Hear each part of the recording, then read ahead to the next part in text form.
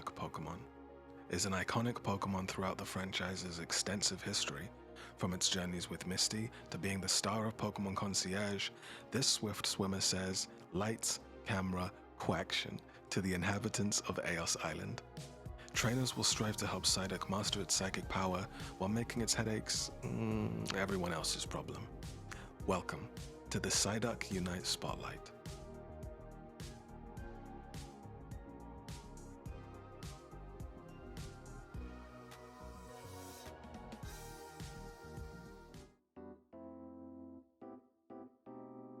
Psyduck's passive ability is Swift Swim.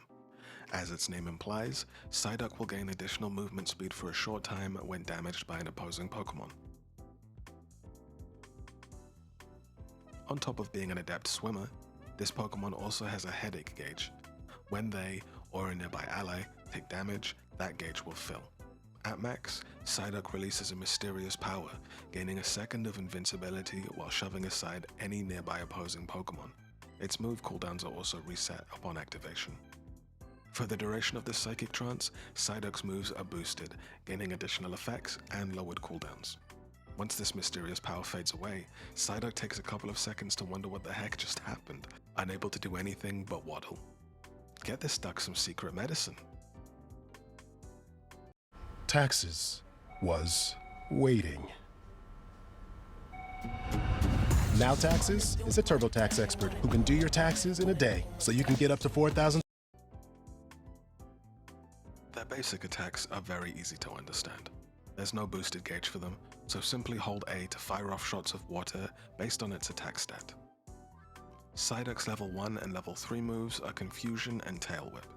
Confusion releases a weak blast of telekinetic power, dealing damage and stunning opposing Pokemon. Tail Whip is a short hit move that deals damage to the target while adding a slow alongside special defense reduction. While that mysterious power is active, Confusion's damage increases and Tail Whip lowers special defense further. If I saw a Psyduck wagging its tail at me, I think my defense would be lowered too. Anyway, at level 4, Psyduck has the choice of 2 new moves. Bubble Beam has the user release a stream of bubbles, dealing damage while attaching bubbles to any opponents caught in the spray. These attached bubbles remain on opposing Pokemon for a short while and can be popped by Psyduck or its allies' basic attacks, each bubble burst dealing additional damage along with debuffs when the final bubble is popped.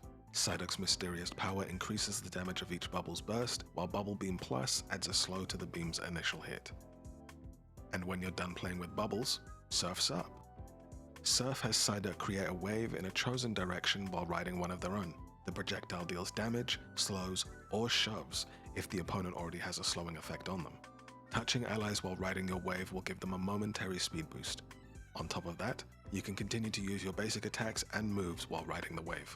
For the duration of the move, you can also use it again to release another wave in a chosen direction. This will end the move early. Under the effects of Psyduck's mysterious power, you'll release 2 waves in quick succession. Surf Plus adds a damage reduction effect to opposing Pokemon if they're hit by it. If you can't go with the wave, you should probably avoid it. At level 6, Psyduck continues to master its psychic power to learn, well, Psychic, or Disable. Psychic has the user release a telekinetic blast in an area of their choosing, dealing damage and briefly stunning opposing Pokemon in the area of effect. The unlucky soul caught closest to the center of the AoE will be dragged in a chosen direction like a Mii channel character. That familiar mysterious power will add a stun after the pull, while Psychic Plus adds a special defense shred to the initial hit.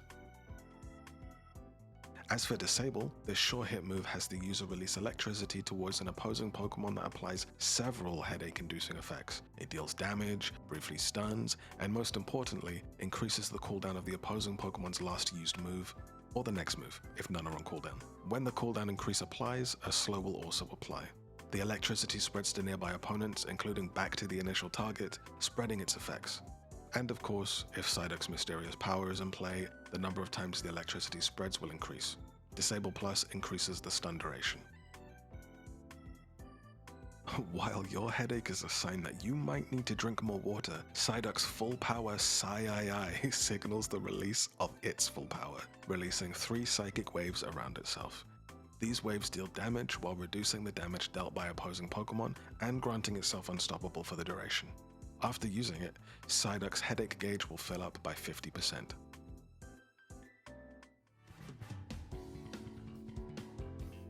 Psyduck is all about being in the right place at the right time. Positioning to take advantage of the headache gauge, positioning to catch as many enemies in the Unite move as possible, as well as considering your cooldowns, especially when Psyduck's mysterious power runs out and you're unable to do anything but waddle away from your problems for 2.5 seconds.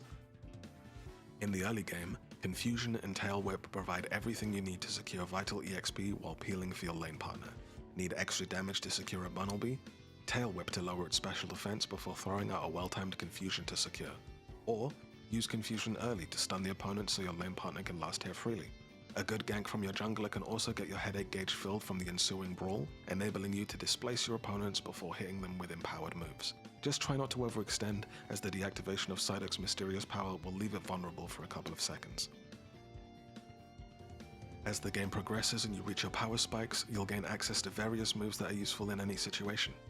Bubble Beam synergizes well with Pokemon focused on basic attacking, so waddling close to your favorite A-presses will enable them to shred targets easier with the additional slows, damage, and stuns. Conversely, Surf is an excellent tool for engaging, disengaging, and peeling. Use it to rotate faster, or to gain advantageous positioning so you can push opponents into melee range and peel them off of your squishier carries. Even with Swift Swim and Surf providing movement speed and disengage potential, you are vulnerable once those are on cooldown. Always keep your cooldowns and headache gauge level in mind as you play around your team, otherwise it's bye-bye Psyduck. For further peel potential, Psychic and Disable have your back. Psychic is perfect for pulling targets out of position. Push and pull as desired, disrupting your opponents to give your teammates the edge in battle. Disable. Welcome on in, Pokemon Unite trainers. It is the best time of year. It is UCS season, January Cup, and we have day one coverage here, as we've been doing the last couple of tournaments, and I have some wonderful friends and commentators with me today. We'll go around the room just to give an introduction for those that may not know everybody. But let's go ahead. We'll start. Husky, my duo, my pair. How are you, my friend? Hello. Feeling good. How are you, Kyle? Happy Oh. to be here. Let's get it. Oh, let's get it. Indeed. Ribbon, it's not your first time, obviously. How are you, my friend? Are you ready for some UCS action? Oh, wonderful, and ready to see Nebula, or not, excuse me, not Nebula. Oops, Nemesis win today, because that is going to be my prediction, because Nemesis always kind of wins the second event of the year, so I'm down to see some action today. Should be some great matches. And Bridget, welcome on in. Second time here on the channel. Got to cast some Underdunk a couple of weeks ago. How are you feeling? Are you ready for some January Cup? I am bigly ready. It's crazy this was the first legit tournament back. I'm so excited. First one of the new year, and it's going to be kind of in rapid fire over the next few. I mean, February Cup is the first weekend in February, and then there's a short turnaround for EUIC. There's just so much going on, and wow, we're in the thick of it. Let's take a look. Maybe let's go over to the bracket and kind of see where things are going to be lining up. Some matches have not quite started yet, but it's going to be a pretty good day. We'll start maybe around the room of like what matchups of this first round that we're kind of most excited for. Bridget, is there any matchup here in this first bracket? Because there is actually two pools. Any matchups here that you're maybe excited for? Probably Tempo Tantrum and Gmod's Mobile Assassin. I know Tempo Tantrum is Muck's team, who I always enjoy watching, and I love Gmod Sasu so much. I'm glad she was able to get a roster together for this cup, so I think that would be a pretty fun one to watch. Completely agree on that one. Husky, any specific matchups maybe from this first bracket that we're interested in covering? Yeah, I'm looking at this first bracket. Agree with Bridget. I mean, just from seeing this, a lot of familiar teams. I feel like I want to kind of watch everything. But I like this. The United Hashira is always a fun one to watch. I like watching them a lot. They're a fun team. Fellas United's down there too. They're a fun one to watch as well. And obviously, exactly what you'd expect. We've got Nemesis T3, LG in this bracket. So it should be shaping up to be some fun matches, at least in pool number 1. Pool number 1, yeah, should be very good. Let's take maybe a peek at pool number 2, and I guess we'll wait for the same question from Ribbon before we go into it. But any specific one, either from pool 1 or even pool 2, that you're maybe interested in seeing? Personally, my eyes are probably going to be on Kiss Kiss versus Redlock. Ooh, that's a good That one. definitely looks like a barn burner of a set. Super close in skill level between those two teams. And honestly, it's looking like another sense where pool 1 is definitely looking like a lot heavier than pool 2. Pool 1 looks pretty crazy. But Yeah. yeah, I'm with Bridget on this one. The Jima's MOBA Assassins, another friend on that team. Smash is on that team, if I'm not mistaken. And then Muck on Tempo Tantrum. That's going to be a great first round matchup.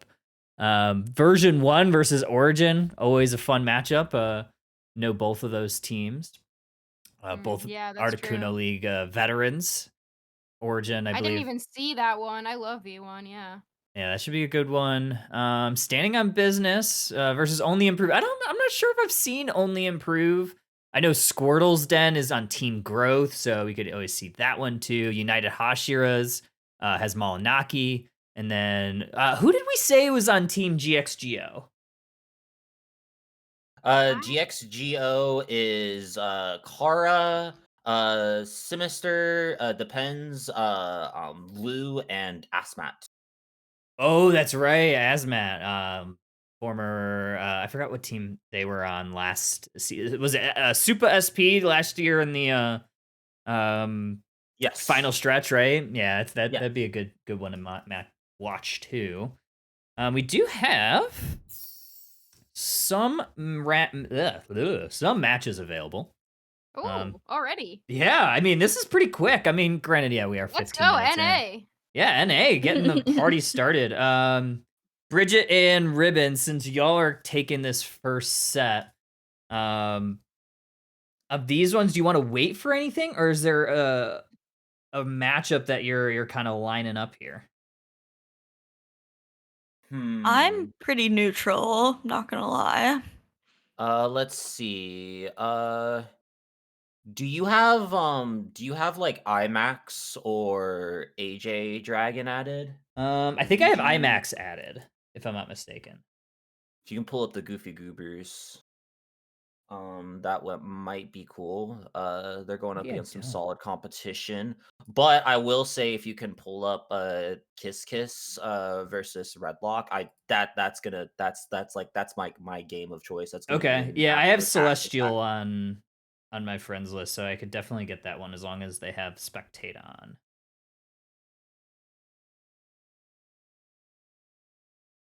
Kiss Kiss and Redlock. Yeah, Kiss Kiss and Redlock. Who's on there? Who's on those teams? It's Dawn, Oh yeah, I know. A Kiss Kiss. Poison, that's Dark Blue and Yeah. AWO2. So that's a former TI gang slash Yeah. Ni Hao player. Oh yeah, yeah.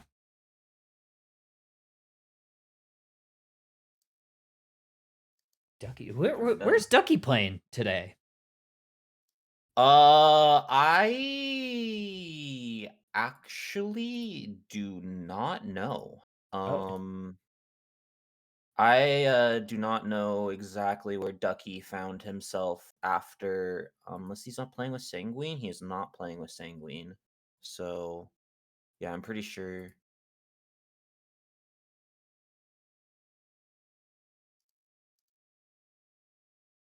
Hunting.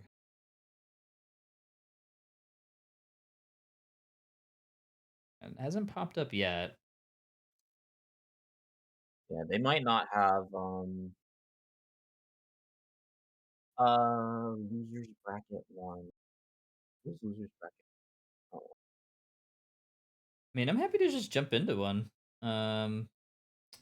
yeah, 'Cause I don't who's know. in There's also the who's in- chance that like people didn't turn on spectate. True. Yeah. You know. One of the Um downsides to this, obviously. Oh, Ducky is playing with Vin Diesel, Pika Diff, Gray, and Sosa today. Oh, okay. What's Oh my their God. team name? Hotspot. Oh, okay. So this is pretty much just straight up like a Hotspot revival plus Pika Diff. They're playing against Brouhaha Hotspot. Oh, that's a Nice. Yeah. We can get that one on the screen probably. I think I saw Razaya on your I have things. Rivada, so I don't think I have. I have Faith and Love. Is that the one that you were looking for? No. Okay. Darn it, I thought I saw it. Okay. Um. Okay. You could always let's see. You could always just check in on Fellas United. Fellas United versus Delta Storm. All right. I'm down with that. Or I mean, as long as y'all are cool with that one, we can get that one. Yeah, let's get some action on the screen. Get some action, yeah. Good. So it'll be Fellas United on the left side. Mhm. And Delta Storm on your orange side. Husky's already on it. She's crazy. I've got it, bro. I'm So on it. fast. All right, Locked, GG. locked in.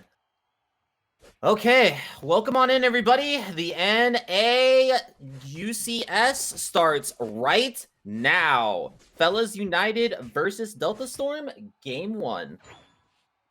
Hell yeah. Sorry, I probably shouldn't have cussed right off the bat, but I'm just so excited. Less excited to see a Gudra in the top path. I don't really know about that one, I can't lie to you, but maybe that's the sauce against Blastoise. Yeah, I mean, Gudra is definitely one of those tankier, characters that can really match up, especially, now that Squirtle and, more top lane Blastoise is being played more commonly in the meta. Let's look at this draft, though, more. Fellas United seems to have gotten the pick of the litter when it comes to their draft, going to be running that Espeon in the bot side, along with, a Duck and an Eldegoss. How are you feeling about the draft from Fellas here, Bridget? Definitely interesting going that basically double support, but pretty much running Psyduck, I guess, in the traditional tank slot and going with that pseudo Squirtle Blastoise top lane, playing it more like an all-rounder, but still has that tanky defensive stat. So I'm pretty interested to see what they can do, especially with the Espeon kind of leading that backline. Seems like it's going very well for them since they pretty much just owned that top path by sending 4 up there. Yeah, it looks like both teams did 4-lane gank the other side, but it does look like Fellows United got way more out of it than Delta Storm, already a level ahead in most cases. Now, it's going to be up to Delta Storm to continue to get these nice little pieces of farm, get this Gibble all nice and XP'd up, but they're still dealing with this Goonie in the top side at 8 minutes. That is going to be a little bit rough. Mid lane is definitely going to have the control in that lane when it comes to the support. Yeah, Fellas United just keeping their foot on the gas pedal, not really letting any XP go over to that other side. I did notice we're playing Sweet Kiss Comfey, so not a lot of healing on the side of Delta Storm. Yes, they're definitely looking for more of that bulkier team fight with the Comfey Sweet Kiss to kind of bring everybody together. Would have maybe possibly liked to see more of an E-Drift coming out of this Miraidon to pair with that Sweet Kiss, but you know, I'm not playing on the screen right now, so I'll hold my opinion. The 720 Fair Bs are enough. spawning. Looking at this composition from Delta Storm, especially since they're falling a little bit far behind. Already, this Urshifu is level 9. They're going to be locked up here in this top side. Oh, everybody's up here. This could turn into a scuffle, Bridget. They're definitely going all in on this top lane objective. Looks like Psyduck is even venturing up from the bottom path, totally abandoning that bottom Reggie. Looks like Urshi's got a really nice handle on that secure as well. Good timing from Martine, I believe. And they're just charging forward on this top goal zone. Yeah, and I think we're seeing, nice. I think we're seeing here right now, like, how powerful Urshifu is in the meta right now, considering all of these more bulkier characters that really just love getting in the mix and the swing of things. Urshifu can also ignore a lot of crowd control that can come out of the opposing team. So it can ignore things like the Goopa tackles, the Garchomp sweeps, and even that Comfey Sweet Kiss as well. Yeah, so true. Looks like they're trying to make a... Looks like Delta Storm is trying to make a push for this bottom objective after not really getting much out of the top lane, but... Oh my gosh, that Psyshock is devastating. 2 in a row for Ripto on the Espeon. And almost a third. Urshifu stole it, or Blastoise stole it. That's okay, though. Yeah, and also we're seeing the Psychic coming out of the Duck as well. I feel like this is a move that is very heavily underutilized. Disable is really nice, especially into more combo-leaning characters, but I definitely feel like now with the changes in the last balance patch that made that Psychic self CC instead of 40% slow being a 10% slow, the move feels a lot less clunkier now, and and I think it's still really good into all of those melee characters. Yeah, I love seeing the Psychic come out of the Psyduck. It's basically like a ranged follow me, and you can decide which way they can go, which I feel like in a team setting is actually so powerful and can be really useful if you're coordinated on the same team, which Fellas United has been pretty much this entire game. They are pretty much winning every single team fight, even with Delta Storm trying to get out their Unite moves. It is not very fruitful, and the Alecki will be heading toward that home base. Oh dear, yeah. Fellows United has a commanding lead right now, and honestly, I just feel sorry for this Garchomp. It cannot play the game right now. There is just way too much CC on the side of Fellows United, and I feel like we saw it right there in that team fight. The Blastoise combo into the Duck combo into the Espeon CC into the Eldegoss knockup. way too much crowd control for a melee character to be playing the game. Yeah, I feel like they really have nothing on the side of Delta Storm except maybe some full heals to combat really any of that. I mean, I have to imagine Blissey was banned. If not, that seems like a huge throw to pick the Comfey over the Blissey, which could at least help them get some sort of motion going. But it looks like Fellas United's ripping this Regirock, and it will go to them. Delta Storm thought about making an appearance, but I think they realized they were a little too late. Yeah, not the time and not the place. Regirock on that special defense and defense buff for Fellas United for the next 60 seconds. So up until Rayquaza, they will have some pretty commanding control over team fights, and I feel like that's going to shut Delta Storm out. Now, we're already seeing these ults being popped. The Sai at 310, which is just a tiny bit late for a Duck, but I'm pretty sure that they'll be able to farm that back. That Unite move cooldown, I think, is in like the 110 range. So these last hits on these birds should make things a lot easier for them. Yeah, definitely.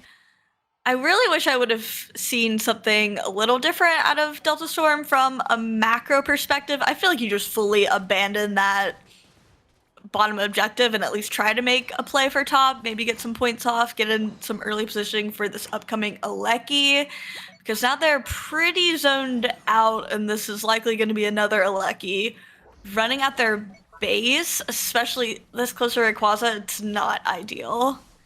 Yeah, and Fellas United doesn't even honestly need to take the Treasure Lucky. They can just check Delta Storm's hand and have them come up just like they are doing right now. Urshifu does hit the secure. Martin finds the shot to get that secure, and it's going to be a dive, and it's going to be an early Ray fight here from Delta Storm. Garchomp tries to go in. Comfey makes it a 1-for-2 special, and Fellas United already has control as Rayquaza spawns.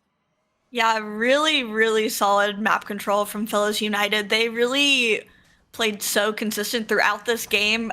Absol is running at this Rayquaza, but it's not quite enough. Really solid secure coming out of Fellas United as well. Oh, geez. I think that Absol just got hit by like at least like 5 moves worth of CC in like 5 seconds. Right. It's such a hard game to play Absol here. Such a hard game to play Garchomp. Delta Storm's definitely going to need to take it back to the drawing board here to try to draft up a new current to take out Fellas United. 7-23, 8-29 to 46, and I only feel like that score lead is going to widen. Yeah, I mean, honestly, really great draft out of Fellas United. Eldegoss autos are slowing you. Psyduck is psychicking and taunting you different directions. Blastoise is just throwing you around all different ways. Like, they really just could not move. I'll be interested to see if we see more of this almost like double support tank top lane now that Blastoise is kind of back. Yeah, 100%.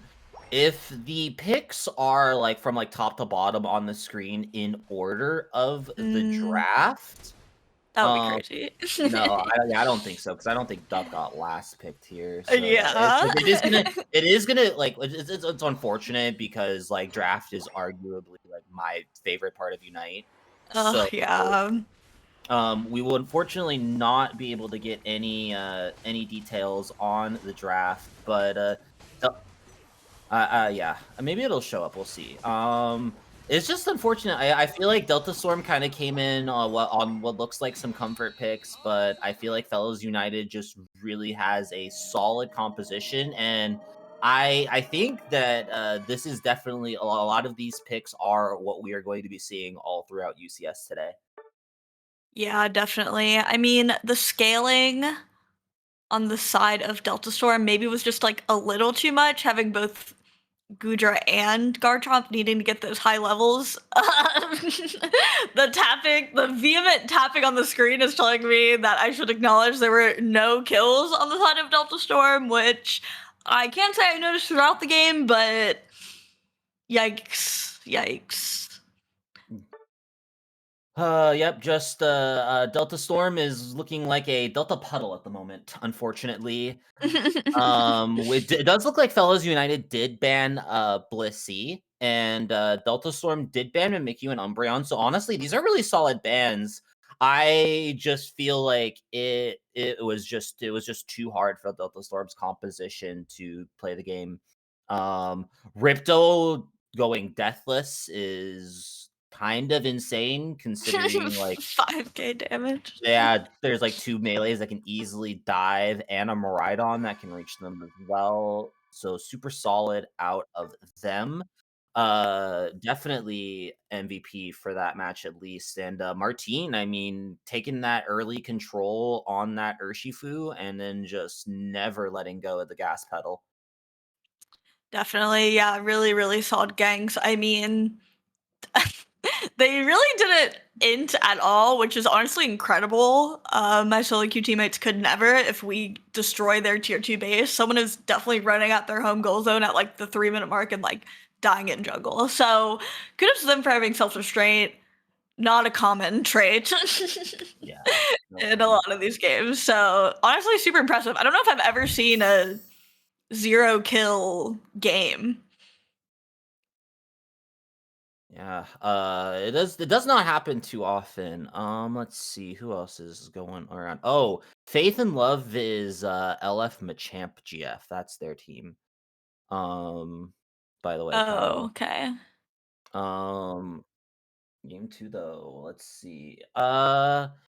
We could pivot to peek in on United Hashiras versus GXGO. I think that might be a good I think that might be a good call. I'm down.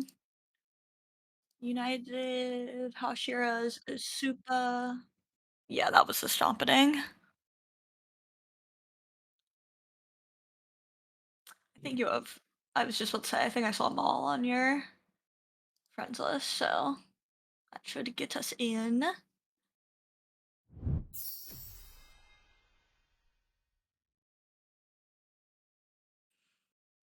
United Hashira's. So is this game 2, we think? Probably, Yeah, right? this is game 2. Yep. Okay. Alrighty. So now we peer our gaze to the other side of the pool. We are going to be moving to United Hashiras versus Team GXGO.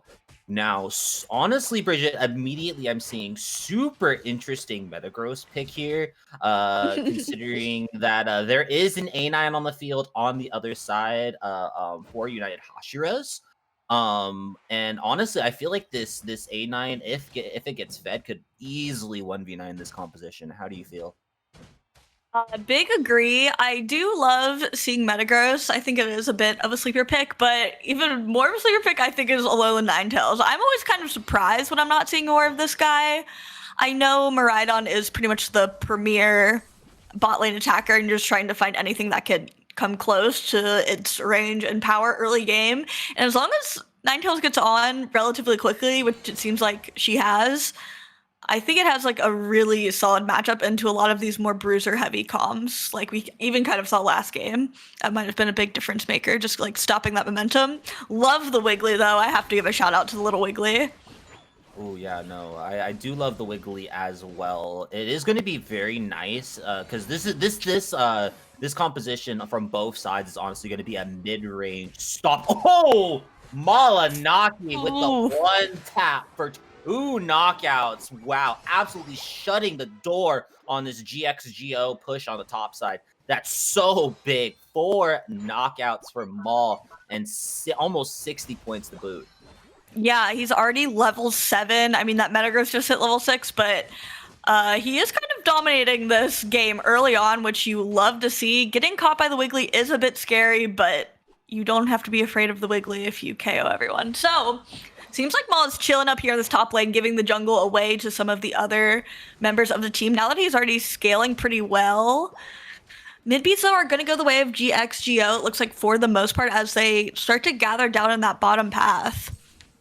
Yeah, I feel like Hashira's kind of just let GXGO take those Bs, and honestly, it was pretty valid. It looked like they were just like a little second or two short on their rotations. But honestly, at this point in the game, anybody dying could really create an opening for GXGO, especially Malanaki on this top side, already level 8 at 730. This is easily going to be another level 9 Urshifu before these objectives spawn.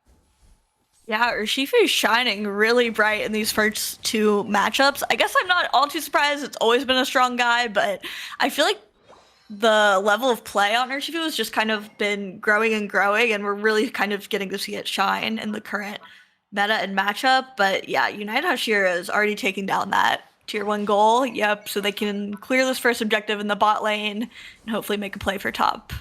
Yeah, almost a 2-level difference between the junglers right now on both teams. And honestly, we haven't even really talked about this Slowbro pick in the support position, Bridget. And I feel like it's doing the Hashiras a really great job because it's providing a ton of CC in the same way you would expect like a duck to provide CC, right? But it's also giving a ton of additional bulk and peel for these mid-range characters. Yeah, I mean, the Wigglytuff Sing, I guess, can only do so much into this really brawl-heavy comp. Mimikyu's ult is coming out on that Alolan Ninetales, but solo ulting in front of the Snorlax, it does not look like he's going to be able to get away, or I don't know, maybe he was looking for a stack or a scoreboard lead. Looks like they're going to be able to achieve that in this top path. The Armor is an interesting choice. I know a lot of people love this Fire Spin build, but I am not a big believer in the Armor Rouge right now. Yeah, Armor Rouge does feel really rough at the moment, especially with how brawl heavy the meta is. You really think it would favor Armor Rouge, but Mm-hmm. unless Armor Rouge gets like some sort of sustain from like something like an Eldegoss or even a Comfey, it doesn't really feel like it can match up to all of these other all-rounders that have some sort of lifesteal in their kits and some sort of sustain as well to ignore CC as well. So now coming around in on that 5-minute mark, 186 to 83. Hashira still definitely has the edge here, but GXGO definitely not out of the fight yet. Still only roughly about a level down in all departments. We really do need to get some experience on this Wigglytuff, and now we see what GXGO doing, what Delta Storm should have been doing in our last set. They are throwing 5 bodies at an objective and at already rewarding them getting 2 knockouts. Yeah, I was gonna say some big ults coming out from both sides, but really it was just United Hashira's ulting everything they could. Team GXGO still has almost all of their ults, not as much now that the fight has been getting on. They were able to secure that Registeel, which could be huge for this bottom lane push, but Team GXGO is dropping as United Hashira's are respawning to defend, which they're able to hold and even get some KOs out of it. Not the worst exchange, but it could have maybe gotten a little better for the side of GXGO. Honestly, I feel like Hashira's comes out on top. You got the objective, but at what cost? Now that Garchomp has gotten almost 2 levels of experience out of that engagement, already freshly locking into level 12. Asmat's going to try to make a desperation play for this top lane, Regieleki, but unfortunately does not find the secure, finds the end of Maul's fist. And that is going to be another Regieleki on the side of United Hashira. It's going to allow some bottom scoring. Yeah, it does seem like, I don't know if it's more on the side of GXGO or Hashira's, but they seem to be splitting up on both ends. And I feel like if you're GXGO, you almost just need to try to commit and roll up together. I feel like that top lane push actually went, I mean, they did break the goal zone, but GXGO got some good KOs and momentum going into this potentially top lane push. They would probably love to get some points in here, but Snorlax is putting in quite a bit of work. I must say, we went from double support to now double tank, and both of them are looking really solid. Yeah, Super SP, the OG, and not the OG, but definitely an OG player, already finding in some nice positions on the tank for United Hashira. Now that this Garchomp is level 13, this Urshifu is also level 13 now, United Hashira is definitely clicking into all of their later game power spikes. GXGO not honestly too far behind, especially off of those knockouts in the top side. Got a level 13 Mimikyu, now a level 13 Armourouge, and control of this Rayquaza pit, while United Hashira is going to be taking their priority on this bottom lane Red Rock. Yeah, I honestly like this play of them backing off. I wish they would have committed to it a little earlier. They probably easily could have 5-banned that top path, but wow. I'm surprised Urshifu ran in there. They are looking to fight. Metagrosso comes out, but to no avail. He does trap them in his little soup bowl, but not a lot of action from the side of GXGO. Yeah, honestly, shoutouts to Soup SP for that engage and peel while GXGO went in there on that Metagross. I feel like that was just a very disjointed call from Team GXGO. And honestly, it's not even really their fault. I feel like Soup SP just found the perfect opportunity to take a big fat nap on top of their roster and just completely stall that Metagross, so it just makes it look like an int, honestly. And as much as I love this Metagross pick on paper, I feel like Metagross just never works out in games, and it's mainly because of that Compute and Crush Unite. We need to rework this Unite, I swear to God. Because like I know, I saw so boy. many ults. I saw so many ults that Sinister was pressing, and I saw the vision behind the ults, but then he just goes the immediate opposite way. Like I will physically see the lock on the Garchomp, and then he'll just run back to the slow bro that's on his pad just trying to micro score, and I'm like, come on, man. It's so close. I know. I almost wish, like, I feel like it's almost better to solo old people with the Metagross Unite. Like, you almost want them to get kited away, but I don't know. I think into A9, that's a pretty hard pill to swallow. I also just am not a believer in, like, the double, like, 3-stage evolution comps don't seem to be playing out very well. I think you can get away with one, but you pretty much need everyone else scaling by that, like, first birds or like center birds, that like 8-minute mark, I think is when you really need more of your team online. 100%. Alrighty. I am seeing in the chat that Brouhaha is 1-1 against Hotspot. I don't think I have anybody on there right now. Oh, well, there's Celestial. But I think oh He's yeah, on that was Kiss. so. Is Kiss Kiss in game 3? Let's see. Kiss Kiss is in game 2. It looks like. Okay. I do not see anybody from oh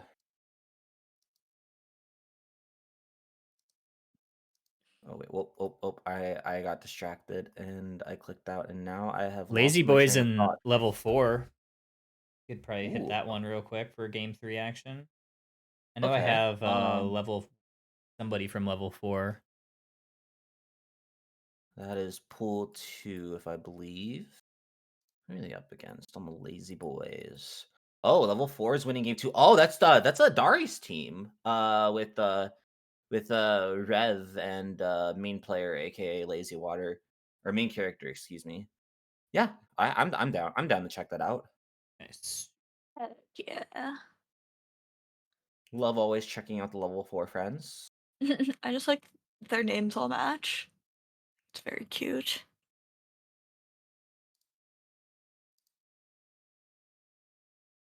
It doesn't look like they. Well, if the game started, it doesn't look like it's hit spectate just yet. Okay. For game 3. Darn. Yeah, that makes sense. Well, Might have just let's- started. Yeah, that's what I'm thinking. Let's Because I've seen them see. on here, so they do have spectate on. That's Okay. good. Well, I guess we can take a moment then to kind of just look over the brackets overall. Seeing that Sanguine is 2-0 against Darkrai's Descendants. That was kind of expected, though, I feel. Team Shock 2-0's The Princesses. Team Shock is Flaming hot, right? Elo Poppy, Tetsun, Christian, Rodvi. Izzy Party 2-0's Nordiques Esports. That is Renkaku's team, along with Benny, Pyro, and Imperial. Pocket Rockets has 2-0'd the Adorable Wolves. Of course, that is, Falsoon, Pooty, Holy, Luis, and Russ. Checking. Ignorance has dropped a game against Placeholder. Oh, actually, I do have game 3 up on that one. I have Screwball. Oh yeah, let's bring that on. Yeah, let's I'm down. that for note, Placeholder is Mountain Mew, our good friend cool. Raptor. Oh, Raptor. Okay. Blue Hero is playing with them today, along with IKEA Shoes and Get Yoshi. Okay. Wow. Mountain Mew and Pickup Stack. Name of Yeah. their pair. But Hey, why not? Honestly, I feel like Mountain Mew has not gotten enough of her flowers yet, especially after last month. I feel like making top 8 is a notable, is like, like a really, really good showing, and really speaks to somebody's skills as a player, like regardless of how your bracket was, whatever happened, etc., etc. Yeah. There's enough variance getting the top 8 that it's like you deserve to be here. So Yes. I feel like if Mountain Mew makes another run, like another deep run this month, I really do feel like teams need to either watch out for her or be looking to pick her up. All right, we're gonna watch from the perspective of ignorance. All right. Ribbon and Bridget, you could take the game 3, and then Husky and I will take whatever next 3. Okay. Cool. Right. Awesome. I Let's just look. love ignorance, man. You seemed really excited about it. So. I saw the light bulb on the Zara. How can I not be excited? It is another Scrubble Knot special. As Oh, I like to yeah. call them. Press 2 in chat if you have been demugulated by Scrubble Knot's XP share Duraludon. Oh, I think one time I was queuing up with them and I saw them like scroll through their characters and just every single one had like a light bulb on it and I was like, I love this. I love this so bad. The Zara does get KO'd in the enemy jungle. Placeholder has to send 3 people there just to try to stop the Snorlax's brigade. He does get the buff, but he does fall to the 3 people they had to allocate just to get a handle on that situation. So a lot of time wasted for about an even matchup. Actually, Ignorance has a slight level lead just 1 minute into this. Yeah, I feel like what we're seeing on the screen right now is the downfall of putting so much focus into jungle invades, especially if you can take advantage of the lack of presence in lane to get those additional secures. So I feel like Ignorance definitely stepped up in both of their lanes, and that is what is showing our XP parity right now. And honestly, it feels like Yoshi just wasn't even available to get into the action for that first rotation of bees off of that invade. So honestly, I feel like Ignorance is getting everything they want at the moment. Yeah, I feel like that was actually a pretty valuable trade-off for them. Like you said, getting their lanes in a good place. I like seeing this Thunderbolt. I'm assuming Thunderbolt will be the pairing the Pikachu goes with. They definitely need the range on the side of Ignorance, and there's nothing really threatening to get to that Pikachu very much. Armor actually getting a knockout on the Buzzwole. Definitely am interested in this Buzzwole pick. Zara just looking to waste more time in the enemy jungle, but does indeed fall to this little trio. Yeah, Oh, and and Safeguard Blissey. it does look like Neon is playing the full mage Pikachu build. I do like it considering the overwhelming amount of mid-range fighting. I feel like I'm going to be saying that so much today because I honestly, Yeah. it's just the meta at this point. Like, let's be honest, chat. But it's a really great pick into Alolan Ninetales, really great pick into Garchomp, into honestly everything on the side of Placeholder, and I feel like it's just going to set up for Scissor to come in and Green Illusion dive and knock him down like bowling pins. Yeah, exactly. Soup Chef putting in a lot of work on this Snorlax as well. Already seeing quite a bit of Snorlax today. I feel like that will definitely be the trend. He's definitely had a resurgence, I think, in terms of this tank role. But it does look like that Placeholder is able to get that top objective. They're trying to make a push for it. Big Scyther ult that just actually shuts down the entire team. That was schnasty. I'm a Scyther believer. I'm a Scyther believer. I love seeing it pop off. Yeah, we call it Green Illusion Dive because it just prints money. Now, great play right there off of that ult. Now, level 10 just off of these objectives. And Oh my Placeholder's god. still looking like the catch-up. Level 11 now, too. Goopiter's online with that level 9. Ignorance is in full control at the moment. And it is really up to Placeholder to try to find something to do here. Mountain Mew is holding pad defense on the bottom side, while Placeholder is making a 4-man push topside. Ignorance taking this bottom lane Regirock, and especially with the composition that is so brawly on the side of Placeholder, I feel like this is a great steal away objective from Ignorance. Yeah, for sure. And honestly, shout out to Mountain Mew for even trying to defend that bottom pad and still getting away, not giving them that full KO. Scrubble not trying to get a KO on this Garchomp, but They're holding their own. I don't think it'll be enough. I kind of believed for a second. I'm not gonna lie. I was like, I don't know, Scrub, but he Zera'd all over him. You had no doubt. You had no doubt. No doubt. Just great patience and great timing on that auto before the final swing of that outrage came out from the Garchomp. And now placeholder at the 5-minute mark, 270 to 119. Still struggling a little bit. They have looks like they've used up their first rounds of Unite.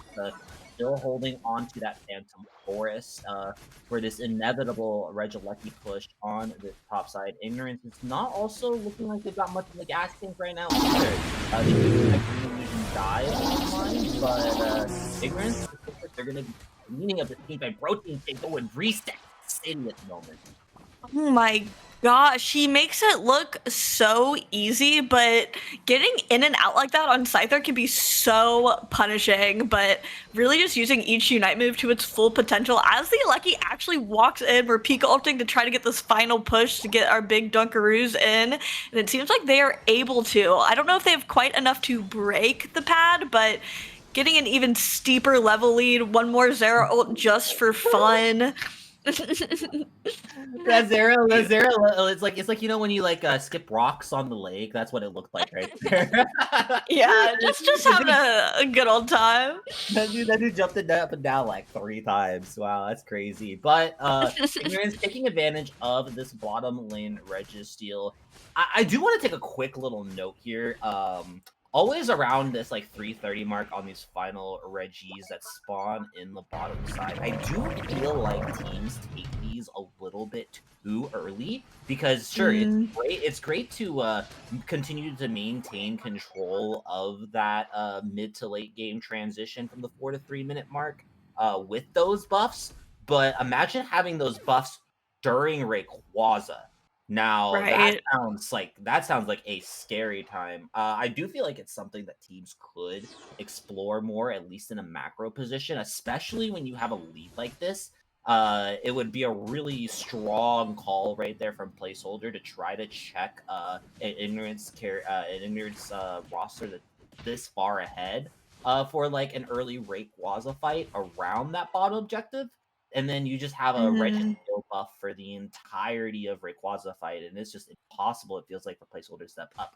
But what also is in Ignorance's cards right now is a home goal Regieleki. We call that the Zapdos. Now, that is going to put a lot of pressure on. Yeah, you almost have to get rid of that Alecki walking to your base, just in case there's someone from the enemy team almost hunting it, so they can get an even bigger cap on your home base, especially while those double points are up.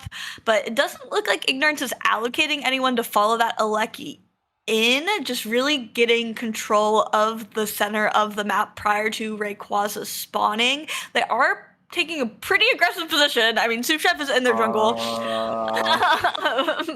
Buzzwole is making a runaway for that goal, but I don't know if that's in the best interest. It looks like placeholder's trying to rip it. Yeah, they are starting a flip. It looks like the Blissey assistance is a little bit early, and Protein Shake comes in with that dive to secure the Rayquaza. Ignorance instantly snaps placeholder next, and arguably, I did see the vision in what placeholder was doing there. They really just kind of moved up and really just baited Ignorance into making the decision to either go because you even saw Protein Shake looking like they were gonna go try to score a 100 bomber on that tier 2, right? But then they did immediately turn around once that Rayquaza started getting ripped. Honestly, very creative call from placeholder. I just feel like it did not go their way. Securing Rayquaza right there, just dependent on how much happens in those last final seconds. Could really depend on how if they're able, how many people they have to KO on Ignorance, because they need a lot of scores, being almost over 300 points down. But you know what? If you got to go down like that, go down swinging. Honestly, I feel like that's a very respectable play right there from placeholder. Taking a game off Ignorance is nothing to turn your nose at, and that call is, not something you would really see out of most teams. I think it was super creative. I just got to tip my hat to it. Oh yeah, big agree. And honestly, that was like a flip. Like Protein was honestly just having an insane game. I'm not surprised they were able to get that secure off Neon also with the triple kill at the very end as well. Pika ult is actually a pretty solid secure device if you're able to get obviously people in the enemy team in your ring so you can proc it in the first place. So I mean, I don't think that was bad on place order at all. Interesting to see the Hoopa ban. Not interesting. Hoopa's obviously incredibly strong, but we haven't seen much Hoopa or like attention to Hoopa, I feel like, thus far in this cup. So we'll be interested to see it at play. Obviously, it is pretty strong macro and pretty annoying to go against if you don't have one. But Umbreon pretty much permabanned, Psyduck and Miraidon also too. I'm not shocked to see banned. Yeah, I feel like Hoopa, the most attention Hoopa's gotten in 2025 is the bug it received, right? And everybody was like, "Oh, Trick is a usable move, chat." Yeah, that And was then fun. and now the bug's fixed, and everybody's forgotten about Hoopa again. Yeah, cool. I Great job. get it's not the hot new support anymore. We have the Duck. The Eldegoss buffs are pretty fun. So I get, and Blissey is Blissey. So I totally understand like navigating toward those other support picks, but hopefully we'll see more Hoopa, I feel like, later on. At least Alright. I want to. Okay, it is time for us to change hands here. Kyle and Husky will be taking the games after us. All right, but let's check in on the draft here, chat. Or not on, excuse me, not on the draft, on the bracket. Husky, what do you want to try to take here? There's so many good ones. I'm thinking, I don't know. What are you thinking? What do we have? Standing on Business versus version 1 could be pretty good. Ooh, yeah. Hashiras and Goobers, Growth and Banana Ballers. Small interjection on YouTube's first game, by the way, in pool 2. Oh, okay. I do think that is actually going to be a really solid game. Miltake Patrollers is formerly Team Oni. Okay. They have Radis. That's somebody I've been playing with a lot in the in-house scene right now. Really strong player. They also have Monk as well. Oh, okay. So that could be a really crazy game to cast. Yeah, what do you have on right now on your spec I team? have V1, I have let's T3, and I have Fellas right now. Because let's just like start pumping some stuff Games. out. Yeah, let's honestly. let's do you want to do T3? Yeah. Who are they playing? Let's see. T3. They It's are T3 and the Tinglers? I hardly know her. Who's on the Tinglers? Surely. This is still. I've never even heard this name. It must be just like a new name. Well, let's look at it. Let's see. I'm sure we'll see some more of T3 later, but also they're like one of my favorites. Yeah. And I already changed the overlay, so let's get it on. Okay, let's do it. I'll be from T3's perspective. Alrighty. And I already changed the overlay. That's fantastic. Yeah, so that's what it's all about. Oh, we've All got right. Mew. Okay, the Mew coming in. I love to see that with Miraidon. Who's that? Is that a support Rowlet? Ooh, that's yeah, that surely is a support or an XP share holding Rowlet in the bottom lane. I'm curious, to say the least, but we're gonna let this cook. You know, like this is something that if I saw in a solo queue match, that I would be ready to uninstall the game of Pokemon Unite, but we'll see what Tie-Dye can do on it. The other team does have Hoopa and Wigglytuff, so running 3 into the bottom path at first is definitely an interesting strategy, Kyle. We have Maridon trying to push forward, but they see that there are those 3 characters in the bottom path, so wisely with those 2 squishier targets are going to back up a little bit, play a little bit more conservatively. Looks like Sobi was able to take away that neutral contested farm, but here comes this Kirlia from the jungle. I'm liking this pick too. Okay, and we've got Hoopa in the central area hanging out right now. I guess they were just trying to pick something up or just keep some vision, looking for potential invade, perhaps. But regardless, we've got a lot of members of the Tinglers heading down into this bottom path, but it does not matter, Kyle. Sobi's ripping them apart with Charge Beam. And look at that KO from the little Rowlet that could. Mimikyu's going to also get another 15-point dunk in. This basement path is going swimmingly for T3 as they just shred through the Tinglers. All the points raining down, and I'd say mission accomplished here in this early game. I think that it's possible that this Hoopa is just already not happy with how the match is going, and they've just kind of decided to give it up. Not super familiar with this team, but you know, the egos of Pokemon Unite players can be an interesting thing. Pure stealing away some farm from Ho-Oh, and also just take a quick little nap in this tall grass before heading back towards their own farm. Oh, we have that Fire Spin, or we have the Sky Attack build currently. Imagine we'll see Fire Spin come out a little bit later once that happens. But Zealot on this Mew is looking to push on forward. Ho-Oh does go down, but that was one that I saw in the chat earlier. I believe Jade mentioned it as something that wasn't used a lot and is kind of one that might have some purpose. They have it playing in the top path, but no EXP share on it, so kind of acting as that carry role. We'll have to see how it does. So far, though, T3 just ripping everybody apart. All this damage from them. No support, no problem. It's this Decidueye that's doing a lot of work, but not only that, but Sobi with those charge beams just chunking down the side of the Tinglers, and a nice Shadow Sneak. There's a double KO from Anon on this Mimikyu. Might make it 3. The Shadow Claw clawing at these KOs, and this is looking like a little bit of a stomp right now. I'm not sure what the Tinglers need to do to get back into this one.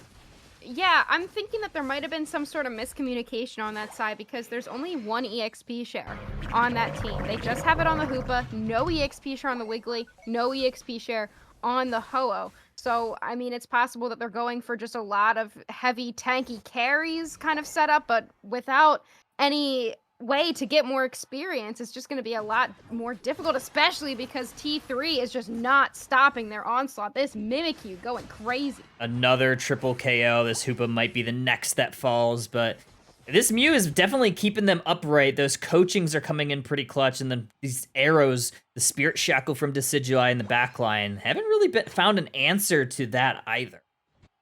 Yeah, maybe the extra light bulb on the Tinglers was accidentally transferred over to that Decidueye, because I still can't really figure out why the EXP share Decidueye would be a good choice, but we'll leave it to T3 to just have a good time, if nothing else. 187-14 here during the 6-minute mark. Another Regieleki.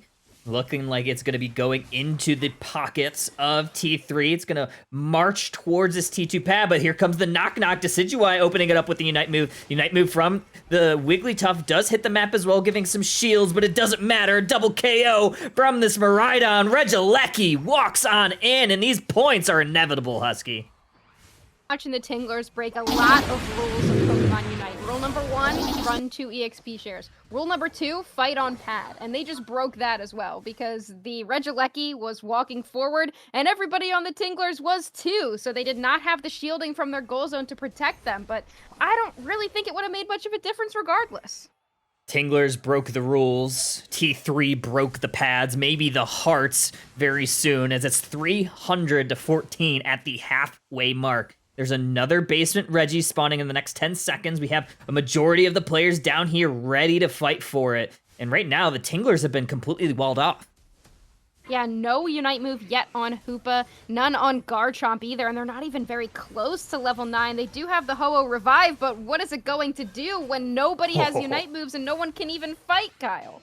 Oh, this is looking like a stomp. T3 has full control of this game. Another Registeel has spawned. We have T3 just ripping through it. The Mimikyu Shadow Claws are going to make quick work of this thing. No contest. Mew is able to secure it with an Electro Ball.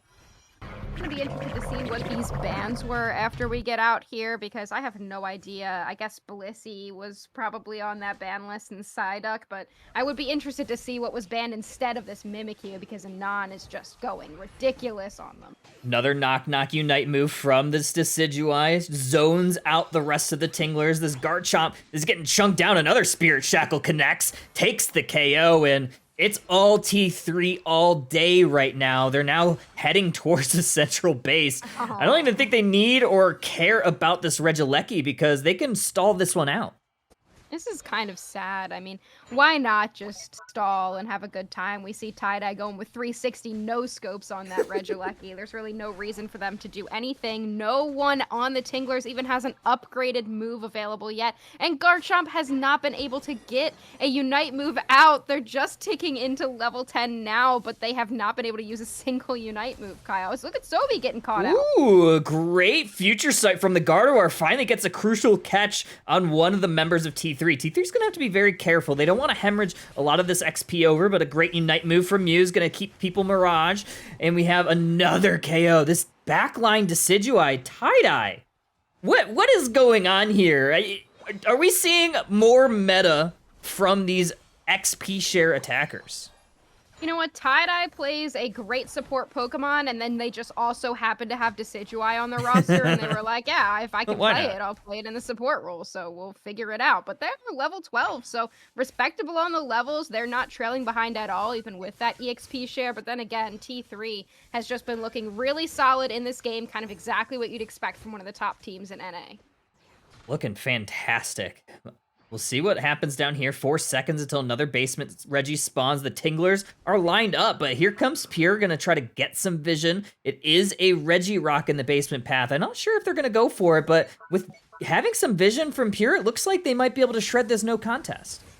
Yeah, one of the other rules of Unite that the Tingler seems to be breaking is that this last Reggie in the bottom path is a bait, and instead the Wiggly's just running right in with a big sing.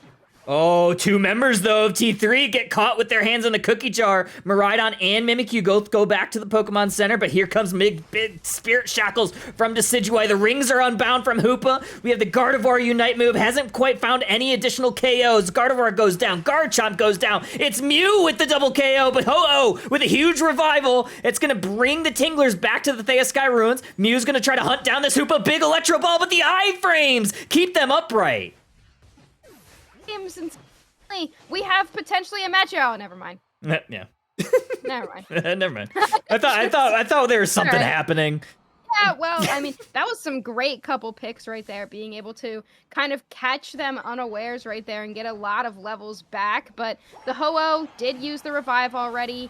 They don't really have anything left to go against this team because of how big T3 is right now. Gardevoir still stands, but the only way the Tinglers win this is if they secure a Rayquaza, and I just don't think that there's enough time or enough manpower to really get into that pit and out-secure a Decidueye. We'll see if this Garchomp can get on top of the Decidueye, maybe take them out beforehand, but they're getting chunked down by this Miraidon. There's a huge shot in the dark for T3. Decidueye gets another. It's Wigglytuff now going back to the Pokemon Center. There's no shred on the side of the Tinglers now with Garchomp gone. Love the combo of the 2 light bulb Pokemon on T3. The Snorlax Pure pushes them into a wall. Tie-Dye aims up a 360 no-scope, and that Pokemon is dusted.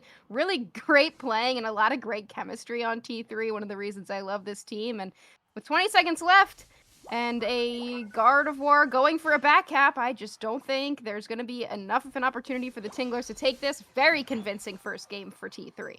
Bang! We have another KO from Decidueye. Hits it with the Spirit Shackle. Looking fantastic right now. It's a good game 1 for T3. It was pretty much all them the entire time. Got a little scary there at the 2-minute mark, but they remained cool, calm, and collected throughout.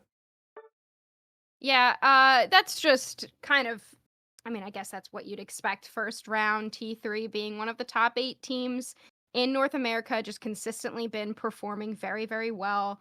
I look at that 17 KOs, and as we were talking about earlier, the potential bans, we did see the Blissey ban, saw the Psyduck ban. Umbreon is one that I forgot about. Always forget that that thing is still ridiculous. So seeing that ban is unsurprising. But the Tinglers pulled out the Tinkaton ban, and I don't know if maybe they know more than I do, but I'm not sure if anyone on T3 is rocking with the Tinkaton. But that might be cool to see. Yeah, I'm not sure either. I'd love to see it, honestly. I mean, maybe Anon is a secret Tinkaton believer. I mean, it's a non, right? Yeah, So true. probably. But It's if they very have the possible. opportunity for that Mimikyu, Anon is kind of crazy with it. We see the triple digits and the 17 KOs from them. Just really, really solid performance. Look at the EXP share Decidueye out damaging the non-EXP share attacker on the team. Kind of crazy. I mean, it didn't look bad. But these are trained professionals. Maybe Don't try this at home. Don't try this at home, kids. Let's look because I mean I think we kind of know what Yeah, happens yeah. in this match. I'm sure we'll see some more of T3 later on. It doesn't look like they're going anywhere anytime soon. I'm sure there's going to be like a random super intense like Ray Secure next match that's like we should have watched this one. But let's look at something else. I feel like that's kind of we should look at something else. I agree. I see YT. How did they do first game? Let's see. It doesn't say that their first game has been reported yet, so that might be their first game. They are bracket 2. Yeah. They're against the Miltank whatevers that Riven Oh was yeah, saying was a good Miltank match. Patrol. Yeah, that's probably. Was that Luminosity going up against Grand Line Renegades? Renegade. Yeah, it is. That is Grand Line Renegades is Pirate King, Ulyssean Starlight, Ooh. Mr. Turts, Gemixity, and Oh, I have Gem. Oh, that'll be fun. I mean, I think that one. I love That them. might not start. No offense, that might not start for a couple minutes though, because I feel like they just went in. So yeah. That could be I mean, tough. you have what do you have up right now? That might be good. Yeah, let's show. I have a lot up right now. I have Okay. Grandma Mobile Assassins, fellas. I have Don't Sleep. They're Oni, Grandma's Mighty Assassins, they're in the lower bracket right now against Redlock, which might honestly be a good one to catch just so that we see those teams real quick. How was this V1 versus Standing on Business? Oh, okay. It's 1-0 V1. Okay. V1, yeah, V1's winning right now. That wouldn't be a bad one to catch either. Because Standing on Business is good. Mm-hmm. So, like, that might be an interesting one to see. do you have anybody from Team Growth or Banana Ballers up? Yeah, on Growth your... Squirtle. Doesn't look like they're up. Damn, unlucky.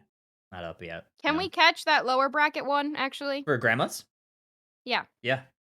I just kind of want to see it. Yeah, let's spectate from our good friend Smash's perspective, yeah? Mm-hmm. Let's do it. All right. Oh, they got 316 trainer. Okay. And it is lower.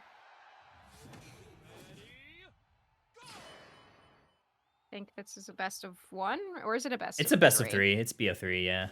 Oh right, that's just a thing that Grassroots does.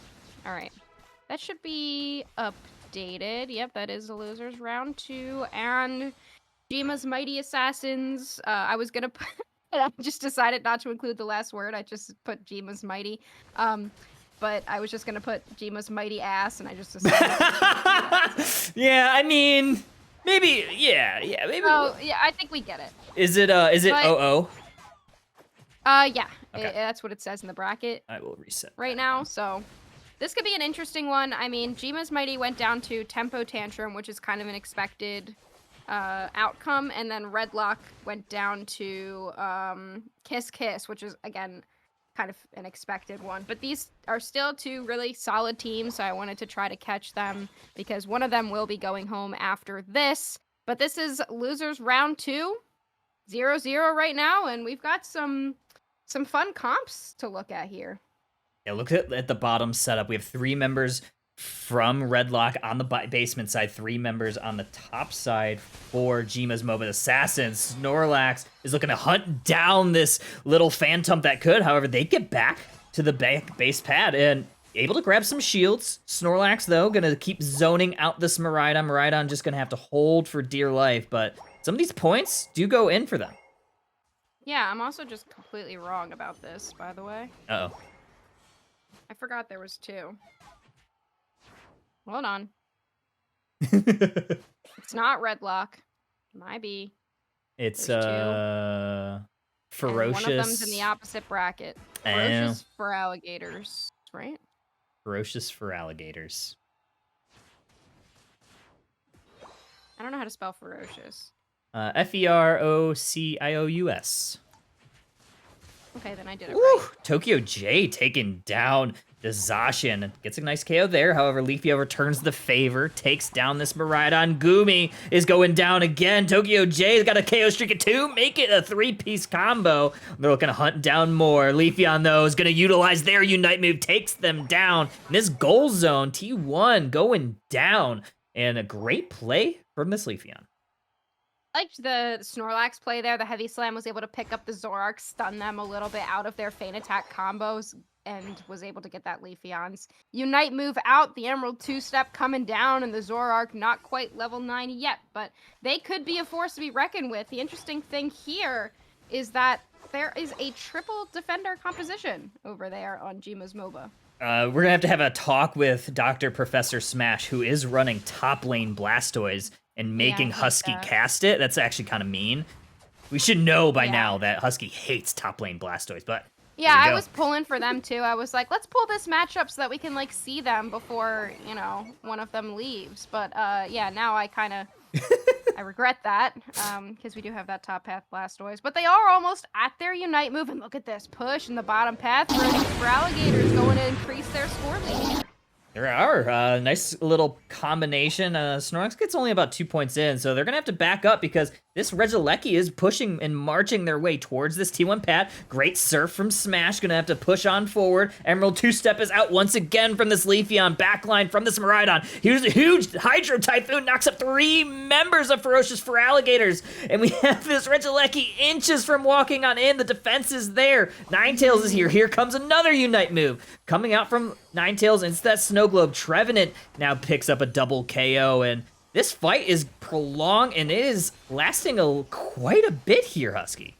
I mean, the team is so bulky, right? It does end up walking in. They're going to be able to get a couple points in. Unfortunately, that Umbreon does drop before being able to get their points in. But look at Grandma going for a big Unite move here. The Trevenant with a KO on top of the Goodra, and they're going to be able to put in even some more points. But look at the Zacian coming in. Sacred Sword. They will finally go down, but what a great play. I mean, you lose a lot there, but you gain a lot back at the same time. It's just one of those fights that's back and forth. A lot of KOs to both sides, and I think at the end of the day, 174 to 118, Grandma's MOBA looking pretty solid. Looking pretty good, yeah. And nearing the halfway mark, they almost were able to take down that T2 pad of Ferocious for Alligators. Not quite able to just yet. However, there is going to be a basement Reggie spawning here in 20 seconds. We'll see if either team really wants to line this up. Smash is grabbing vision for the rest of the team, finds out that the Zacian and the Snorlax are there. Sacred Sword gets laid down, looking to push out this Blastoise, but another great surf. Here comes another Unite move, hits a couple members of Ferocious for Alligators, and this fight rages on. Here comes Snorlax with their Unite move. Another Emerald 2-step from the Leafeon is able to take out 2 members, and Ferocious for Alligators with a great defensive stand here. That's going to award them this basement Regirock. And an ace as well. They KO all 5 members, but there was only 4 of them down there. The Goodra is just kind of hanging out on the top path. I think that was just a classic case of miscommunication there on the opposite side, because you had the really good engage, you had the really good Hydro Typhoon, but they just were not able to follow it up quick enough. It was kind of a delayed reaction from their side, so that was a moment that could have been really, really great for Grandma's MOBA Assassins, but just not able to get it done. They do get the consolation prize of this Regieleki, which will walk towards this T2 pad. However, if it does get there, it will just go ahead and break it. But that may enable Jima's MOBA's Assassins to have another win con at the end of the game. Yeah, I could see a world where they head down to the bottom path right now. It looks like that is what they're going to do because Ferocious for Alligators has to deal with that Alecki. But again, it's just a little bit too delayed. They will get the 34 points in, but Ferocious is there and ready to defend. Here comes a Unite move. Lolan Ninetales gets it off, able to take out the Umbreon. And now we have Miraidon being the next to fall. Now we have Tokyo J going in for a KO, but the Emerald two-step is out, able to dodge a little bit of that damage, keeps this Leafeon upright. Another Unite move from Smash. Doesn't get the KO though, Husky.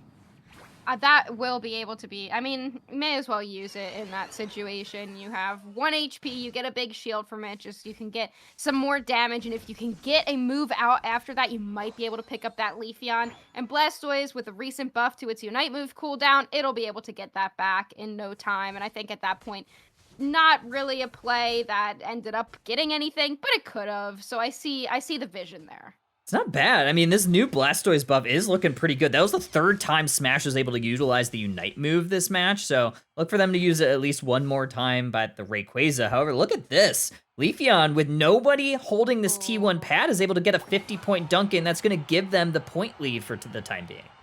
Yeah, not a great call. You should have your attacker up there at least holding it, or somebody getting vision up in that top path. You really can't let that happen because now the score lead has shifted over to Ferocious, but with only 3 points or 4-point differential, this is going to be a close battle when Ray hits the map in 30 seconds. Oh, there's another Emerald two-step from this Leafeon, but it was in the mean look. That enables Jima's MOBA's Assassins to grab this Registeel almost for free. That's going to be pretty big for this Rayquaza.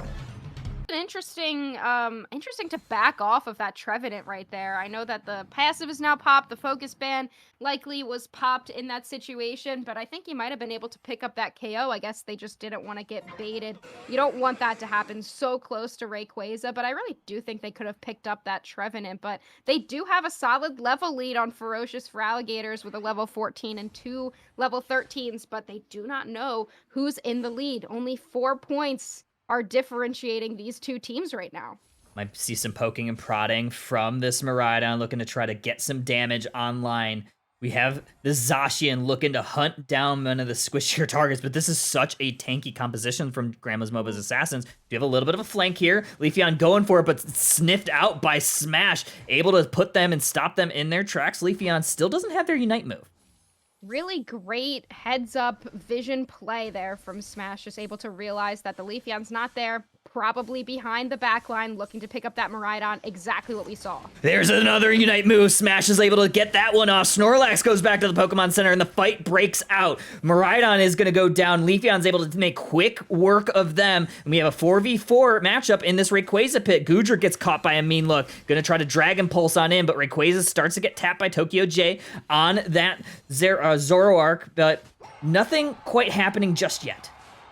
The Leafeon does get a 96-point back cap in the Tier 2 pad, so now Ferocious is definitely in the lead, and both teams are aware. 2 now down for Jima's MOBA, with Zoroark getting very low, looking for the Rayquaza, which is also getting very low. Kyle Zoroark goes down, and now it's just Smash in the middle of the pit, trying to grab this secure, but who's it going to be? It's the the heavy slam! Picks it up in the last second. 5 are now down for Jima's MOBA, and it looks like with a KO streak of 4, Ferocious gonna be able to get some Ferocious points in. How unfortunate for Jima's MOBA Assassins. Looked like Rayquaza was just sitting on a sliver and they were not able to get the damage out. It looked like Smash was trying his best to stay alive, but just too much damage from the side of Ferocious for Alligators sent them packing, and oh man, that was as close as it gets, but great job by Ferocious for Alligators to hold the door. And I don't know, I really like that back cap from that Leafeon. Really put the pressure on. That ended up being really close. I feel like a lot of times teams will panic in a situation like that where you have a back cap which actually works. And again, these are trained professionals. Don't try this at home. But there are situations in which a back cap can really put a lot of pressure on the opposite side, especially in a close battle situation, because then you know you are down at that point and you have to make a decision. But you know the Leafeon's still on the map, and I feel like it forces teams to kind of break down in situations like that. And that's kind of what we saw here on the opposite side. They were just too separated. Miraidon got picked off, and it was kind of just Smash trying to hold it down by himself in that pit. Very unfortunate. But yeah, a lot of damage, 60k damage from Smash. I mean, you saw 4 Unite moves pop out through that entire match. Looking really strong, the Blastoise top lane. I think it can work now. Oh, stop. Oh, stop. I I don't want know. to hear that. I No, think- it did look really good. It was solid. It definitely, but once it gets that surf and it has such a low cooldown now after the buffs, that's really, really solid. It did the most damage on the squad. Just really great front line. Can really prevent a lot of the dive from something like a Leafeon, but fortunately the Leafeon was still able to make it into the back line and pick up that Miraidon, and that's kind of where things started to go downhill. Okay, let's take a peek to see what else we got. Looks like version 1 was able to 2-0 standing on business. So they Wow, advanced to the interesting. winners quarterfinals. I'm excited for them. That's a very exciting little wrinkle there. Standing on business, a very strong team. So good for V1 as they advance on forward. Let's see if we can get maybe this game. It does look like Luminosity 2-0's Grand Line Renegades. Okay. Yeah, That is very, expected. very expected, though. Yeah. I will say, V1 Luminosity winners semifinals for top 8. That Ooh, oh my gosh, that yeah. could be huge. That could be huge. Yeah. That's interesting. Yeah, I mean, next is going to be Team when we Growth have and Banana Ballers Ballers? versus Team Growth. That could be they're down. Team Growth is down 1-0 right now. If you want to put that one on, that could be fun. Yeah, to it'll be see. from Team Growth's POV. I got Sure. squirts.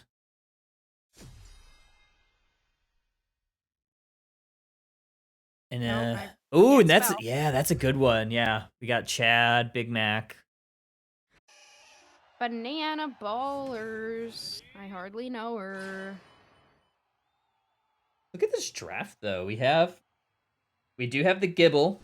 Going to the basement path. Anbu on the Gibble. Look at I'm very confused here, Husky. No EXP share. Do we only have one XP share here? Oh. Huh. Again, we're seeing that. And I said that was one of the fundamental rules of Pokemon Unite, but that's an interesting thing to see for sure. I think that it's cool for teams to be trying different things out, but I would definitely be choosing that second EXP share if it were me. Yeah, I agree. We have a little bit of an invade of the central area from Team Growth. It's going to force this Mimikyu back to the base just to grab some health because it's the double invade. The Gibble along with the Hoopa. Charles putting up a lot of pressure, utilizing the Astonish to kind of stun out the Banana Ballers, keep them away from their farm.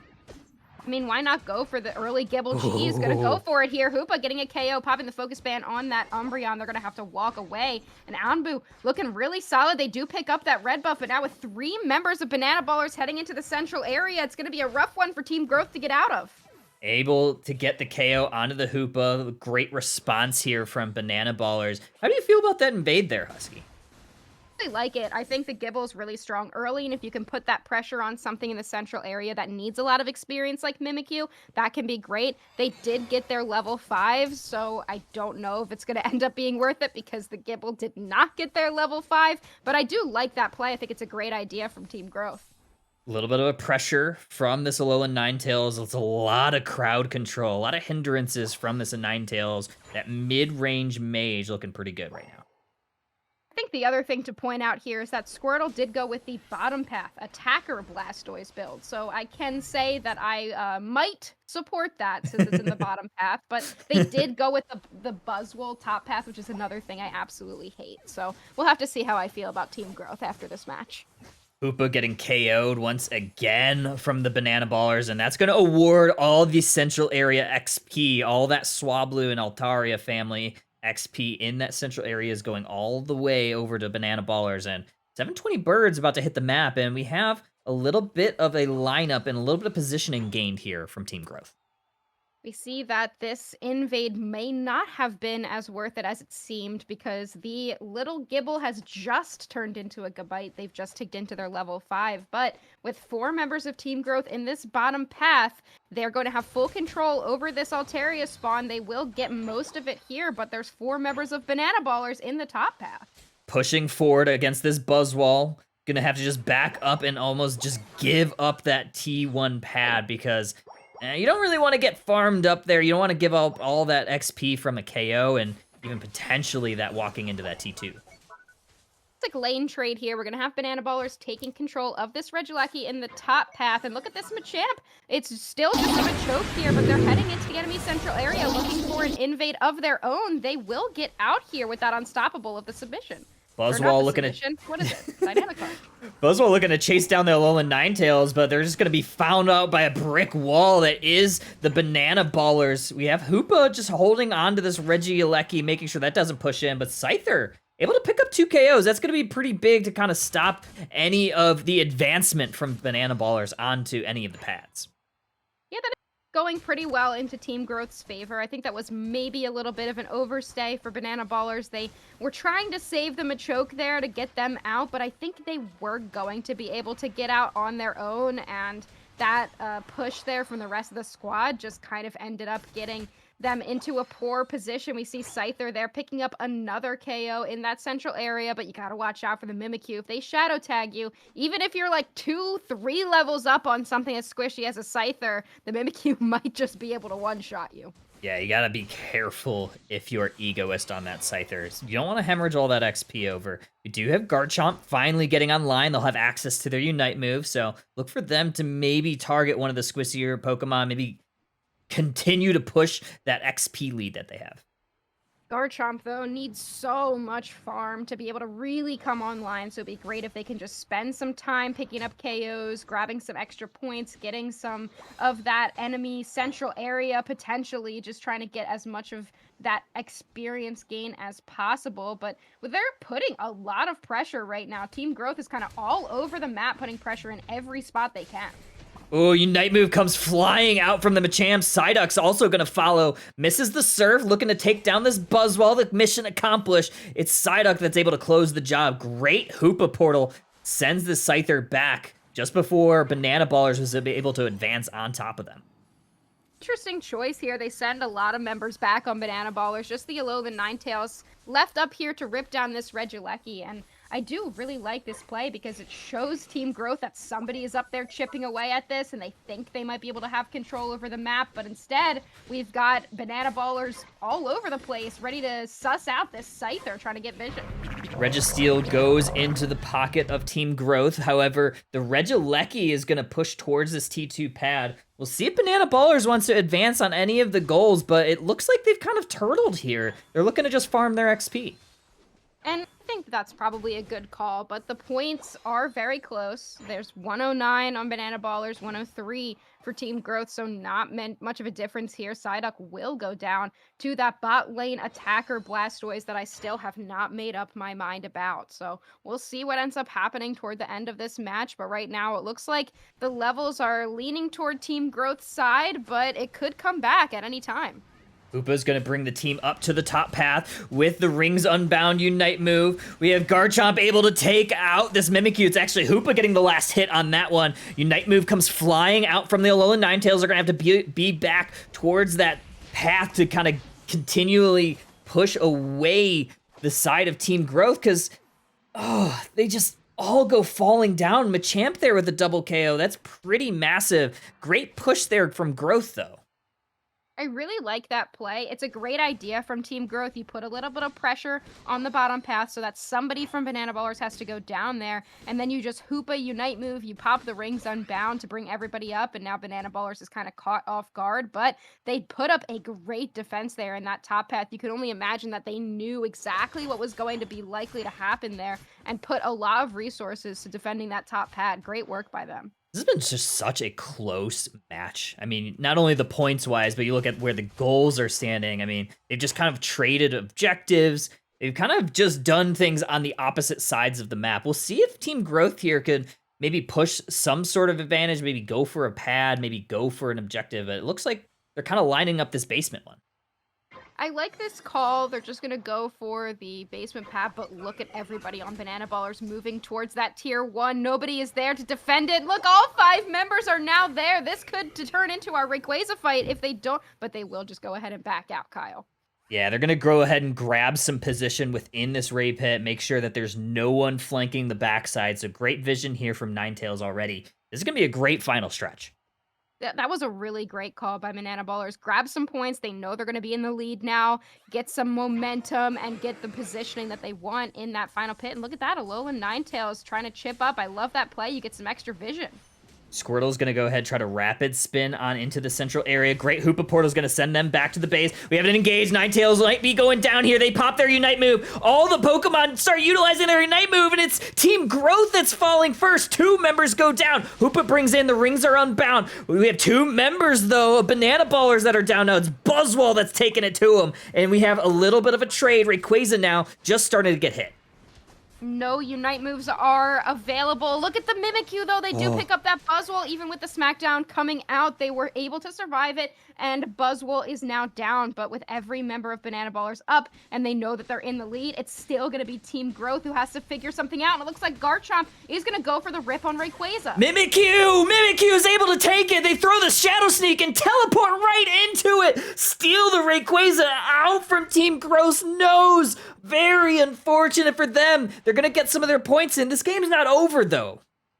It just shows the importance of having a secure tool on your side, and that's not anything that Team Growth really had available. And look at that. I mean, it wasn't over then, but it seems to be over now. 578 to 103. Those points just kept raining in for Banana Ballers, and even though they put up a great fight and a great set here, it looks like Banana Ballers is going to be taking this one 2-0.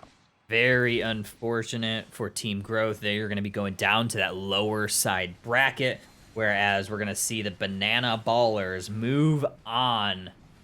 And they're going to be in the winners quarterfinals, where they'll be taking on version 1.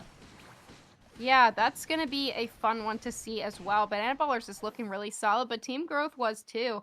I kind of did like their draft there, but they weren't able to get the Blastoise to level 13. And the level 13 on Rapid Spin is just really essential if you're running a carry Blastoise because of how good it actually is. Level 13 on Blastoise is just kind of a must, which is why I understand why teams run it in a carry role instead of a traditional defender role, but they weren't able to get it, and that could be the reason, the detrimental part of that. But Banana Ballers was looking fantastic. They let the duck in. Don't know why you would do that. 5 KOs on the duck, carrying the KO numbers. Yeah, I was just about to say that as well. Carrying the KO numbers along with the Machamp, just looking really solid. I really like, we were talking about it earlier. It's another thing to bring up, this mid-range control that Ribbon was saying. That's just kind of the meta right now. The Alolan Ninetales is just looking great, and that really did provide that mid-range control that we were talking about. Oh, man. That's impressive stuff. Very unfortunate for our friend Squirtle. Are we But doing, wait, was that?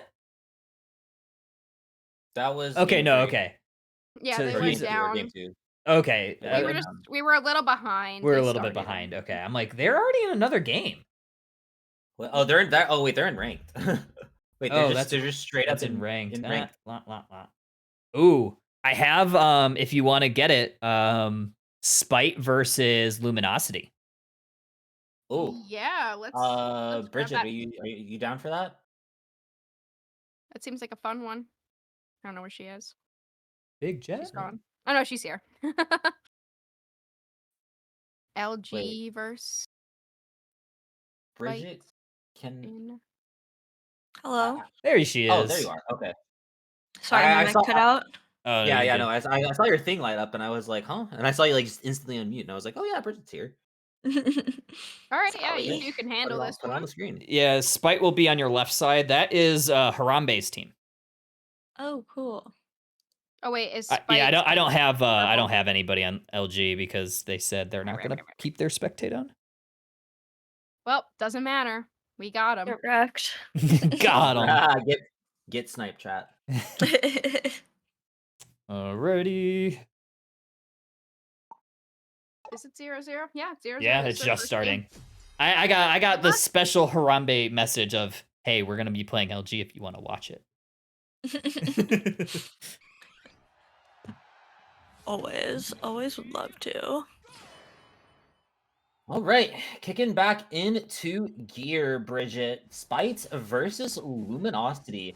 Really interested in this Spite draft. I feel like getting Mimikyu and Miraidon together is a really great combo because either the Miraidon can drop the damage and Mimikyu can find the cleanup, or vice versa. So I feel like Spite's kind of win condition here, especially with this Leafeon, is going to be damage, damage, damage, tempo, tempo, tempo. How are you feeling about it? Big agree with you on that. I feel like Spite's comp in general just gets online super fast, is really threatening. LG seems to be going with more of comfort picks. And I'm about to say, who's playing Blissey and who's playing Mew? I was trying to get a sneak peek, but interesting. Okay, Otter is on Mew. I assume so, but I know sometimes they like to do crazy stuff. Yeah, they are on their comfort picks with Slash on the Blissey as well. I noticed they are going for a more non-traditional composition with, I mean, they love putting Otter on EXP Share Mew, who wouldn't, but it's actually going to be Spite with the early KO, which is actually very significant. I think in Overlord, it looks like he's playing Water Bear, which I love to see him on. It's really unique. I don't really see a lot of other people picking that style of Urshifu, so I think LG's comp, although looks more a little weird for them, this was all stuff that's like very much in their wheelhouse. Yeah, Slash has been playing Defender Blissey since Remote Stadium, so this is always a pick I love seeing them on because I genuinely feel like no other defender plays Blissey, like, and can have like the skill set that Slash has to really make this pick work. So I do believe they are going for the heals, and they're going to need a lot of heals to really survive this onslaught from Spite. I just really feel like this is just draft playing out right now, and Spite's really taking advantage of it. Luminosity probably going to be a little bit on the backswing right now and waiting to scale, but really great job on Spite to find these picks on such a strong team. Actually insane. Spite is playing so well. I feel like they're remaining calm. This could be such a mental boom for some teams going up against a team like LG, but they seem actually really collected and they're like on their P's and Q's. They're really getting it. Also, I just assumed Overlord was on Water Bear. It's actually Trainer playing the Urshifu and Overlord is on Blaziken. Maybe that's why Trainer's feeding. Oop, just kidding. But I am sure you have Overlord in your ear telling you how to do it, but I just really associate Urshifu with Overlord. But that is the beauty of them being on the same team now, is that they have pretty similar mom pools and play pretty similar roles. The first objective is going to go over to Spite, who's honestly kind of dominating this early game, which with their composition, I would be very surprised if they weren't. Yeah, that is a really big knockout on the side of Luminosity, though. Overlord picking up the knockout on that Leafeon. Now, I do see why Trainer decided to go for the Water Bear here. Outside of the Snorlax and the Play With Me from that Mimikyu, there's really not any CC that can stop a Water Bear running down at your Miraidon. Really great isolation from with that Unite move as well to really push people back into your team and get some easy knockouts. This is going to be some really great opportunities for Luminosity to get some scaling, from Overlord to get some stacks. And with this 40 bomber that is eventually going to be coming in from Trainer, that is going to put Luminosity back in the score lead. But Spite definitely still even with the former world champions. Yeah, Spite not playing bad at all. They're really holding their own here, even with the slight level lead on the side of Luminosity. They also were able to get that slight point lead as well. Obviously, the place that Luminosity likes to be playing from. Now we kind of have this weird middle ground where there's not quite a new objective up. It looks like we're trying to get position for a middle fight here around potentially birds spawning. Another big KO from the Mimikyu. Miraidon ult is popping out, but Snorlax is able to get a KO on Overlord. Mimikyu with a KO streak of 2. Blissey able to get little baby points in, but not quite enough. Yeah, just a little bit for Slash to get that unite again, but Spite honestly eating good right now in this game. Shout out to T Viper for setting that up and serving Luminosity up on a silver platter for their team. And now that the Snorlax is back in this bottom lane, and LG is going to turn their attention to this Dredge Ice, I don't think Spite is going to try to step up. They're definitely going to hold and play their pad. But oh, look, the Hoopa portal in the top side. Spider's going to get a lot of big scores. They're going to be trading points here. I feel like Luminosity might slightly favor out on that engagement, but Spite is going to be able to push in the Regieleki and try to continue the carry and the tempo while collecting up all of their farm.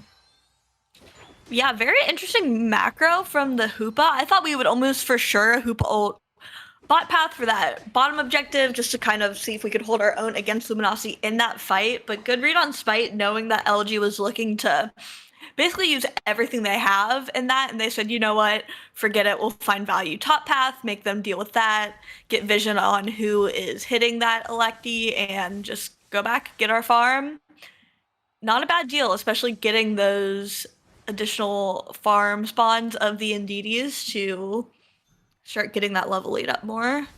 Yeah, not every team can say at the 4-minute mark they are dead even with former world champions. But I do feel like Spite is still just playing to their draft. Oh, Trainer's trying to go and get the knockout. Finally does find it on the Leafeon, but I feel like that is going to be a trade of experience that's just going to go straight to this Mimikyu through that Snorlax. It's just a bloodbath in the Spite jungle right now. Even though both teams are trading kills, I feel like both teams are still getting value out of it. It's getting more and more experience on their carries, but I do feel like it is eking over in value to the side of Luminosity because now Trainer is fresh level 13 on this Water Bear Overlord. It's going to be tapping into 13 as well. So I feel like now that Luminosity has hit their 13 spike, spite, spite, say that 5 times fast. Spite is looking like they might be facing a little bit of trouble now with their draft because now there's nothing to stop this this Urshifu or this Blaziken from diving in on your backline. Yeah, and LG got a pretty nice buff in that Registeel in the bot path as they're making their point lead even larger, over 100 points in the favor of LG. They love to establish a point lead before Rayquaza is even spawning on the map, just to put that extra pressure on their opponents to make them make the first move. Overlord kind of running at the Snorlax, though. I think he wants vengeance for how this game has been going, and they are going to get it with a Mimikyu KO right off the bat, and they are hitting the snake. Yeah, the Rayquaza is getting capped. There is so much chaos right now. Leafeon does unfortunately not find the flank. Overlord shuts that down right quick. T-Viper tries to buy some space with that power nap, but LG still hitting this objective and still in overwhelming control of this Rayquaza, but there's going to be some sort of miracle here from the fight. The heavy slam is not enough. Slash gets the secure Luminosity. 2 minutes ago, we're really close to Spite, but I feel like the second their team composition came on, we now know why these guys are world champions. Yeah, for sure. I mean, it was honestly such an even matchup up until that 3-minute mark when they had that kind of almost clunky fight in the jungle, but LG was able to make it out with their level 13s, like you called out, and they had such big dunks on the bottom path, securing the Registeel. I really feel like that's when the macro kind of started to fall the way of LG, and they just ran middle and just demanded the fight immediately, not even allowing Spite to really set up or get their bearings on a game plan. Yeah, I do feel like that's something that really doesn't get talked about too often in most competitive games, is that 2:30 to 3:30 mark where, sometimes picks can happen and really erratic team fight can break out that sometimes may or may not involve unites. But I feel like if that engagement did not happen in the Spite jungle, I still feel like Spite would have been a little bit more ahead, but Luminosity just finding the scraps at the perfect time just to catch up and really just edge out on Spite when it comes to that experience. Luminosity just takes control and immediately really just exerts their dominance on the Thea Sky Ruins. And whew, what a close game. Honestly, really golf clap play right there from Spite. It's not every day that you can say, you were winning the early game against world champions. And honestly, I feel like they played to their win cons, but Luminosity does find the comeback. Yeah, I feel like maybe the only trip up, like even if you're not going for that last bottom Reggie, like you at least need to be setting up in middle, which I feel like Snorlax and Hoopa were trying to do, but it's hard to stand your ground when you have the entire enemy team quite literally sprinting at you. So don't blame them entirely for that. We can see here the bans on the side of Spite were Comfey, which not a bad shout against LG and Psyduck. And LG actually banning out the Garchomp and the Umbreon. The Garchomp ban I think is interesting to me. I like the respect they're giving the Garchomp, but also not sure if maybe someone on Spite is just juiced at Garchomp. Yeah, yeah, that Garchomp ban is a little bit confusing. I maybe just feel like Luminosity is just banning it honestly because it is a really strong meta pick in the top side, and maybe it's just something they don't want to draft into, especially considering they're playing such later scalers as Urshifu True. and Blaziken. So really, if you just shut out that Gibble cheese and allow that Mew to really scale up whatever Overlord's playing in the top side, I feel like that could just be a win condition right there, straight out getting Overlord fed, because we've seen for almost 3 years now what happens when Overlord gets fed in the game. So Good things happen. it's actually just a genuine strategy ban out from Luminosity. And yeah, I feel like that is also just like maybe possibly a draft error coming out of Spite, because these are three mons in Mimikyu, Miraidon, and Leafeon that we all considered like S tier picks, right? Even arguably X tier picks. But 100%. they provide a ton of damage, but they do not provide any sort of CC, and we definitely saw that at the end right there. Okay, Kyle, let's check in on the bracket. What? Yeah, looking pretty good. Yeah, V1 and Banana Ballers just starting their match. They're gonna play the winner of whoever, or I guess this Luminosity match that we're watching. They're gonna play Goofy Goobers. Whoever wins this one, obviously Spite has a little bit of an uphill battle to get there. Gonna need to win the next 2 matches. But I mean, we're already like getting close to qualifiers. I mean, version 1, I mean, they're 2 sets away from it. I guess, Banana Ballers would be 2. And I mean, we're starting to kind of get to crunch time. Yeah, honestly, Yeah. both the brackets moving along pretty well. I'm sure it gets a little more sticky once more people end up in losers brackets and you have to kind of sift through all of that. But Oh y'all wow, wanna see- Seguin 2-0ing War Legion Esports. That's not something I had on my bingo card. I figured that would have gone to at least 3 games. wow. Check those Don't sleep in rosters. level 4. It's 1-1 right now. That's pretty huge. Mm-hmm. Okay, yeah. Don't Sleep was a who do you top have 8 who do you have team, up right? now? We could also watch. I mean, we could watch the rest of LG. It's up to you guys since y'all are the ones casting this set. Do you have LG up right now? Not yet. Let me Okay, double who do check. you have up right now? I do have. I'll just show you. We have T3. So 3. We have GXGO. Do you have OJ? Where's OJ right now? I think they just OJ is playing. started. OJ is playing temporary moniker.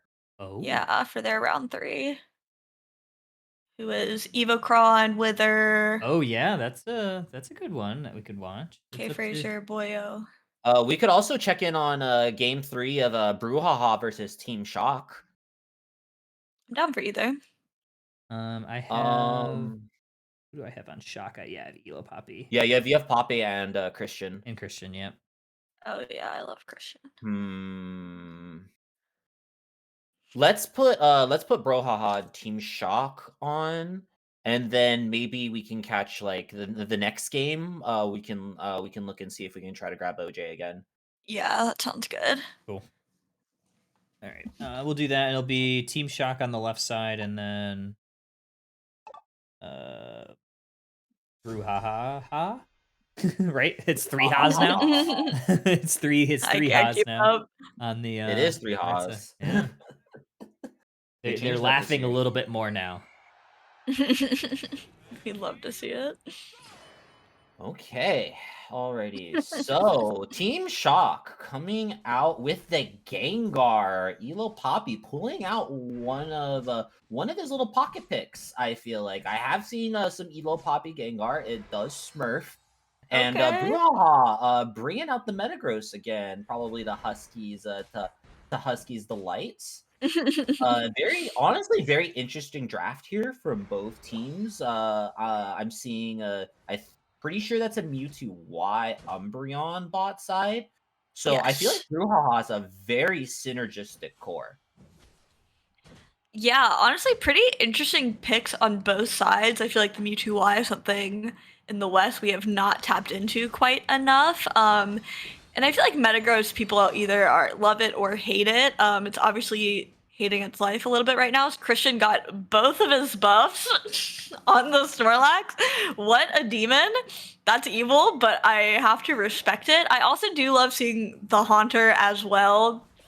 Especially coming out of UCS last cup, the December Cup, where we saw a Gengar just wreak havoc on the main broadcast, which was honestly epic. So I love seeing it shine. It's something I feel like it's never really gotten its flowers very much. So it is pretty annoying to deal with, especially taking away the Blissey and using it for your own devices. I feel like Blissey is one of the hardest counters to Gengar you can get.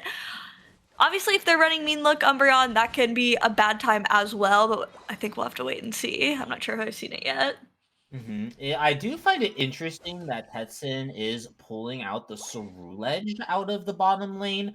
I think it is a good timing and possibly a good pick there to play into something like a Mewtwo Y that does not really have a lot of kill threat pre-5, at least on its own.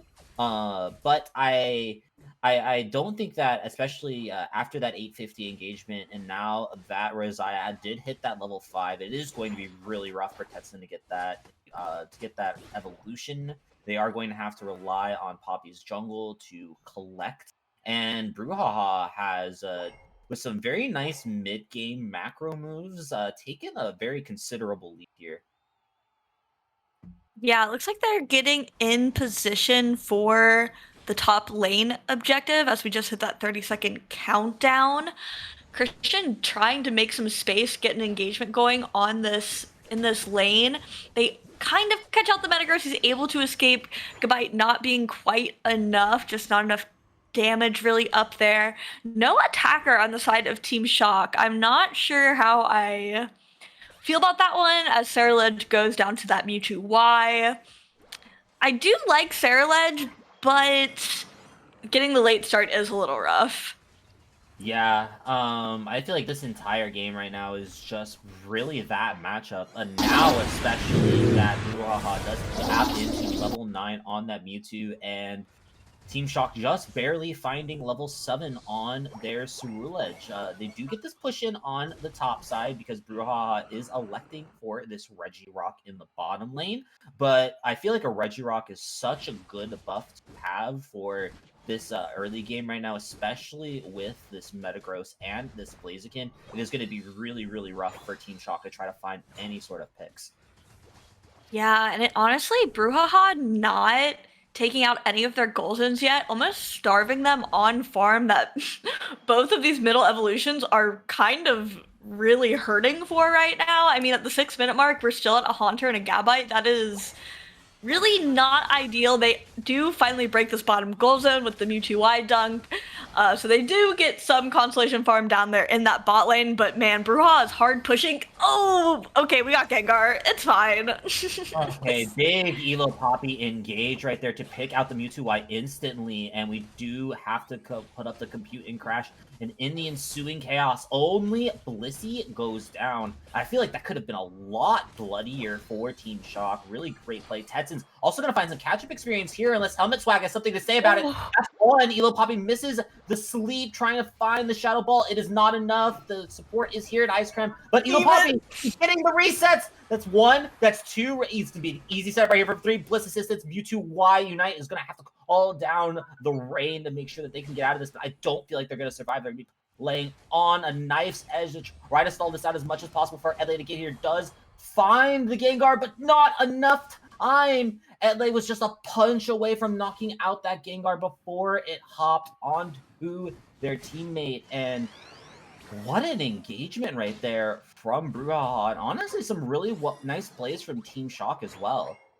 Yeah, love Helmet Swag on the Umbreon in general. Love Helmet Swag on pretty much any defender in the game. He's so cracked. I'm so glad that he kind of saw the vision down there in the bot lane. Obviously, Gengar ultimately was able to clutch up, but man, it was pretty back and forth for a while there. Another fight is breaking out in this middle zone. Gengar trying to make something happen. He's finally able to get a KO off on the Metagross. Garchomp clutching up with the Umbreon KO, and now they're going to be looking to gain this point lead as they break the bottom goal zone. Really great little stop right there from Rod V to make sure that 48 goes in, and that is going to put Team Shock in the lead. And I feel like some great fighting here from both Elo Poppy and Tetson has really brought this game back into their control. And I feel like that compute and crush was more of a bait and switch from Brouhaha. I feel like that fight was something that they really didn't want to take, but felt forced to underneath that Metagross Unite. And unfortunately, the reinforcements do not come fast enough from Brouhaha, and Team Shock gets there just in time to clean things up. And now we've got a level 13 Gengar that is staying ahead on the map, and Elo Poppy is going to need to continue this snowball to make sure that they remain a powerhouse around Rayquaza. Yeah, shout out to Gengar for really not only playing effectively, but playing carefully. So he's not really like throwing the level lead. He was like kind of struggling to get in the first place. I feel like I'm watching like ping pong. My head keeps going like back and forth. Like each team, I'm like kind of rooting for both of them. They're both playing so well and like taking advantage of their comps and their win cons. Yeah, Team Shock still with this level lead and the point lead though. Not by a ton. It looks like they are going to be kind of setting up for this top objective right before the Rayquaza. Oh, Brouhaha is going to put some sneaky points in the bottom side as well, though. And I do feel like unless Team Shock can find some points to get in on top, but they do stop it just in time. Really great responses and plays here from both teams. Honestly, this has been the closest game that we've had on the screen right now, regardless of point leads or XP leads. Both teams are really just playing insanely well. This Rayquaza fight could be a flip either way, honestly. Team Shock is going to be positioning more in this top side, and meanwhile, Brouhaha is going to take control of that bottom pit. And I feel like Brouhaha really can't tap or look at the Rayquaza, so Team Shock is really just going to be waiting for the engagement and waiting for their opportunity to catch something. Yeah, it looks like there's a little action happening on the top side of the map. Brouhaha is able to find the Gengar. Gengar able to ult out and catches that Blissey ult. Mewtwo launching his ult off as well. Cerulege ult, Umbreon ult. If you got an ult, you might as well pop it. Now is the time. Eldegoss actually picking up a KO. 1 KO on both sides of the map. Gengar really scuffling with this Metagross. I think he's finally going to get the KO on him. Yeah, okay, Garchomp got it, it's fine. But this fight is a little bit of a stalemate. No one really coming out on top. Yeah, but Elo Poppy is going to be still so low on HP here. Helmet Swag is going to be able to serve him up on a silver platter to Edley. That could be the opening that Brouhaha needs. Now that Team Shock is down one of their major damage dealers, and only Tetsun is here to say the day. But Razaya is going to have something to say about that 1, 2, 3 KOs, almost instantly breaking Team Shock's necks. Looking at this Rayquaza, Brouhaha gets the setup. And I feel like they're playing so well around this Metagross. It's going to be some miracles right here from Team Shock to try to get that, but nothing. Blissey is not able to find the secure this time around. And Brouhaha taking just perfect advantage and honestly really great play on Helmet Swag to really get that Gengar and prevent them from resetting. Yeah, I really kind of thought it was going in favor of Team Shock initially, but it just kind of took too long to get KOs, if we even got them at all, and then the Mewtwo Y coming back pretty much with the perfect pair it wants to be around, Eldegoss and Umbreon, and just not going down, getting some big picks, and like you were saying earlier, being able to rip the Ray. I mean, Team Shock just couldn't really put a lot of damage on it. You also really don't want to be standing in the Ray pit if you're low on HP and a bruiser already. So, yeah. Yeah, we have really like no rip on the side of Team Shock. No real people that want to stand near that objective. So I feel like Brouhaha just honestly had the perfect opportunities to take advantage of the team fight. But I feel like they did panic when they found Elo Poppy at the start of that. They immediately threw the Bliss Assistance. Elo dived in, and I feel like that was just an overcommittal of resources just to make sure that that True. Gengar did not go down. They did play the later ends of the fight really well to make sure that it kind of more neutraled out, but I feel like Team Shock just got a little bit trigger happy with that Gengar and could have just taken an opportunity to try to reset the fight, and Brouhaha does find the punish. So that is going to be them moving on to fight Kiss Kiss. Nice. Also, all of those bands were asinine. I don't know if you saw those. It was like, okay, the Meowscarada I understood because someone plays Meowscarada very well. But it was like Meowscarada, Absol, Sableye, or maybe it was Zera. There was a Zera ban and a Sableye ban and a Meowscarada ban, and then something else crazy. I will say that that Zeraora ban is exclusively a respect ban towards Tetsun. Arguably Okay. one of the best, if not the best, Zera player on the NA server. So Fair enough. Just seeing it all next to each other, I was like, what are we doing? But I respect it. It is a little weird because it's literally only bans you see against Tetsun. Like, right. Let's tune in though. Is it possible for us to still pick up OJ? Does look like yes. They They're are up one game. Yeah. They just 1-0. started. Well.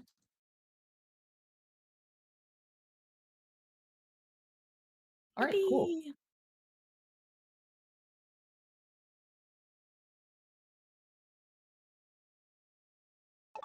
Okay, that's fine. Surely it'll be fine. Pick who you think will not die.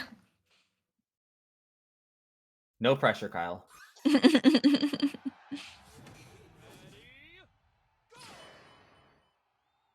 Bold choice. We'll see if it pans out. No. I believe in him. No pressure now on Flareons as we come into game 2. OJ currently up 1-0 against Temporary Moniker. And Temporary Moniker coming out with this super interesting draft here. Slowbro, Talonflame, I do believe that's a Mewtwo Y, Sableye, and I think that's a Ceruledge top. So very interesting picks coming out of Temporary Moniker. I feel like they just want to take advantage of the mid-game chaos and try to find some picks.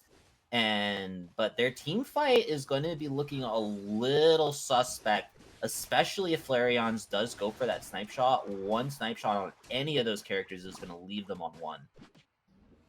Yeah, honestly, such interesting comps to be seen going up against each other. I feel like Moniker is like you said, a little more like chaotic, aggro, whereas Orange Juicers, I mean, they're all blue pretty much except Umbreon. I feel like we could have maybe picked another blue guy, but it's fine. I still like it. And I love seeing Kratos on Greninja. I think that's pretty funny and going to be a fun one to see.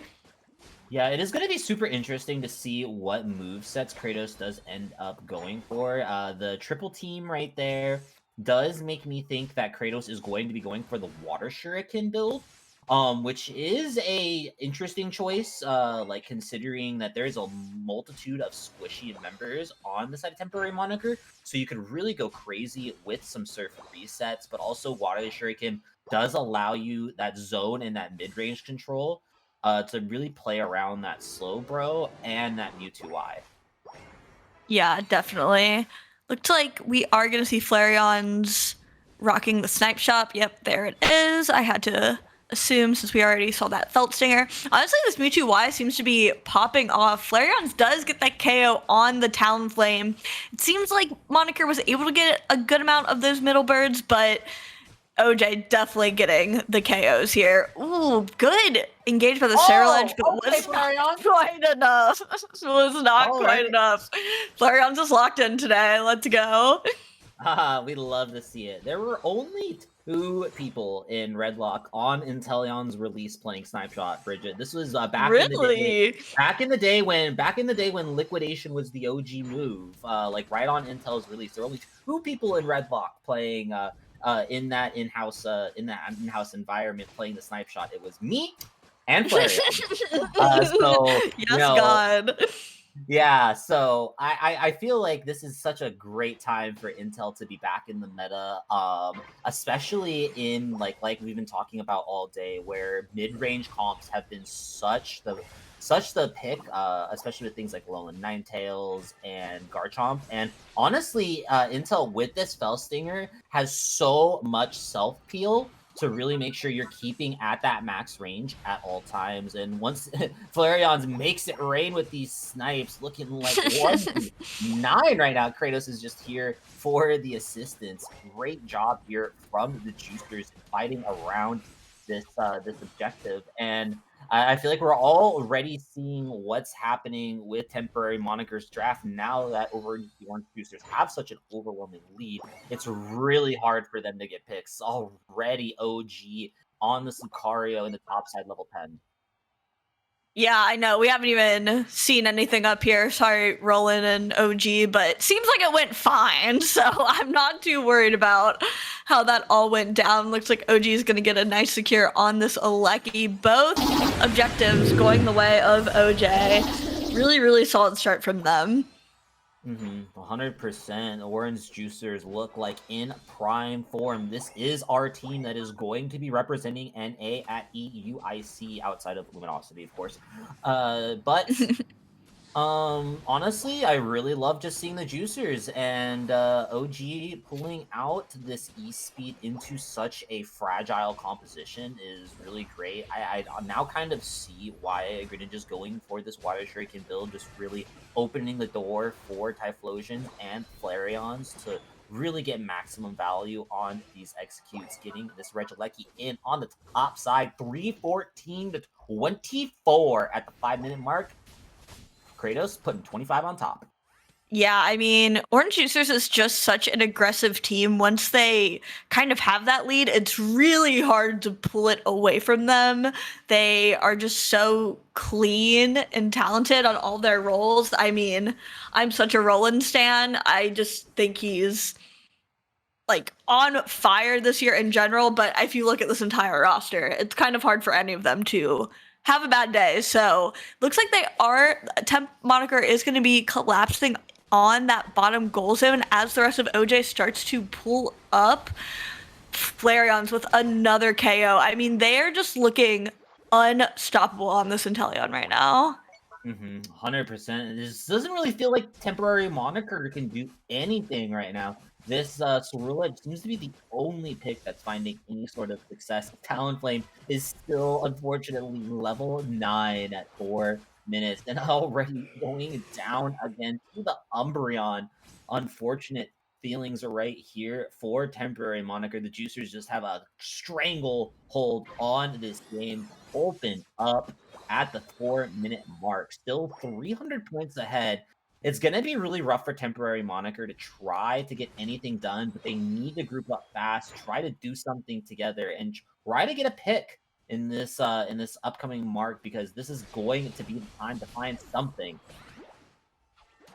Gosh, it is just KO after KO on the side of OJ. Cerulege, like you called out, was able to get a pick, but not long before the rest of their team pretty much gets knocked out. It really does feel like Cero is the saving grace of this comp. I mean, in theory, I feel like the Talonflame should be able to get to this Intel or Greninja, but with the amount of movement they both have, as well as this top-notch tank and supporting, it's definitely seeming to struggle a bit. Honestly, I'm feeling like this draft coming out of Temporary Moniker, to give them some sort of credit, is a very like Japan-esque, very composition that really just utilizes pick after pick after pick to stay in the lead. But unfortunately, Temporary Moniker could not find that from frame 1, and Orange Juicers has been controlling this game. Oh, Jay, already, and level 14 on both this Lucario and this Greninja. So one pick could really set Temporary Moniker up with a huge amount of XP, especially around this 230 mark. And somebody could go down with a really large timer if OJ is not careful. Yeah, I mean, honestly, this was the point in the game where I feel like you could even, like, do an early ult. Cerulege is actually coming in with that ult, Snorlax on top, but it is just people on the side of Moniker who seem to be dropping. I feel like if we got a clutch Slowbro ult there, that actually could have been such a momentum shift, but understandably, it is so hard to catch OJ out of place. They're just so synergized, and they just ripped it, man. They just ripped it. Yeah. Oh my gosh. Yeah, and we didn't even catch Flareon's 1v1ing that Cerulege right at the end there. So just honestly, great play all around here from the Juicers. Caster Curse did the engage right there. And I feel like it was the time to pull the trigger. OJ really found just a great combination of the Heavy Slam and the Power Nap combo from Zugrug for Kratos to come in with that Water Shuriken and really shut down Temporary Moniker and keep them out of the Rayquaza pit. Zugrug still doing great work. Still rank 1 Snorlax. In my eyes, there's nobody I see on the server that plays this pick any better. Yeah, I mean, actually just like flawless, because I do feel like maybe that Cerulege ult in that like top fight could have been significant, but not on Zugrug's watch. He's just a monster and a machine. I mean, this is why OJ is one of the best in our region. They always seem to find a way to make it work. Yeah, and shout out to Temporary Moniker's draft, because I do feel like this is a draft, like, fundamentally, like, 5 picks across that does work. I just don't feel like it works into the Orange Juicers core. It's really difficult for this Talonflame and this Cerulege to get around both an Umbreon and a Snorlax. And even if they get on top of that Inteleon, the Inteleon has its own self-peel. The Lucario can E-speed away. Greninja can use that double team and that Water Shuriken to really sustain. So, just unfortunately a little bit of a draft diff coming out for the Juicers here. Just really great play overall as well to make sure that Orange Juicers takes the set cleanly 2-0.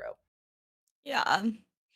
Super good stuff. Definitely a good analysis on the drafts. Interesting to see the bans now. Orange Juicers decided to ban Mimikyu and Blissey, not all too surprising, while Moniker went with the Psyduck and the Dodrio. I'm wondering if that was maybe a counter pick from the previous, or a counter ban from the previous game, but hard to tell since that is Yeah, that Dodrio ban is definitely a little bit weird. yeah.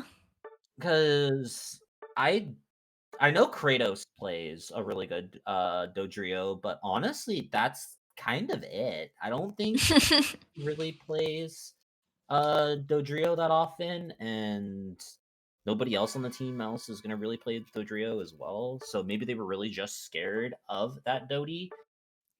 I Fair think enough. it cleans up their composition too still, but Mm-hmm. shrug. All right. Well, that's going to be the juicers moving on. All right, Kyle. What are we looking at? Oh, hold up, baby. Hope up. Yumby. Nah, it was fine. You crushed No, no, it. And no, Flareons no. didn't die, so you did Yeah, good. Flareon's not only did not die, but also got a really sick outplay on that Cerule edge as well in the early game. Mhm. That shotgun snipe shot. Good stuff. So that means the orange juicers are going to be running into Sanguine. Ignorance is currently up against the level 4 stack. Team YouTube is going to be playing Izzy Party. And Kiss Kiss is going to be playing Brouhaha. And that is pool 2. I think it would be cool to see the Team YT matchup since we haven't seen them yet today. We also, I mean, I guess we saw Brouhaha already. But the Kiss Kiss match could be cool too. Ignorance. Banana Oh ballers. wow. T3 dropped a game to LF Machamp GF. Oh wow.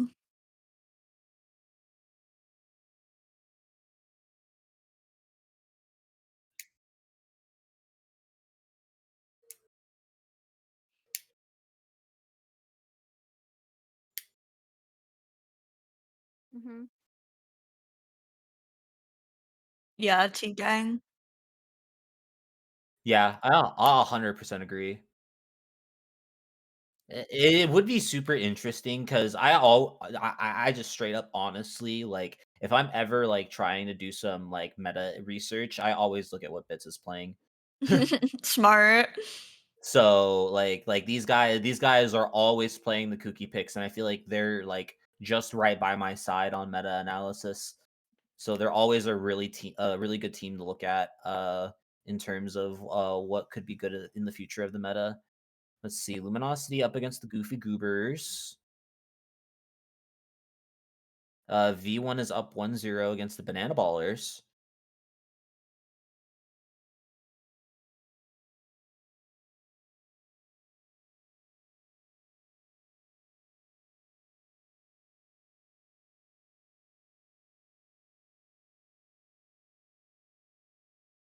Yeah, they just went in the draft, so The Phil POV. Me? Yeah, I kind of want to wait for that one. okay. Oh Locked. mama. All right.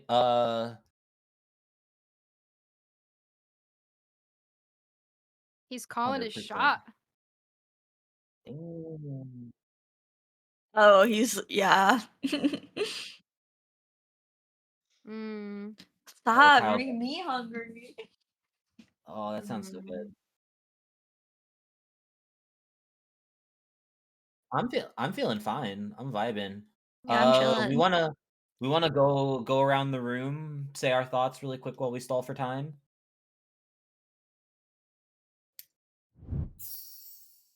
Wow, you guys haven't seen my face in a while.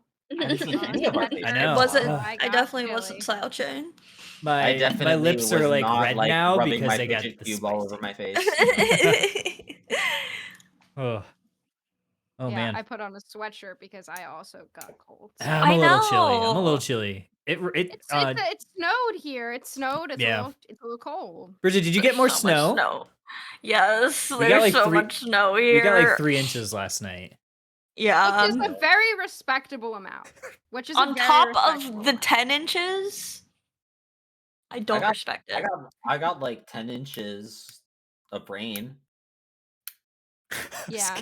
I'm not sure how big a brain usually is, but that sounds big to me. Kills me.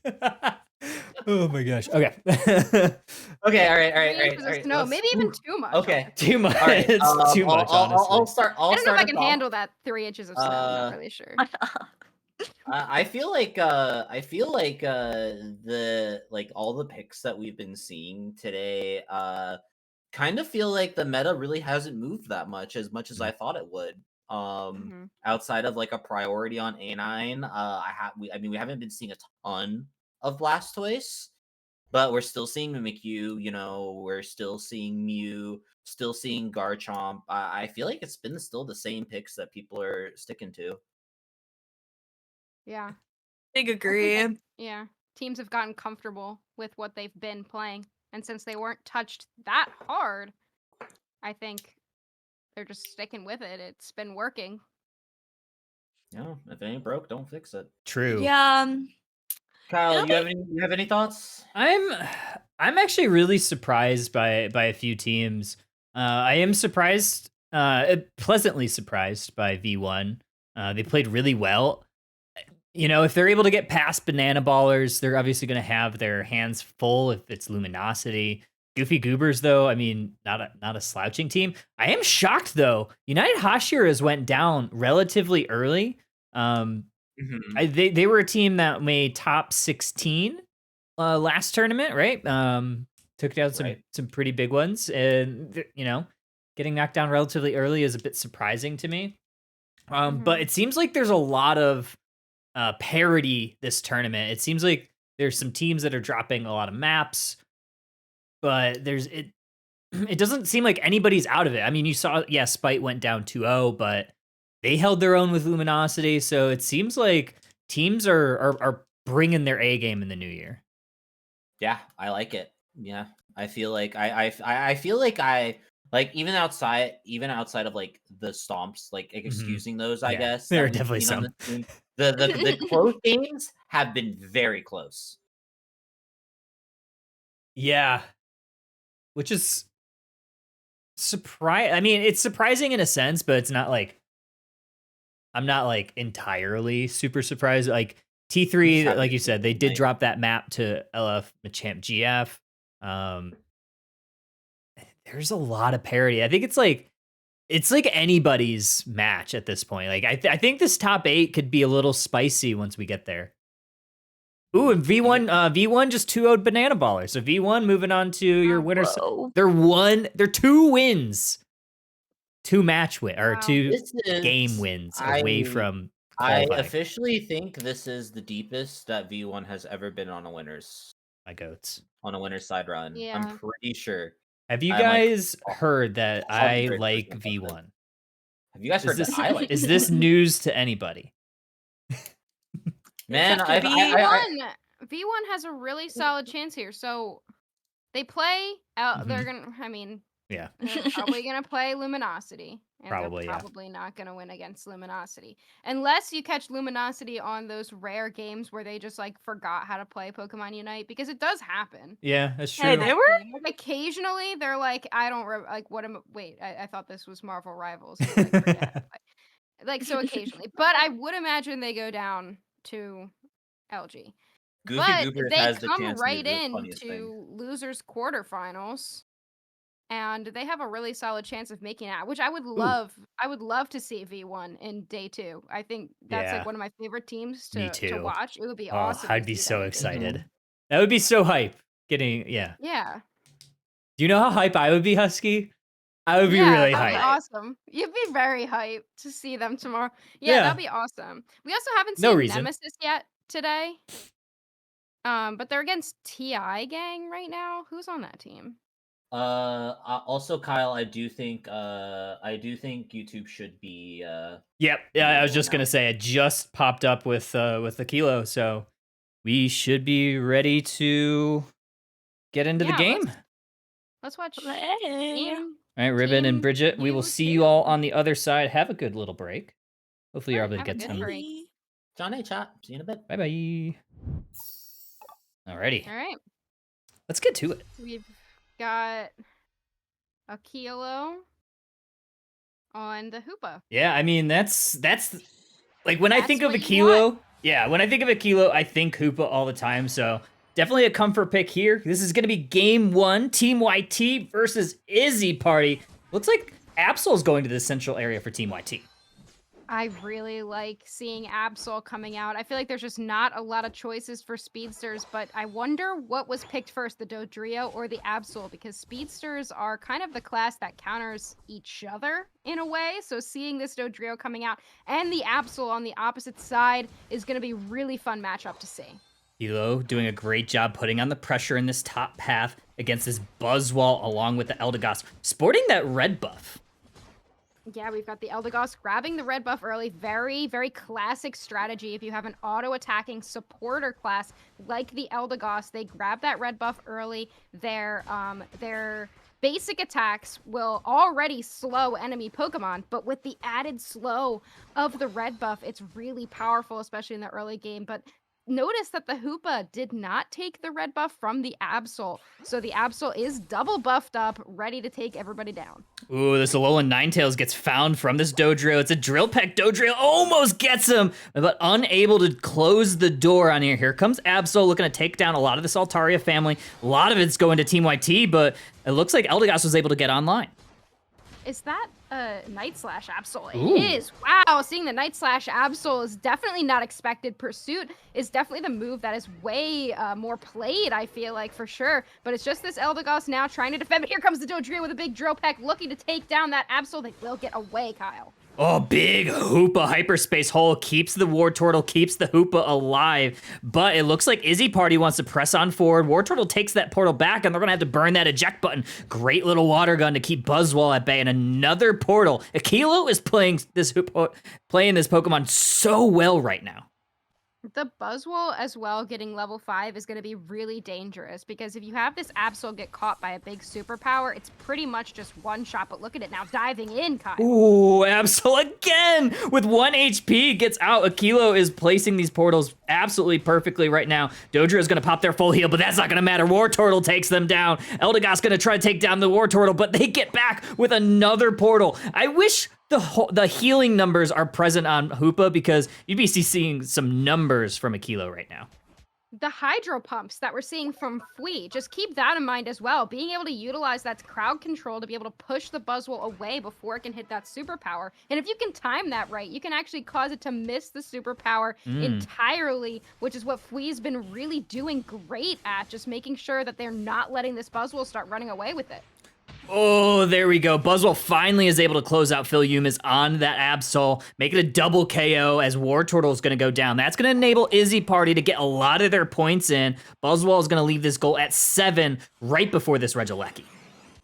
I do hate Buzzwole, and I will never not hate that thing, but I think the way it scores is so funny. It just kind of takes the points and slams them into the goal, which I think is particularly hilarious. But we do have this fight breaking out now in the bottom. Dodrio rotating into the bottom path. Another drill pack, and there goes a mean look right onto the Dodrio. They're going to fire their Unite move. They're going to come on in, steal the Registeel right from underneath Team YT, and then there's 3 KOs. Unite move comes out from the Ninetales, but they're going back to the Pokemon Center. Akilo getting taken down from this Gardevoir.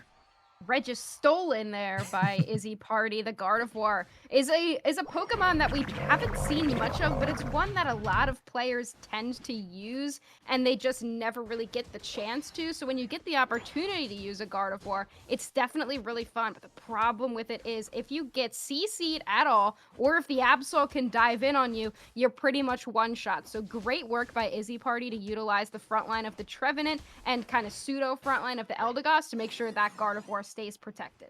Buzzwole putting in double time, takes the Regieleki on the side of Izzy Party. They're going to look to see if this could push into this T2 pad. We have Trevenant getting some vision. Buzzwole, Fui on it, is looking to make sure that it doesn't push any further. Yumis is going to do some damage right on top of it. Alolan Ninetales also going to stop it. That's going to enable this Regieleki to just get shredded. However, we have a little bit of a bottom tier push. Yeah, but I don't mind that either because you have a Kilo with the Hoopa and look at the Dodrio just barely able to get out, but that's a really solid play there because you end up forcing them directly into Fui on the Blastoise. Great work from Team YT for that defense, and that's the power of the Hoopa. You have the hyperspace highway, you can just go right between goals and there's going to be no opposite side push. Unite move comes out from Phil Umis. Here comes that push that you just talked about. We're going to take down this T1 pad. All the Unite moves are flying from everybody. Alolan Ninetales falls theirs. Dodrio goes down. Eldegoss and Buzzwole all falling down. Trevenant is trying to hold the door, hold the defense, but Hoopa is holding down strong. They get a double KO. Gardevoir trying to do some damage, but it's no matter. Goal zone down. Team YT gets a lot of time and space, and there's now a basement Reggie.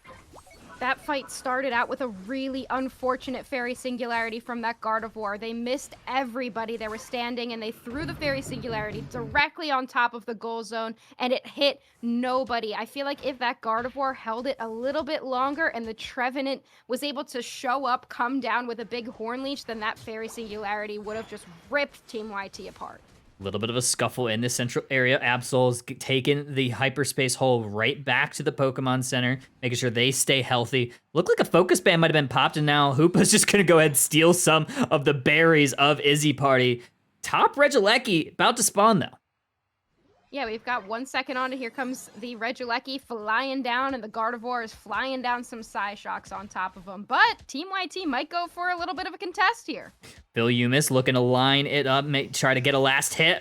Blastoise gonna pop their Unite move. There goes the Unite move from the Buzzwole, gonna push them back. Fairy Singularity doesn't hit anybody. The mean look onto the Dodrio Unite was masterful from this Umbreon. That's gonna enable Team YT to get a little bit more pressure forward as Phil Umis is able to close out the Regieleki. Walks into this T1 pad, Husky.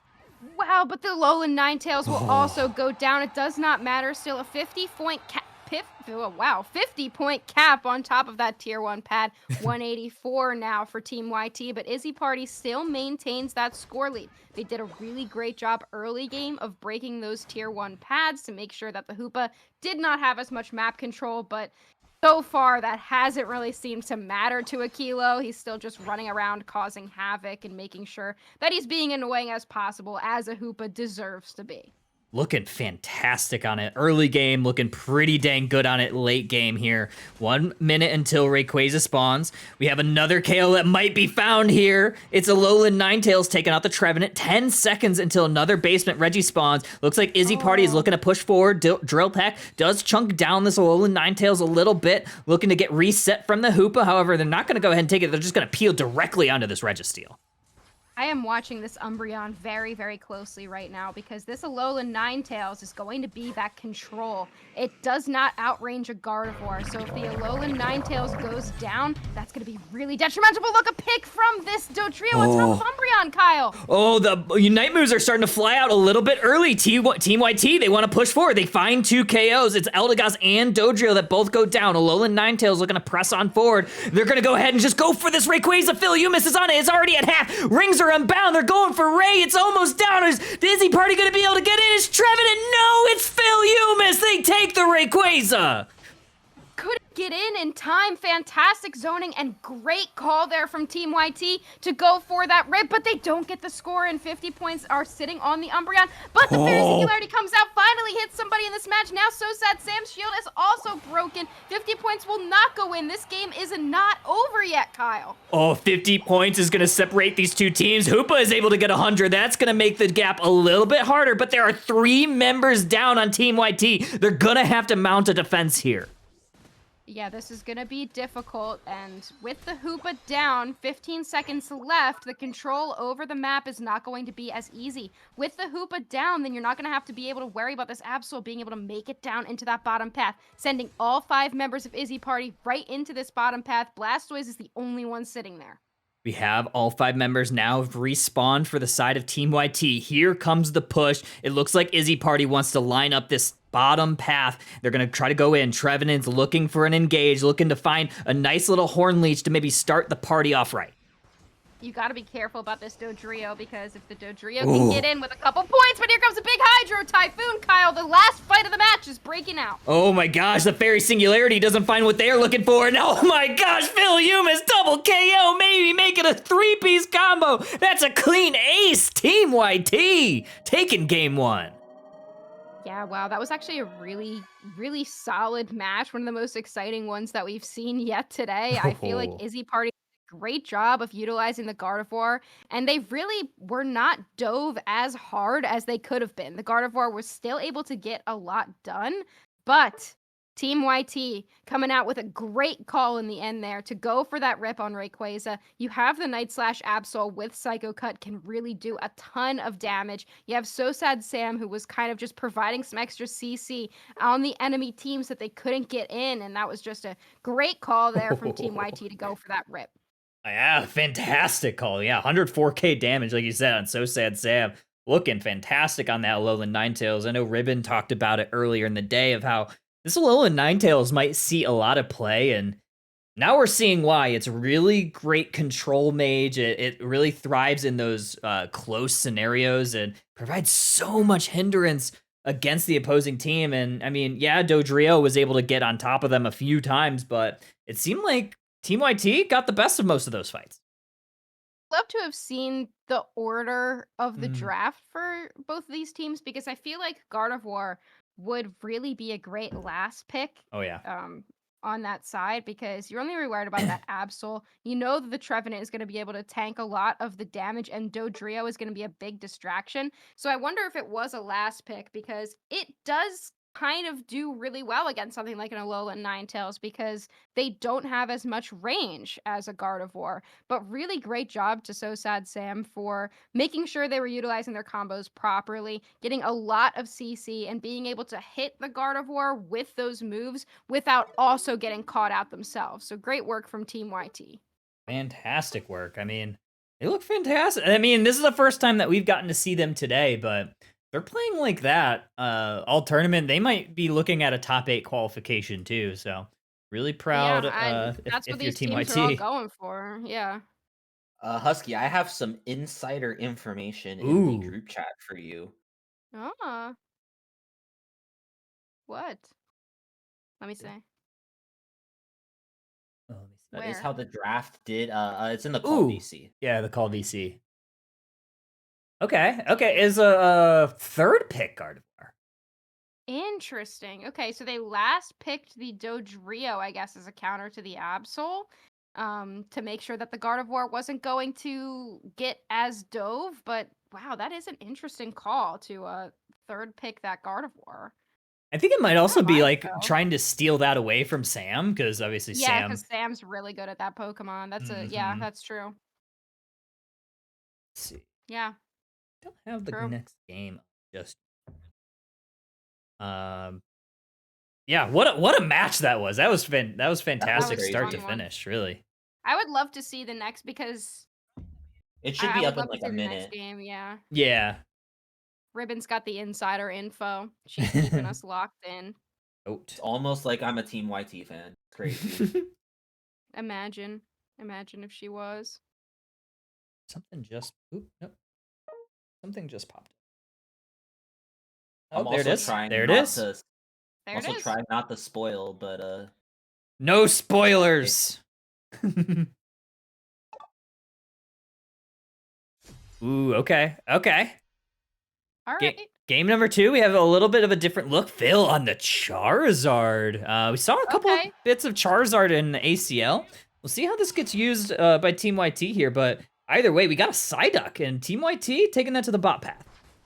Yeah, the Psyduck, but you also can't forget that there's a Zoroark Comfey on the opposite side, and we have got the infamous double speedster for Izzy Party. And if you can tell how excited I am to see something like that. Well, they did like the Dodrio in the previous match, and the Dodrio did look really good. I wonder if they will go with that Drill Peck again, but they have the Zoroark as well, which you're just going to have to funnel experience into both of those Pokemon, and I'm not a double speedster fan. Look at that Dodrio already getting taken out early.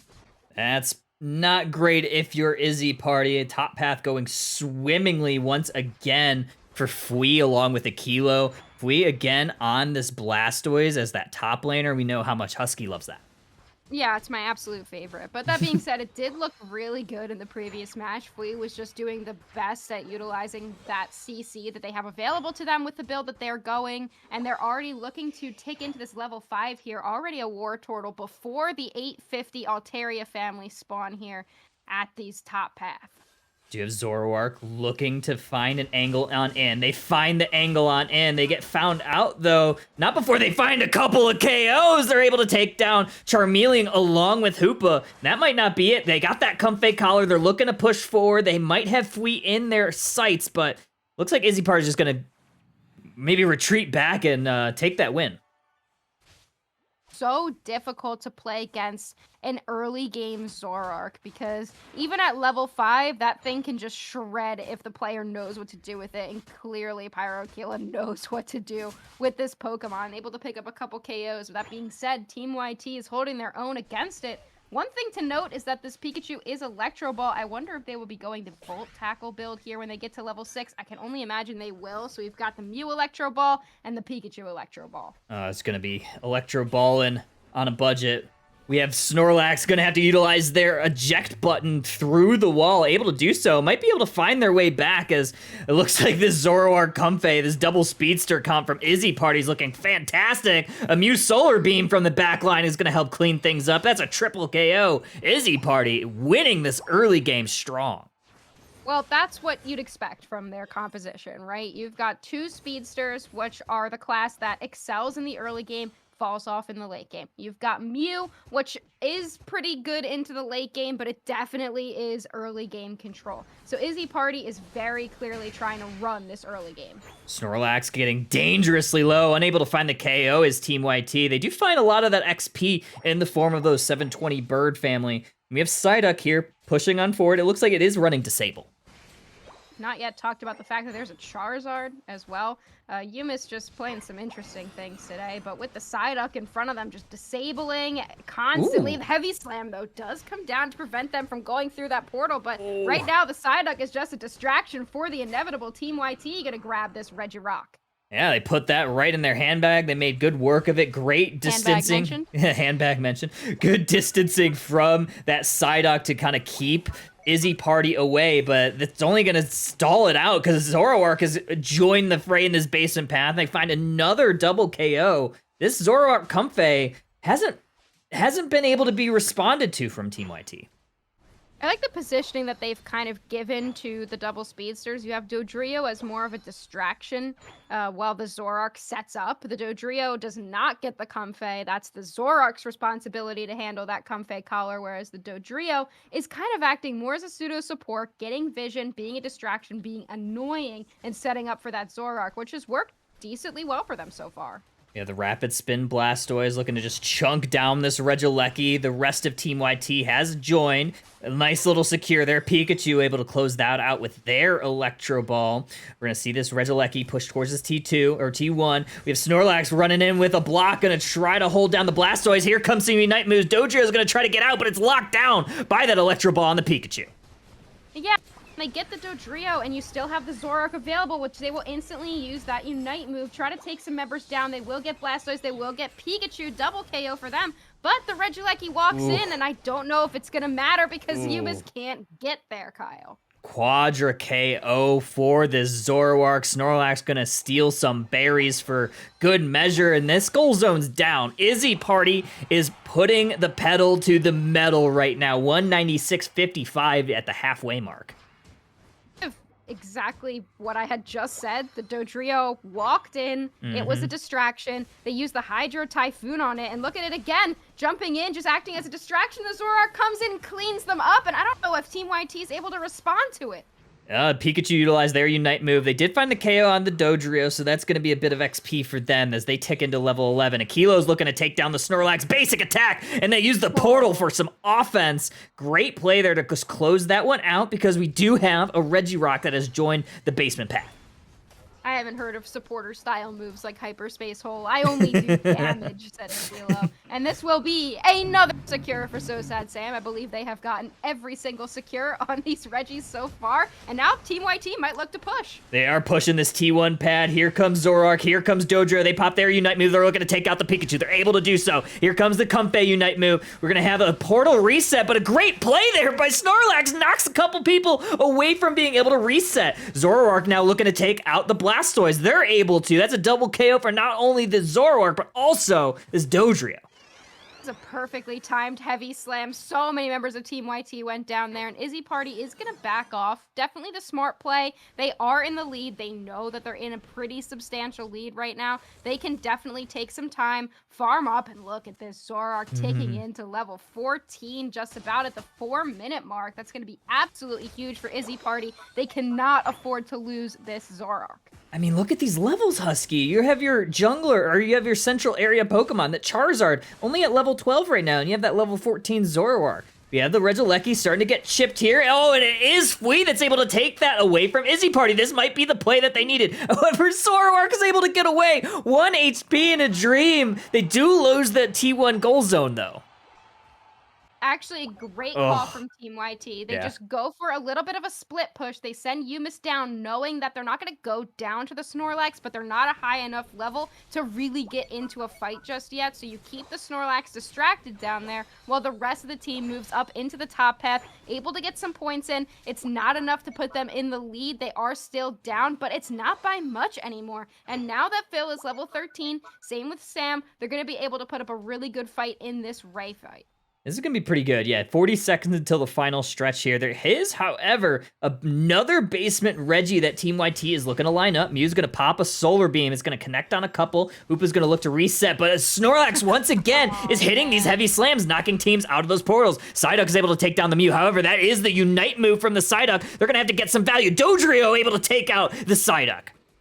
Wow, this is just the pop-off fight right now with still 15 seconds left until Rayquaza. We've got a power nap coming out. Here comes the triple trample, looking for the Charizard. They won't be able to find them. The Charizard pops seismic slam instead, and now Dodrio getting out on 1 HP. Zoroark will go down with 33 seconds on the timer. This might be Team YT's time to flip. This has got to be the play here. You have 2 Pokemon down. Zoroark still down for another 25 seconds. Snorlax looking to stop this right in their tracks. Rayquaza getting chipped down pretty low. Mew's looking for a secure, but it's So Sad Sam. They're taking the Rayquaza. Team YT needs to get some points in. Point. Single secure with that Electro Ball. Izzy Party will go ahead and GG that one out. Wow. From a really fantastic early game on Izzy Party to a detrimental late game fight that they just couldn't come back from, and that is why Double Speedster sucks. Stop playing it. Preach! Husky, mark down. Husky hates Double Speedster on the bingo board. It was so good. Look at this. Zoroark did not deserve to lose that game. Oh, look they at that. look so good 15 too. KOs. 66k damage. If they had something with a little bit more tankiness, they had an all-rounder, which is another thing I absolutely hate. I don't like all-rounders. But even if they have, like, Cerule Edge or something, like, they could do a little bit better in the late game. But they just... going Double Speedster means you absolutely give up the late game. And that's exactly what happened. Zoroark went down. They couldn't do anything. What a crazy game there from Team YT. And what an amazing call there at the end. I mean, it was 2:15 and you start seeing all these Unite moves fly. It seemed like that the call for them was, this is the fight. This is our chance. We have to capitalize. It's now or never.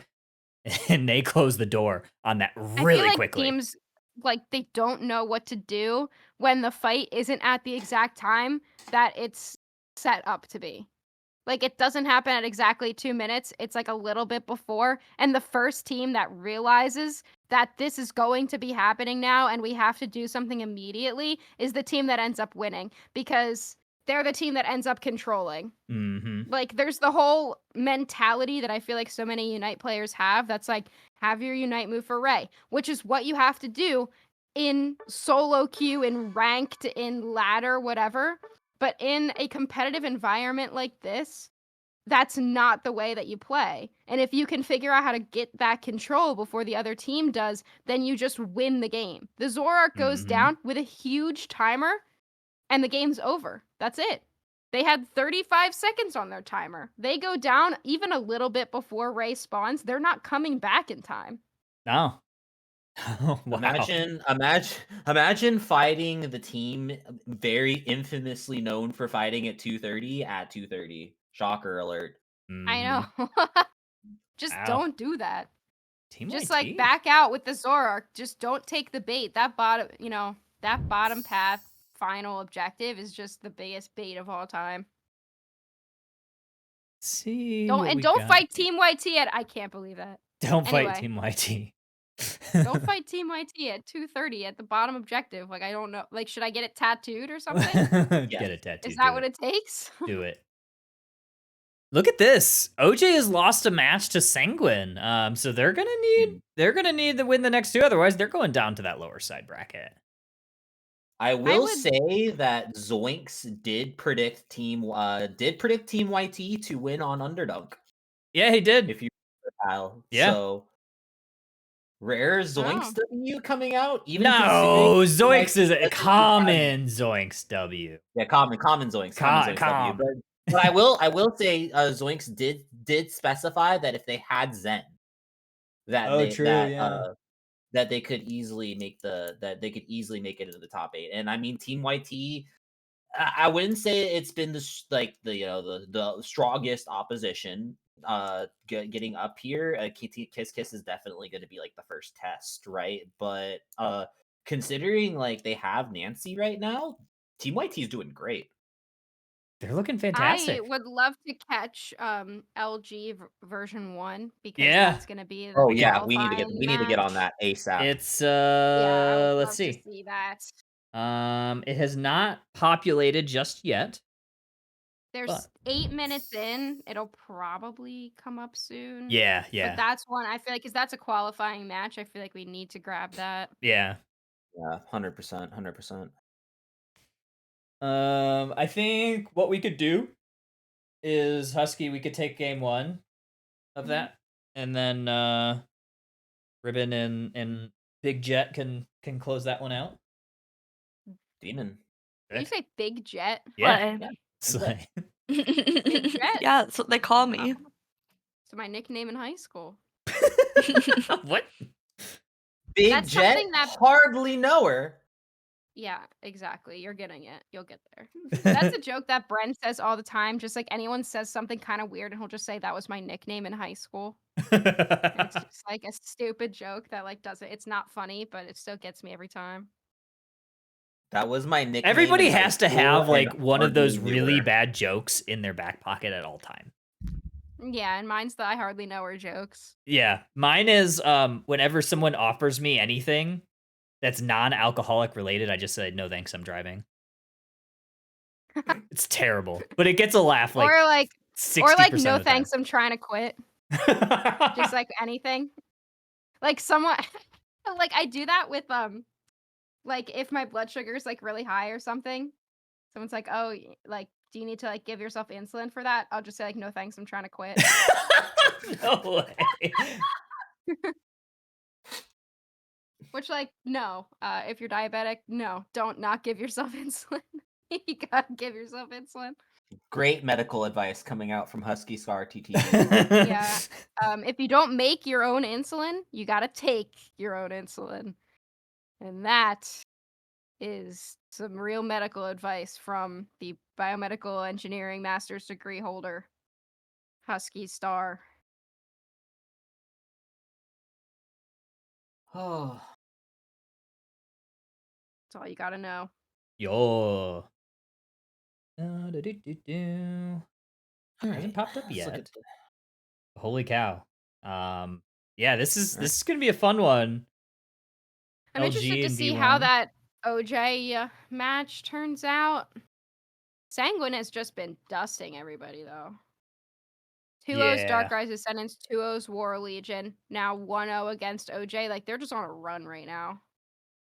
That would be like OJ, one of my favorite teams. I love them. Me too. I think that they're so fun, but it would be so cool to see Sanguine Ignorance where like that match, like for the finals, and then like OJ comes just back in through the losers bracket and qualifies. So of course I want OJ to qualify, but I just think it would be so cool to have like unexpected kind of teams coming in through the winner's side. Because you Yeah. kind of expect like the winner's side teams to like always kind of be the same ones, but True. it would be really cool to see something different. T3 did end up winning against Looking for Machamp GF. Oh, did they? Okay. Oh, Yeah, they ended scary. up 2-1. And they have to go against Rush Hour now, Colin Tank's team. That's gonna be a tough one. That's a tough team. Yeah, because they like well, always make top 8. yeah, like looking at it, they ended up dropping a match to the Tinglers, which like we saw that Oh yeah. first game. Yeah. Oh my gosh. Yeah, I didn't even So they realize must have that. like no offense, they must have like really thrown that second game. Tie-Dye tried to pull out the XP share Decidueye again. It didn't work. Shrug. Oh, did it not work? Huh. Interesting. I couldn't have thought.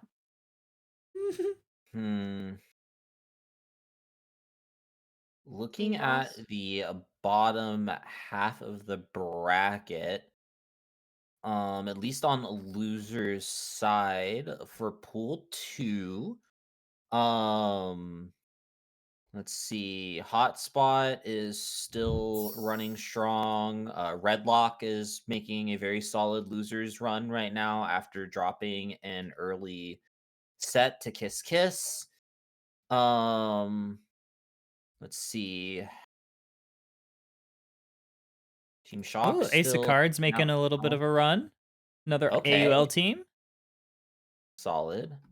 Love to see that. Yeah, War Legion. Nice. Ooh, Don't Sleep in Hotspot. That's a crazy matchup for LR3. Like, Oh, Don't yeah. Sleep made top 8 last week, and they're on the brink of elimination right now. Ooh, we have a game. We have a game. Oh, we've got it. We have V1's gonna be. Yep, I was gonna say V1's gonna be on your left side. Husky's already on it. Yeah, I got you. I Let's used go. context clues You're because so I know good. that you don't have anybody from Luminosity. You're so smart. I How am. smart, chat? How smart is Husky on a scale of Chat, 1 to praise me in 500? chat. Woof, woof, woof, woof, woof, woof. Stop, Ribbon. It's too much. It's I too. can't handle that. I can't handle that amount of praise. Alrighty, let's get to it. LG V1, the battle of 2-letter name, two double character speedster. names. Double Speedster. I hardly know Oh her. no. But it's Luminosity running the Double Speedster, so it might end up looking pretty solid. I'm still going to hate it, though. They did give Burzy that Miraidon a dangerous call, I think, for LG to let them have that, but we'll have to see what they do. We're gonna have Leafeon take the central area for version 1, whereas this Fletchender looking to be a Talonflame. It's Trainer on that one, looking to take the central area for that. Basement Path looking pretty strong already. You have the Squirtle already grabbing a stack, and then even stealing some farm, and then gonna get another Duncan. Yeah, they popped the focus ban, though. They might not be able to get out here. They will eject button away, so they actually will be able to... Nope, never mind. Never mind. We've got the Miraidon. How could I forget that this thing is broken? They will grab 5 points for version 1. Now 6-5. So far, nobody's getting shut out. Not even a little bit. Version 1 pressing forward on the Basement Path. We do have a little bit of a rotation here from LG. We have Otter on the XP share, Alolan Ninetales.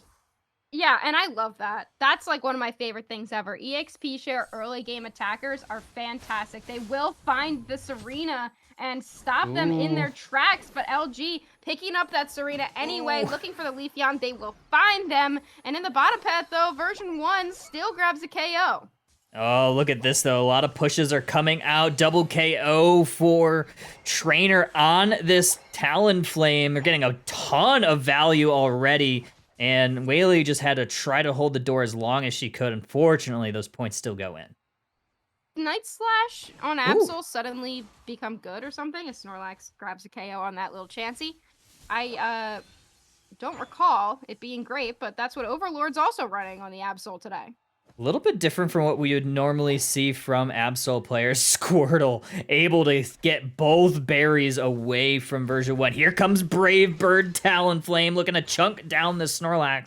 There's a huge health pull from that Snorlax Rustic's running. That Brave Bird's going to be so detrimental into Miraidon. They're able to live on 1 HP. Here comes the Psycho Cut, not able to connect. So Burzy lives to see another day. They will be moving forward so far, but now with the rest of version 1 coming down into this bottom path, it's just EXP share Alolan Ninetales up there for LG. Let's see where Whaley tries to go. Might try to grab some additional vision in that top path. 720 birds about to hit the map. We have Rustic might be looking for a heavy slam to maybe get this party started. Razor Leaf trying to come on in from this Leafeon. We have a forward pressing Miraidon is going to chunk down Trainer, though, just able to get away. Wow, we've also got the heals Blissey, so noticeably not Safeguard, which has been doing really, really well since its recent buffs, but they are just sticking with the healing on that Blissey, just a little bit more consistency, but we'll have to see if it's enough to prevent this Absol from getting chunked in one hit by these constant charge beams. Regice getting chunked down. It's Absol utilizing their Unite move just to go ahead and secure that Regice to boot. And right now, it's LG looking pretty dang good. They've looked good all day, and they're looking to push forward. Brave Bird from the town. Here comes the Unite move. They're looking to take down this goal zone, but they have no abilities up, so they're just going to go back to the central area of E1. Slash is grabbed there by that Leafeon, but the Absol picking up Miraidon in return. They will also go down, so a little bit of a trade back and forth here. Version 1 kind of maintaining their own here. We do have the Aurora Veil Alolan Ninetales. They don't have as much CC as the Blizzard combo provides, but here comes Kyrios with a Hydro Typhoon. They will take everybody into their Hydro Typhoon, pushing forward with a Surf. Whaley is now caught. Version 1 has to back up. Gonna have to surf on away, try to get him, but another surf from the Blastoise is gonna try to hunt down the fellow surfer. But Blastoise unable to get the KO. They're looking to press forward. We have Kyrios gonna try to take out this Miraidon, unable to do so as Blissey, I believe it's Slash Can, able to get a couple stacks in. Yeah, just Slash Can is just incredible on that Pokemon. That was one of the first Pokemon that was really like, yes, that belongs to this player. And that is Slash. Slash is a really great Blissey player. Egg Bombs are perfect. I remember him explaining how to play Blissey and just memorizing the natural cure timers. So giving Slash this Pokemon, something they're very, very comfortable with, is definitely going to be something for version 1 to watch out for. Another thing that they need to watch out for is this top pad that is in jeopardy. It's looking like it's not even in jeopardy anymore. It's just going down. LG closing out that goal zone. But we have version 1 looking to try to take advantage of this basement path. Blastoise is going to pop another Hydro Typhoon. Here comes the Brave Bird Talonflame to try to save some of their brethren. We have Absol popping their Unite move, and they don't go down. Slash Can doing a great job of making sure these Pokemon stay healed up. I loved the use of that Emerald 2-step there. Unfortunately, it did not take down the Absol. They were able to get the Midnight Slash out just in time. Here they come. The Bliss Assistant's going to come in. Leafeon goes down. Looking for a secure is that Snorlax, but it will be Slash on the Blissey. And that's exactly what I'm saying. You don't give Slash this Pokemon. It's just a comfort pick and probably one of the best to do it. Oh, another one of the best is this Talonflame. Looking great all match long. Another 2 KOs for Trainer as LG closes out this basement path, and that is a massive overcap of 39 points. Unfortunately, now that you've given LG the lead, and it's a pretty substantial one as well, it's really difficult to come back against this team. If you catch LG behind, then you might be able to make something happen, but now that they're ahead, it's going to be really, really difficult. Great use of the Serena Unite move there to avoid being taken down by the Talonflame, but it just delayed the inevitable. Oh, that's a clean team wipe. LG pressing forward, getting some points in on this home base. It's not looking great for version 1. 406 to 100, and it's not just the point lead, Husky. Look at these levels. Yeah, and the Brave Bird Talonflame has just kind of been the star of the show, jumping into the back line while the Absol kind of hangs out in the front line. If you catch one of them by themselves, like they just did down there, the Leafeon was able to catch the Absol by themselves. You could pick up some KOs, but it's not going to be enough when you just pick up one of them. You need to get both, and so far, version 1 has not been able to do that. Surfs coming in from both sides, Blastoise and Psyduck looking to try to surf each other out, but LG has responded to the top path. We have another Regieleki in, another Brave Bird in, looking to take out the Miraidon. Hasn't been able to do so just yet. They might have gotten caught between a rock and a hard place, but a great response from LG is going to keep trainers safe. No Pokemon from LG go down there. Yeah, that's a really, really tough one. They're just so far ahead right now, so you can really afford to jump in with the Brave Bird, trusting your team, trusting that your front line's going to be there to back you up. The heals are going to show back up, and that's kind of exactly what Trainer's doing on this Talonflame. It just looks really, really solid for LG. I don't know how version 1's going to be able to come back from this one, but they still have a chance. 2:25 on the clock. Rayquaza is going to be hitting the map very soon, and that's going to be their win condition. They're able to steal that red buff away from Curios. The Blastoise was looking to try to take away the central area Pokemon, the wild Pokemon spawns. Yeah, Rayquaza's about to spawn. LG in full control of this Ray Pit now, too. Yeah, I don't know how version 1 can even get in here. Serena not level 13. They're going to have to hit a big Unite move. But look at that, jumping right in on that Snorlax. Immediately goes down here. Otter with the EXP share on the Alolan Ninetales, just hitting a big Dazzling Gleam. Sets up the Absol, and that Snorlax is completely done. No Unite move used either. See Scarf try to go in on this Blastoise. Gonna stomp away, but Blastoise able to get healed up by Slash once again. Here comes Talonflame. We got the Flame Sweep on in. They're able to get on away. We have the Queen. We have Serena going in. They find nobody. It's 4 members down for LG. Blissful Assistance onto the Absol. And Overlord able to take down an entire squad of version 1. Snorlax, or not Snorlax, Serena's Unite move got canceled by the Absol Unite move. So we saw them jump into the air with the Serena, but unfortunately the Absol used their Unite move at just the right time to gain those invincibility frames, able to prevent the Serena from using the Unite move. And even if they got it out, Kyle, I don't know if they would be able to take down that Absol with the way that Overlord's been playing this thing. Yeah, Overlord looking fantastic. V1, they're gonna have to go back to the drawing board because didn't quite look like they had an answer for anything LG had to do there. I mean, four members down once again for V1. 778 and 806, 906. These points are flying in, and LG flying high. They're going to take game number 1. Kind of, what I was talking about earlier. If you let LG start getting ahead, then they're not going to fall back behind. It's not very often that LG forgets how to play the game in the middle of the match. Sometimes you'll catch LG in a position where they forget how to play the game early in the game and they just never get ahead, but never when they're already ahead do they come back and end up losing the match, unless there's like a super lucky secure. But usually, I mean, you've got an Egg Bomb on your side with Slashcan piloting it. I don't think that you go down in that situation. So version 1's going to have to kind of craft something that's specific to making sure that they don't fall behind, because when that happens, the game is pretty much lost.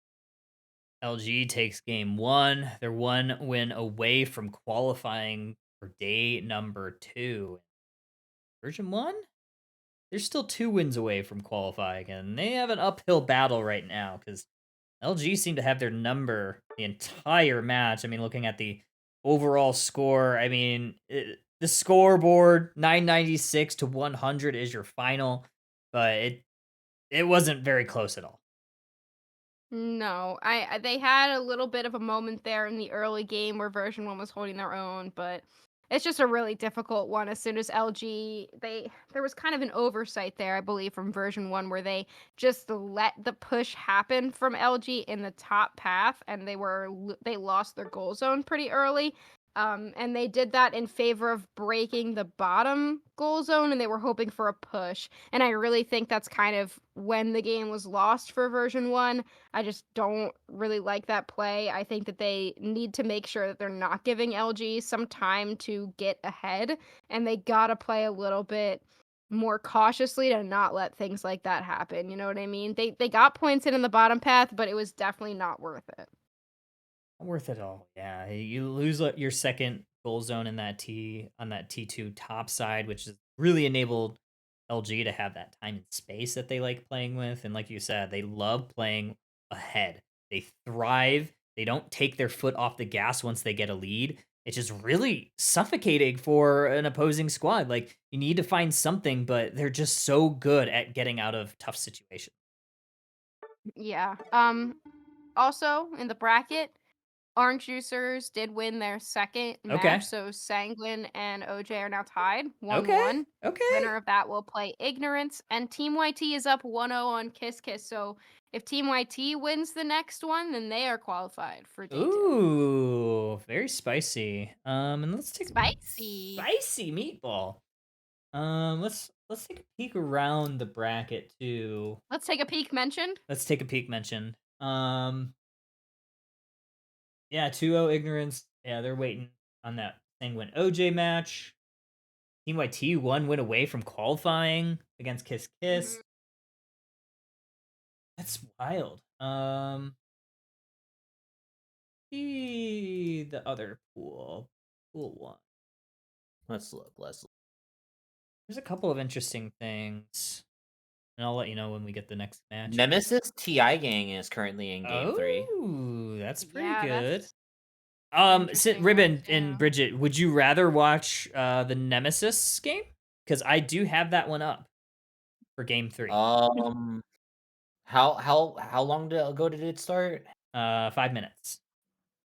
Ooh. Flailx and Greedent in the Nemesis match. Wow. Interesting. Brouhaha Okay. got 0-2'd, apparently. Yeah, to Ooh. Kiss Kiss. Yeah. Yep. Let's get Nem on the screen. Alrighty. As much as I really want to watch V1 game 2, we haven't seen Nemesis yet today, and we haven't seen TI Gang yet today. Yeah, so Nemesis is going to be on your left side. just unlucky. Hey, maybe LGV1 goes to game 3. Hopefully, we're pressured. Let me watch that. Wow, so is this a win and in, or would this be two? Yeah.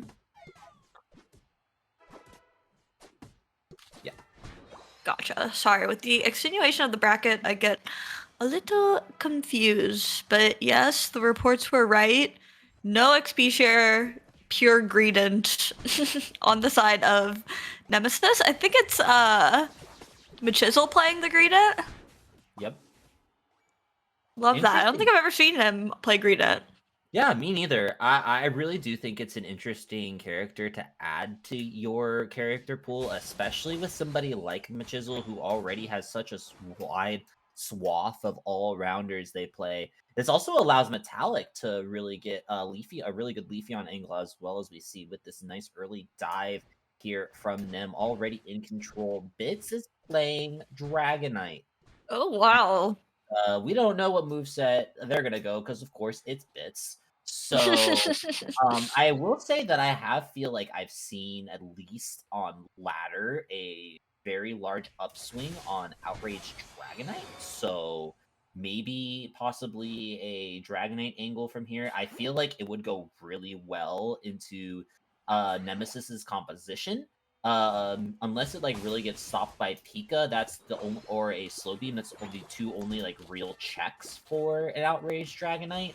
And considering they're running that full heal, even though the Hyper Beam moveset does go full heal sometimes, I do think this is going to be Outrage. Wow. Yeah, I definitely am not expecting Outrage, but I'm convinced after that logic. I feel like typically when I do see Dragonite in comp, it is Hyper Beam for secure, which I guess on the side of TI Gang, they might not really need. Miraidon isn't bad. Absol ult, definitely not bad. So I would be pretty hyped to see Outrage Dragonite, not gonna lie. Metallic on this Leafeon, though, has been an absolute menace, I feel like, this entire time, even going in and KOing the Absol in their own jungle in the early game. Has a slight level lead, was able to secure a lot of that middle farm. But nothing all too crazy yet. Nem, obviously, with the score lead. It's looking like our Pikachu is Thunderbolt as well, which makes sense. I like seeing the Mage Pika. Yeah, Full Mage Pika is going to be really interesting, specifically in TI's composition, because it's going to make it really difficult for this Mr. Mime to step up.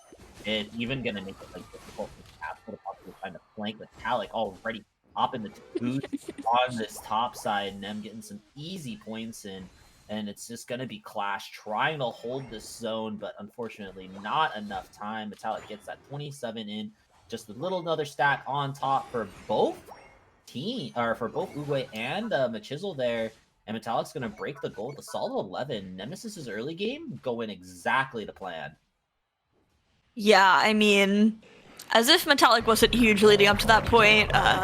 He is definitely large, and now the rest of the team is as well. TI Gang getting some good levels and that attack boost from that Registeel, so good call on their end just to get that out of the way, especially once I saw the Alecki was already dead and gone. It looks like most people are coming up here to catch it. Not sure how much Nemesis is trying to commit to this push. They're definitely actually looking like they would like to make something happen. Nah, just kidding. We'll just take your jungle buffs instead. Yeah, it's just so unfortunate. Machisel just needed a teensy bit more XP to get level 9 there. I think he was hoping that he would tick in the level 9 before that Regieleki crash, so they could get a really big engage when TI Gang can't really respond to it. But now everybody mostly has their Unite moves online. We're only missing really a Unite move from the Miraidon and the Pikachu. The Slowbro also still a little bit behind, but Nemesis's early game is kind of going just the way of the draft right now.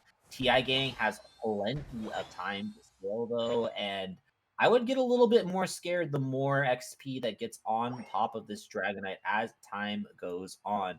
Clash is running that XP share Miraidon to Kyle's joy, doing really work on it, at least for right now. But nice, more picks here on this top side, and finally, TI Gang does find a response. Yeah, they've been playing it pretty safe. Oh, Flail Axe was not one that was on my bingo card, not even gonna lie to you. Didn't even consider it, but he's kind of juicing on the Pikachu. Good job, Joey. I am actually stunned. I lost my train of thought when I saw the flow come out. I'm not gonna lie to you. Yeah, I think that, I didn't expect Flail here either, honestly, but I feel like it follows the same logic as Outrage Dragonite, right? Real. There's a lot of, just very low range things that are coming out from this Nemesis draft, and it's gotta be mega scary if you're Metallic playing this Lucian and you're walking into a composition like TI Gangs, sneaking that Regice right underneath the nose, and Clash just hinge bit too late with that start from before that Regice. Nemesis is still holding strong, but I really just feel like it's because they're finding the picks, but TI is still scaling. Yeah, TI is really not playing poorly at all. Definitely a bit more defensive, not really winning a lot of these engages, but not quite fully committing and losing outright and very hard as well. But at this point, it starts to become a bit scary in terms of the point lead that Nemesis has been accruing. TI Gang finally getting on the board with that 57 points they were able to dunk, but the more and more pressure Nemesis puts on that point lead, the more pressure it is going into Rayquaza.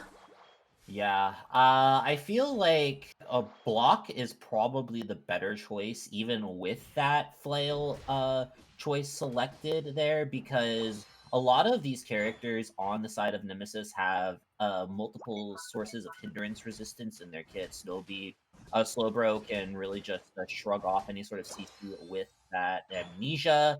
Greedent can shrug it off with Covet. Umbreon has their passive. So really the only target that you could yawn would be that Pikachu. And it could be really destructive to a Leafeon or a Greedent in that front line, having that block online. So I feel like TI Gang is honestly just kind of playing for Ray at the moment, really just trying to wait out the clock and make sure that they don't bleed any more of a lead than already established. But finally, little bits of openings are being found in this bottom lane. Mime does get a 26 and cuts the lead to under 100. And that is TI Gang going to be getting possibly a bottom lane recce and maybe even starting a fight. Oh my gosh, how did Joey secure that? Looks like the absolute auto just a little too quickly. Nemesis trying to take a fight down here, but Dragonite has to ult away, so that is already burned up on the side of T-Gang. Nemesis, on the other hand, has all of their ults ready to go. They've taken really solid control of this Rayquaza pit. T-Gang looking for a way in, but I'm not sure. Mime was putting off some blockades to keep Nemesis away from T-Gang, but Rhydon gonna be poking at them over the wall. Nothing too hard committed just yet.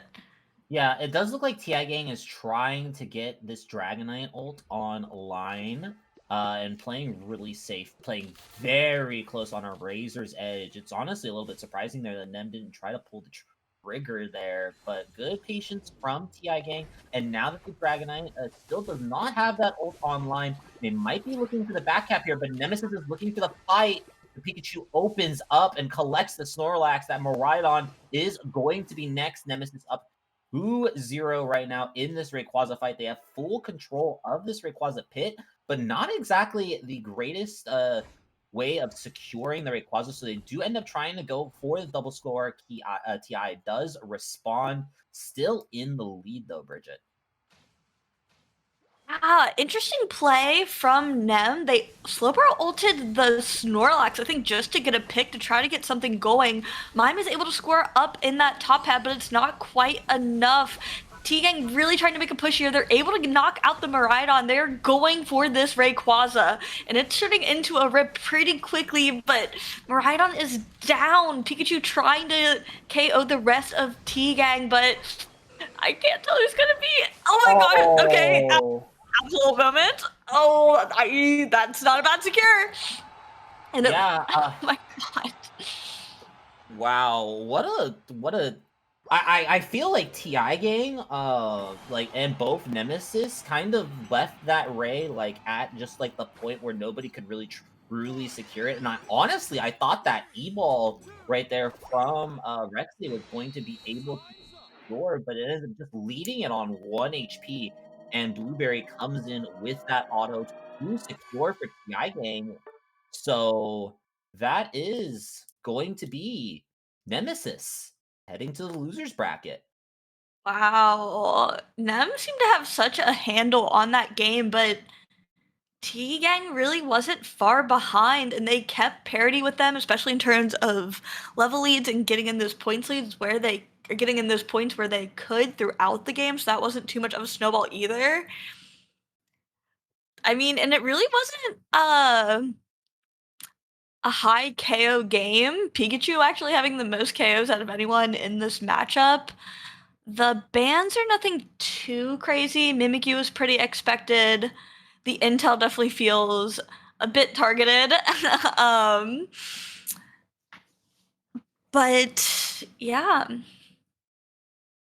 Yeah, I mean, I feel like it's really hard for like both of these teams to really because we saw a lot of like scuffling throughout that game, right? But not really like any like true 5v5 team fights, which feels Mhm. like a little weird because I feel like both of those compositions really do want that like 5v5 brawl.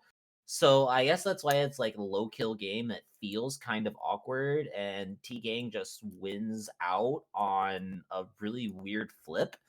So not exactly going Yeah. to discount Nemesis for this one, but still, I feel like Ti Gang just chose the opportunity to take the rip and flip, and it just unfortunately the secures did not work out for Nem there. Definitely. Alrighty, OJ Ignorance. How is White Yeah. I doing? think they're still Oh wait, wrong dear, pool. Oh dear, YT's going into game. YT's going into game 3. Okay. Wonder Oh. Chef wants to watch Cartoon Network. I sorry, I don't have it on my phone.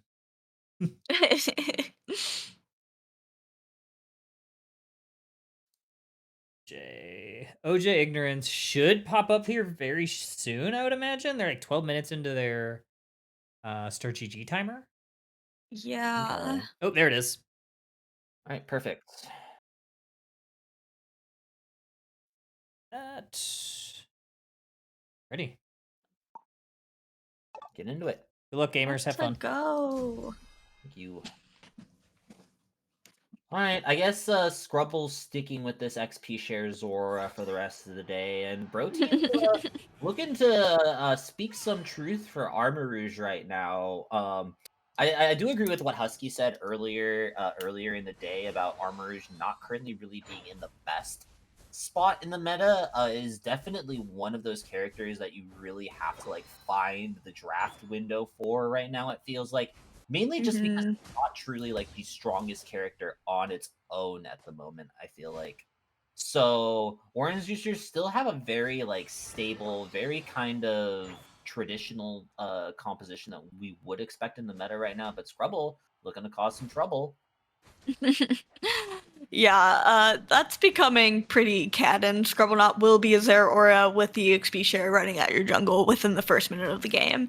And I have to respect it. I also am interested to see how the Armors does in that jungle spot. Definitely was very susceptible to getting invaded, but I feel like the pressure that the EXP Zeraora, surprisingly enough, puts on in the other team's opposing jungle, that kind of gives Armor Rouge the space to jungle without too much worry of someone else popping up there. So, in true form, it looks like most players from Ignorance are going in that top path. OJ taking some priority on the bottom path, which is a little surprising.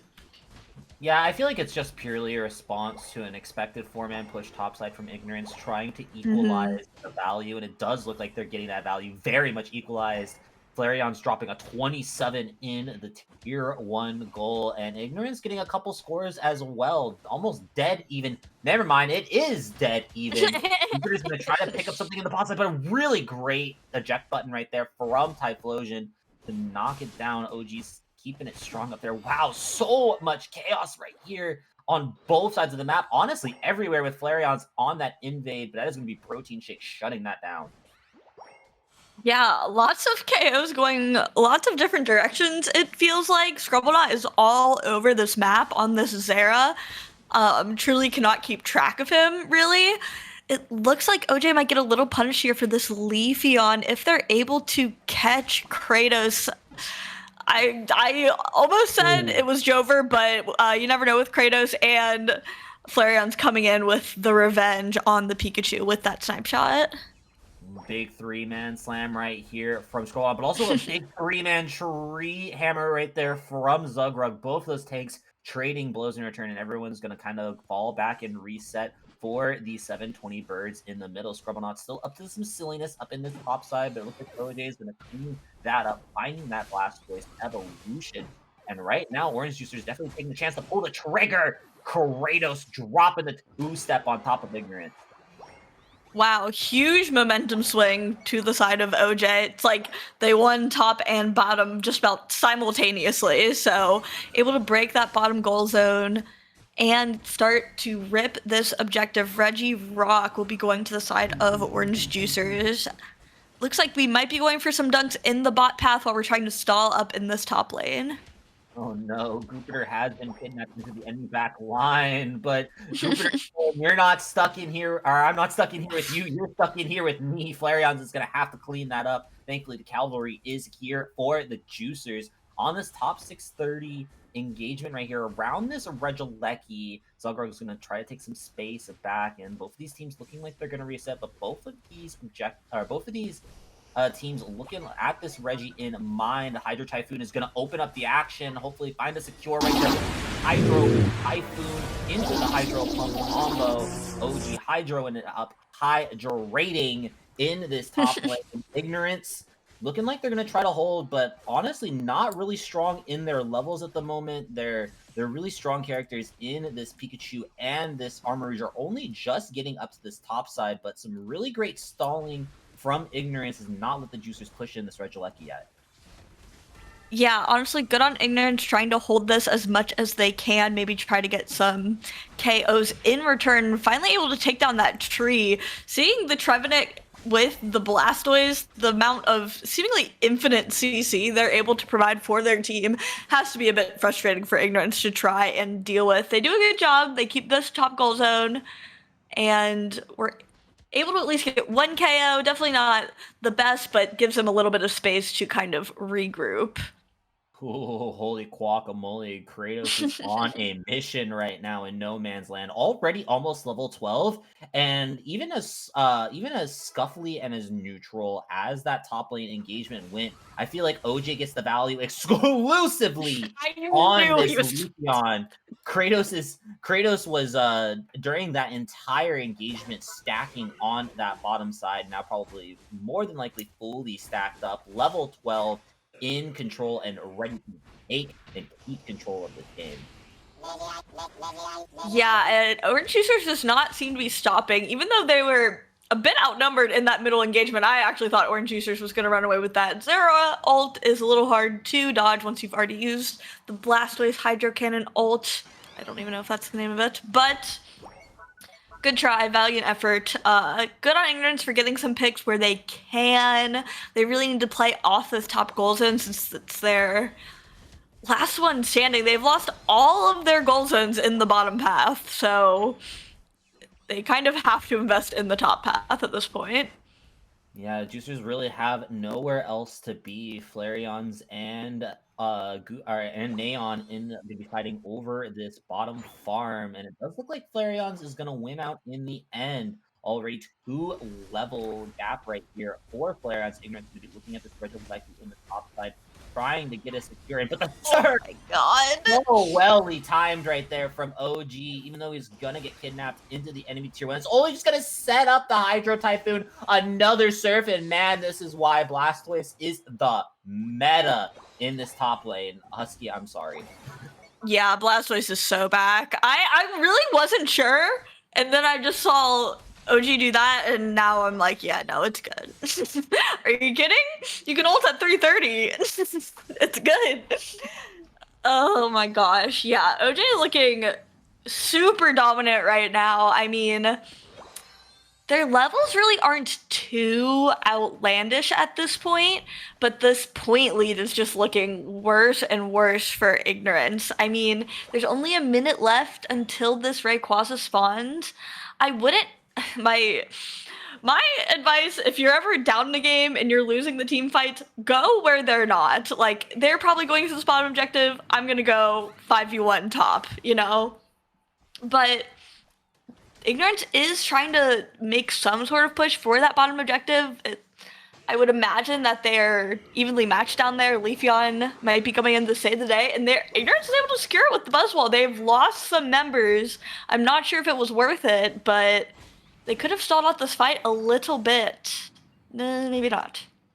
No, I feel like, honestly, only leaking 2 knockouts right there is pretty okay, considering that Ignorance still has that Regirock buff on top of the Armourouge and the Zorora. So they're definitely going to be wanting to take value in this bottom side. Now that Rayquaza is on the map, Orange Juicers almost over 300 points in the lead. Ignorance needs to find a window with these Regirock buffs before they time out, just to make sure that they can get value off that secure that they somehow got in the bottom side. Zugrug looking to capture Soup Chef, but they do end up walking away. Oh my goodness gracious. So close. Hair off. And I feel like this is where Ignorance is struggling right now, unfortunately. They just cannot walk up into these snipe shots. There's not really anyone that they can knock out because they're just overwhelmingly lacking damage, like a consistent amount, unless they're on top of you. And I don't think you want a level 13 Blastoise or a level 14 Leafeon on top of you very much. Yeah, they're definitely playing very patiently. Orange Juicers tries to threaten Okay, Sarah jumped on the Inteleon when I wasn't looking, and it got a little crazy. Leafeon goes down to that Buzzwole who's trying to backcap. Pikachu goes down the side of Ignorance. This is not a horrible fight, but oh my, Inteleon is popping off quite a bit. It's definitely not over for Ignorance, but they have to get Flareons out of this fight. I don't know if Ray's being ripped or not. No, we're good. We're good. I don't know. Orange Juicer's just kind of pulping and chilling right now. So we're going to try to stall this out as much as possible, waiting for people to come back. Orange Juicer's taking this opportunity to kind of reset the fight here, but there's only 24 seconds left on the clock, and Ignorance really needs this Rayquaza, and I don't think they're going to have the time to burn it. It's going to be really close. Orange Juicer's finally back from the Pokemon Center. Flareon gets the knockout right there on Scrubblenot and is just going to take the Rayquaza. Insult the injury. OJ, open up for game 1. Yeah, I mean, they just stalled out that beginning fight a little too long, so by the time we were able to reset, it just wasn't enough time for Ignorance to really counter that really steep point lead that OJ worked all game to get. So good on Orange Juicers for knowing that win con, knowing how far ahead they were already, and that they just really had to stall out Ignorance. And man, I just feel like the poke from Inteleon was a bit too much to handle without a healer on the side of Ignorance. I like that they go for these kind of different support tank options, but if the Zera cannot get to that Inteleon to KO it before it's chunking the whole team, it's just not really enough. Yeah, I feel like that's really Ignorance's only win con is if Flareon goes down. And I mean, we've almost seen it all day, honestly. Flareon just getting to play Inteleon straight up for free. Because, like, how can you really justify an Inteleon ban in 2025? Like, it just feels crazy when there's so many other things that are more powerful than it on paper on the maps. Things like Pikachu, things like Miraidon, things like Alolan Ninetales. You really just that ban almost like feels like it's a target ban, but also just feels suboptimal trying to ban. Mm. So it's got to be really rough for anybody fighting into the juicers right now. And I feel like this is a prediction into possibly future drafts in EUIC because they're definitely going to be looking to keeping Flareons on this Inteleon as much as possible. Yeah, I don't blame them. He looks incredible on it. I'm sure in a LAN environment, it is only even nastier. Looking at our bracket now, oh yeah, there's that YT Kiss Kiss still in their game 3, it looks like, or at least not reported yet. This find out who from that side of the bracket will get into top 8 through the winner's side. We just watched the OJ game 1. Let's look at LB. See pool 1. How's pool 1 going? Okay, Luminosity still 1-0 in the V1? I actually wonder if they went to a game 3 because there's no way they just Yeah. haven't reported the second game, I would think. I mean, common Luminosity start GG, but like that's really strange. T3 and Rush Hour is at game 3. Rush Hour winning game 1 and T3 winning game 2. Wow, lots of game 3s today. Yeah, honestly, a lot of game 3s today. Kyle, who do you have up right now?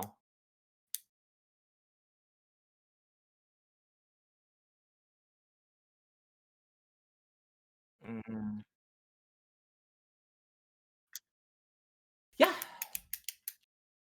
I will try to keep my casting as unbiased as possible, smiley face. I believe in you.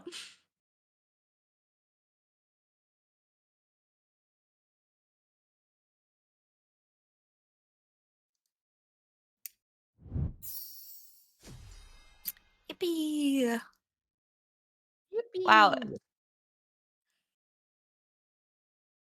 Okay, all right. It's first time with Tinkaton on the screen. Chat Kiss Kiss bringing it out, and the Celestial probably one of the few, if not, I think the only believer right now in this Tinkaton on the UCS tournament stage right now. YT coming out with another mid-range kind of draft.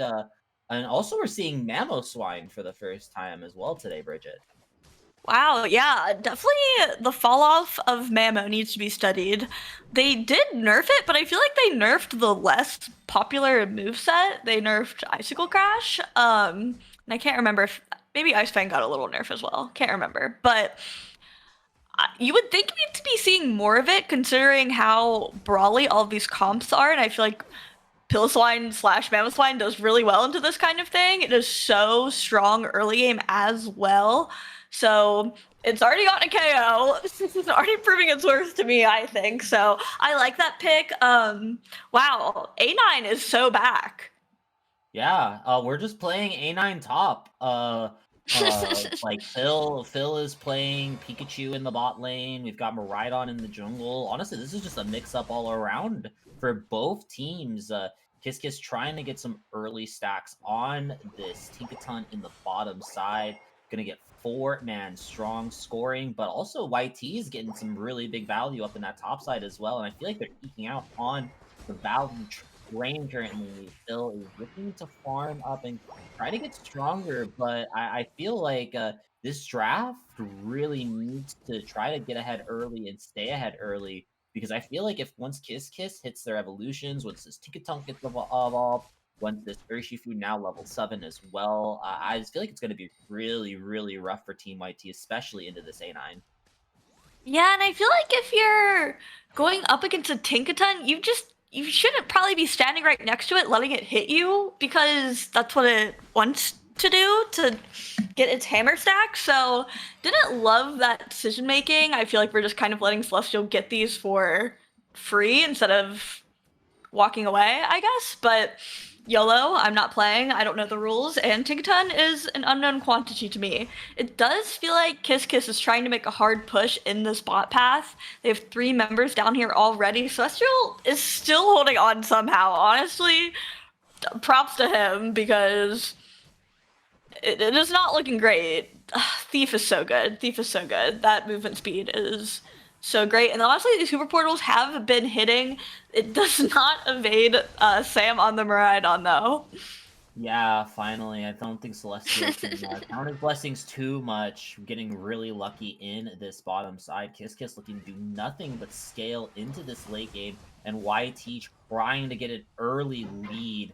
But unfortunately, I feel like YT's just trading way too much value to Kiss at the moment. Spenza already level 7 now. Celestial just seconds from evolving, but Sam's gonna shut it down with a triple kill.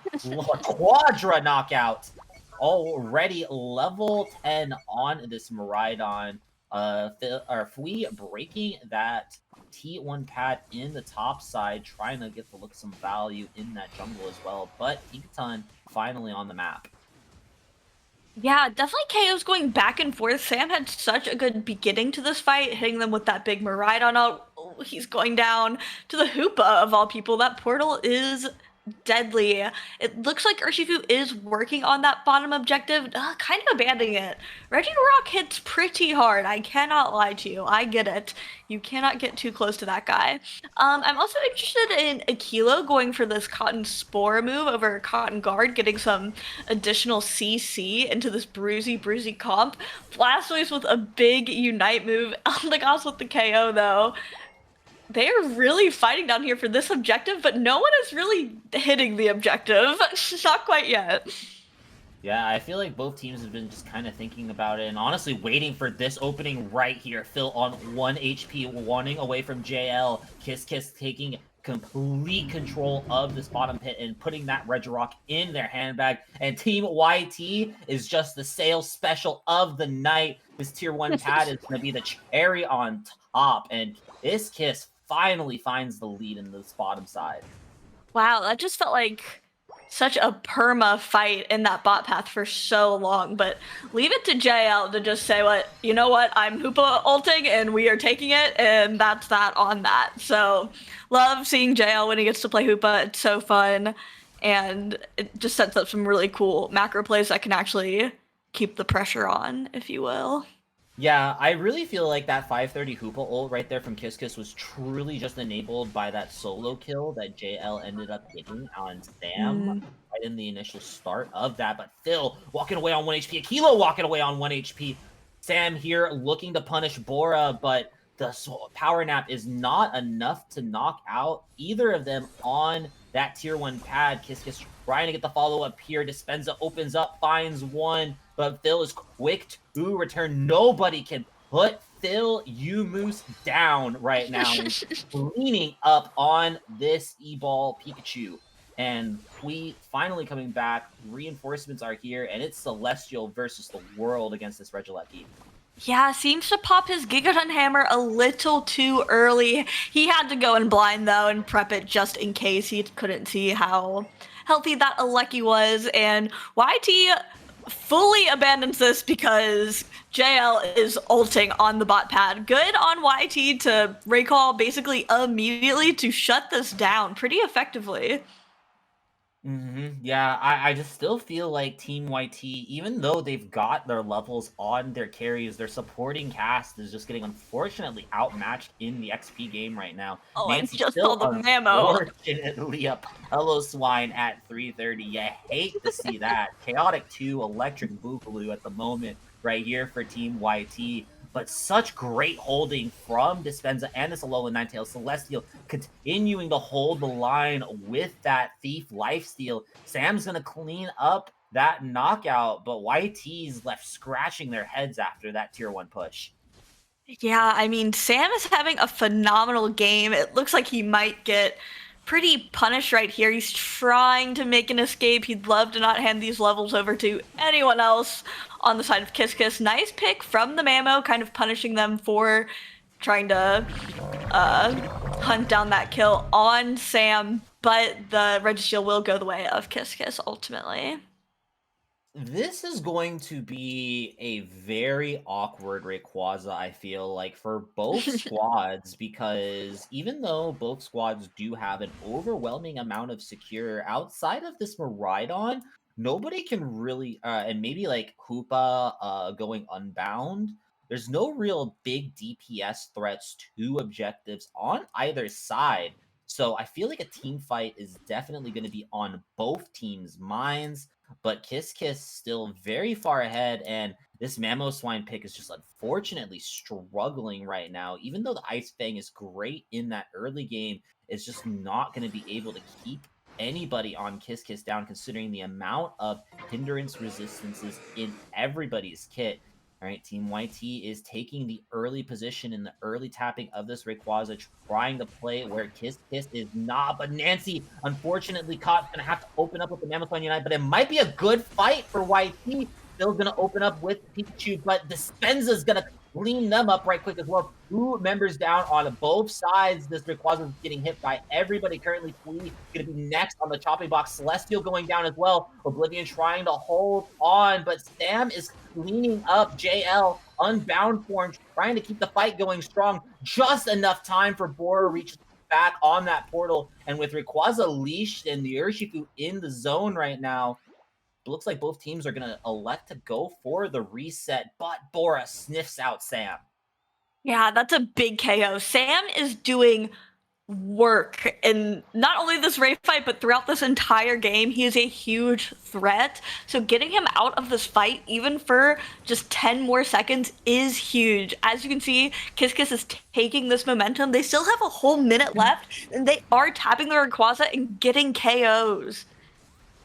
Oh no, it's just unfortunately Panic at the Disco right now for Team YT as they fall one by one to everybody on Kiss Kiss, just circling them like sharks in the water and just taking those KOs slowly and painfully right now. Flea's stuck between a Snorlax and a hard place.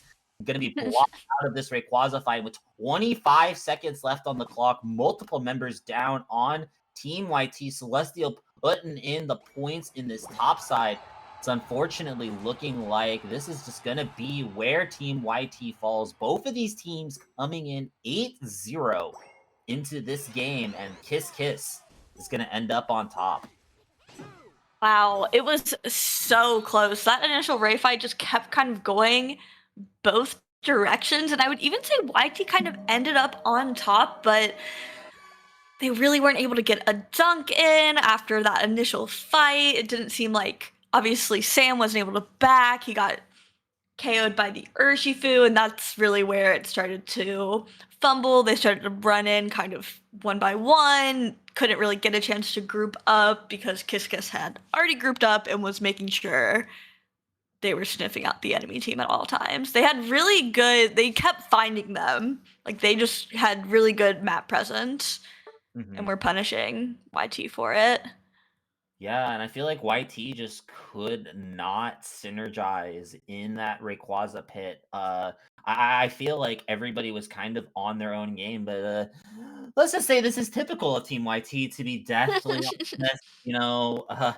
Chaos in the comms and Team YT around Rayquaza. Name a more iconic duo. I feel like Kiss Kiss is gonna be taking it here, and honestly, I feel like I have to shout out Dispenza here. I have to shout out JL doing Oh, the yeah. most damage on his team. Don't check damage, JL. I hear it. But honestly, I will say outside of JL somehow doing 67k on Hoopa, and I mainly think that's just because of that 530 ult purely. Demon. Dispenza just really was not touched or threatened at all, I feel like, during that entire game. And it like, considering like target priority, I feel like Sam was just ripping apart the rest of YT, but also Dispenza was just doing the same exact right back at him. And nobody True. can really reach out to that Alolan Ninetales if Miraidon, the only person that's checking them, is busy evaporating the front line. So I really just feel like this is a great A9 pick here from Dispenza, playing it out of the top lane, shutting down Fui early, and just great early game lane assignments. I feel coming out of Kiss Kiss right there really won them that game. I feel like this is probably a swing that I've been predicting for a couple months of more all-rounders being played bot and more attackers being played top. We don't have to, stagnate into these default roles. And I feel like Kiss Kiss just found the perfect opportunity to mix it up, and I have to tip my hat to them. Definitely. Very, very Look at good that. analysis. Yeah, loving to see the A9 shift. She's so back. A9 is so back. Look at this, or OJ 2-0'd Ignorance. So we have a first couple teams that have qualified for day 2. We have Orange Juicers and Kiss Kiss coming out of pool number 2. And then in pool number 1, we have Luminosity Gaming going to be qualifying there against version 1. They took that set 2-0. T3. T3 versus and it's I guess it's T Gang. T Gang, Yeah. yeah. Kurtan came in Thank and you, Kurt. yeah. Thank you, Because I thought it was Wow. TI. I thought they were all just really big fans of the Texas Instruments calculator series. I thought it was like TI-84 fan rapper. myself. Artist. Yeah, what was I gonna say? Oh, our big 3. And I noticed T3 has gone to game 3 every single one of their games. So surely they don't game 3 this one. So I'm like, why They should are they change so their name behind? to G3. Game 3? Shut up. I know. That was bad, right? That's so bad. It must be I'm we're gonna running use out of that. stamina. Too many games. That's I'm so gonna many use that. games. I've gonna use played that, these Husky. games before. Ooh, thank you for Alright. pinning that. Should we Grand Line do- Renegades unfortunately falls to Tempo Tantrum in the losers bracket. Who's Tempo So doing? that will Tempo's put them against up. Banana Bowlers, yeah. Yeah, that's Chad versus Muck. That's Ooh. Grunge match. grudge match time. That's hard, actually. I think we have to watch Husky and I. We're gonna cast T3 and T Gang. Yeah, Yeah. Mhm. I think we have to. That's the only one that's the qualifying so far. That's But fine. I do I want to guess. see. I do want to see that one. Yeah, I think we should watch the qualifying ones. Bigly. Yeah, I don't think. Maybe you guys Are we did going to be T3 coming earlier. in from T3's perspective? Yes, because I don't think I have anybody from T Gang. I might, but I'm not 100% sure. T3 and T Gang. All right. Yup. T, You're welcome. good one. Writing that one down. My Mm. notebook. I'm gonna use that later. I have to potty like a racehorse Oh chat. yeah, go, I'll go, see go. you guys later. Bye. I don't have this one up yet. I'm still waiting for it to pop in my spectate.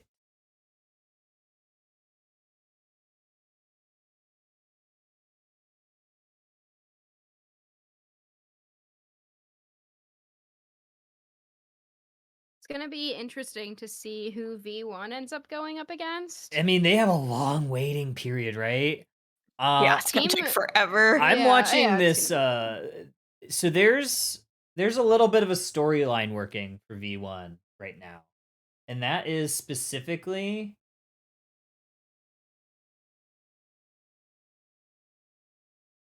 potential grudge match from last series or last cup. In December Cup, it was the United Hashiras that sent V1 packing in a heartbreaking Game 3 set. I believe it was in top 16. They would have needed one more win to move on to to the qualifying match, and they got sent down. So I imagine that they'd want to try to take down United Hashiras again. I'm sure as heck, knowing that they would not like to play against the rating champs from last month either.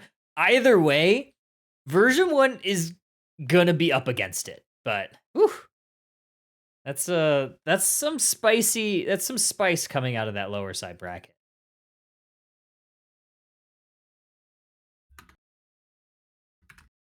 Yeah, Nemesis potentially they could be playing at potentially Nemesis, Rush Hour, or United Hashiras.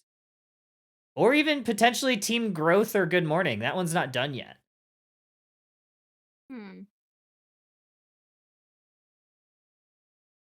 A lot of good teams Yeah. left still.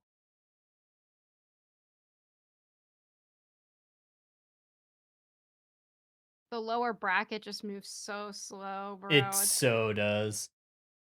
Hotspot Redlock is still going. Placeholder DQ'd.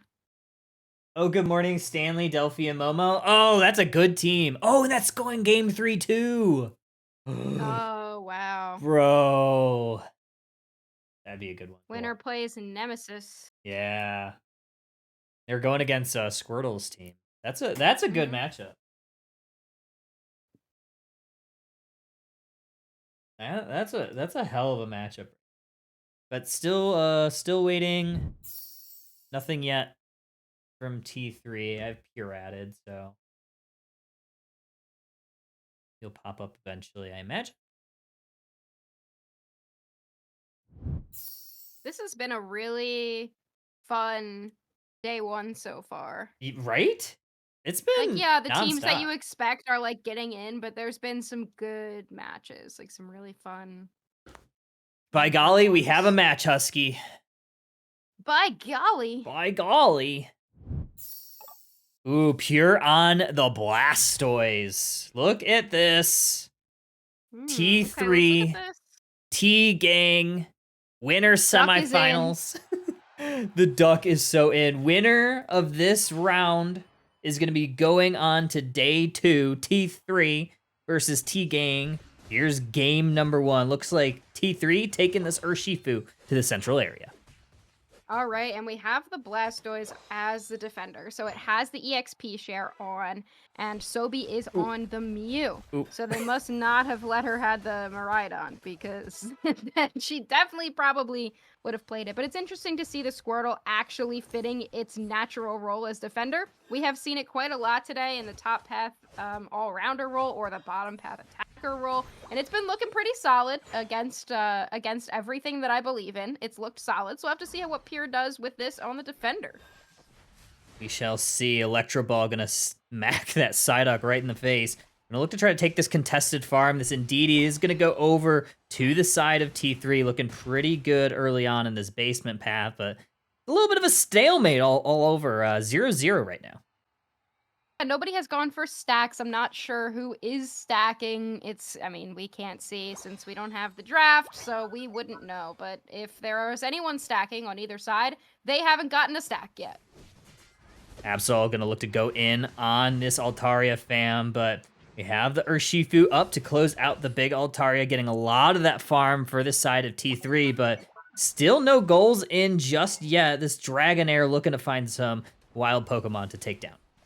Not sure how much I loved the 4-man push there into the top path. I just don't know if it was worth it enough, but we will have to see what ends up happening. We have Sobi now level 5, has access to the Mood Switch. It's another Pokemon that has Surf, so it could contest the other Surf of the Psyduck. And I imagine we will see Surf on the Blastoise as well, so it's going to be a Surf game here in game number 1. Cowabunga for these Pokemon. Lots of Surfs right now. A lot of this wild Pokemon gonna be going over to T3. It looked like Psyduck wanted to steal that Almost away. got it. Unable to, though. Here comes a nice Hopa reset for T3. Blastoise already at level 5.5, nearly level 6, which is really solid with an EXP share, but Sobi's getting very low. She will go down there in the bottom path. The focus band now popped for this Blastoise so far. T-Gang able to push forward onto this tier 1 pad. 720 Altaria family looking to come to fruition here, but not before T-Gang is able to get a couple of dunks here in this top path. Able to do so. Espeon and Snorlax getting a little bit more than 20 points in each. 720 Altaria fam has hit the map. We have T-Gang looking to go in. Sobi looking to go down, though, back to the Pokemon Center. Looks like T3, they're going to get caught out here in this basement path.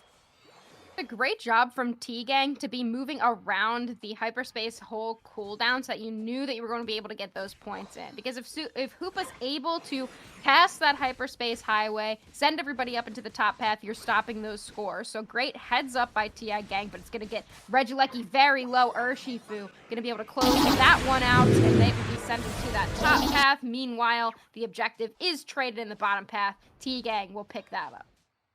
Dragonite able to make quick work of that. Now they're looking to push on towards this basement path. Big Hyper Beam takes down Pure.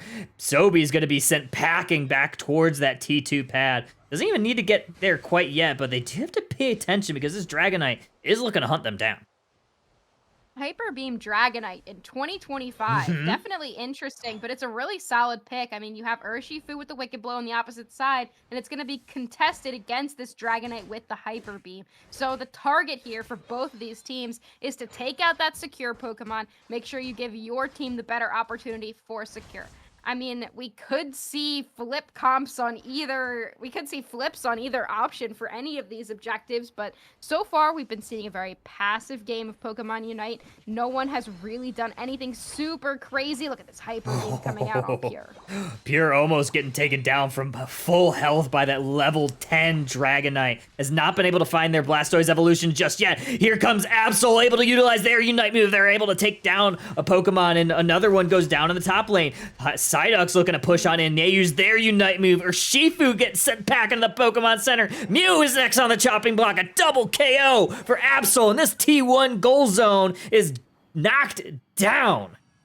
Wow, T-Gang really pushing their advantage right now, 196 to 50, and you have Snorlax and Espeon in the top path looking to even push, continue to keep that pressure on. They're now gathering in the enemy central area. Could this be the opportunity for T3 to come back here, pick up a couple KOs? It looks like there is one grab there. The Urshifu picks up the Espeon.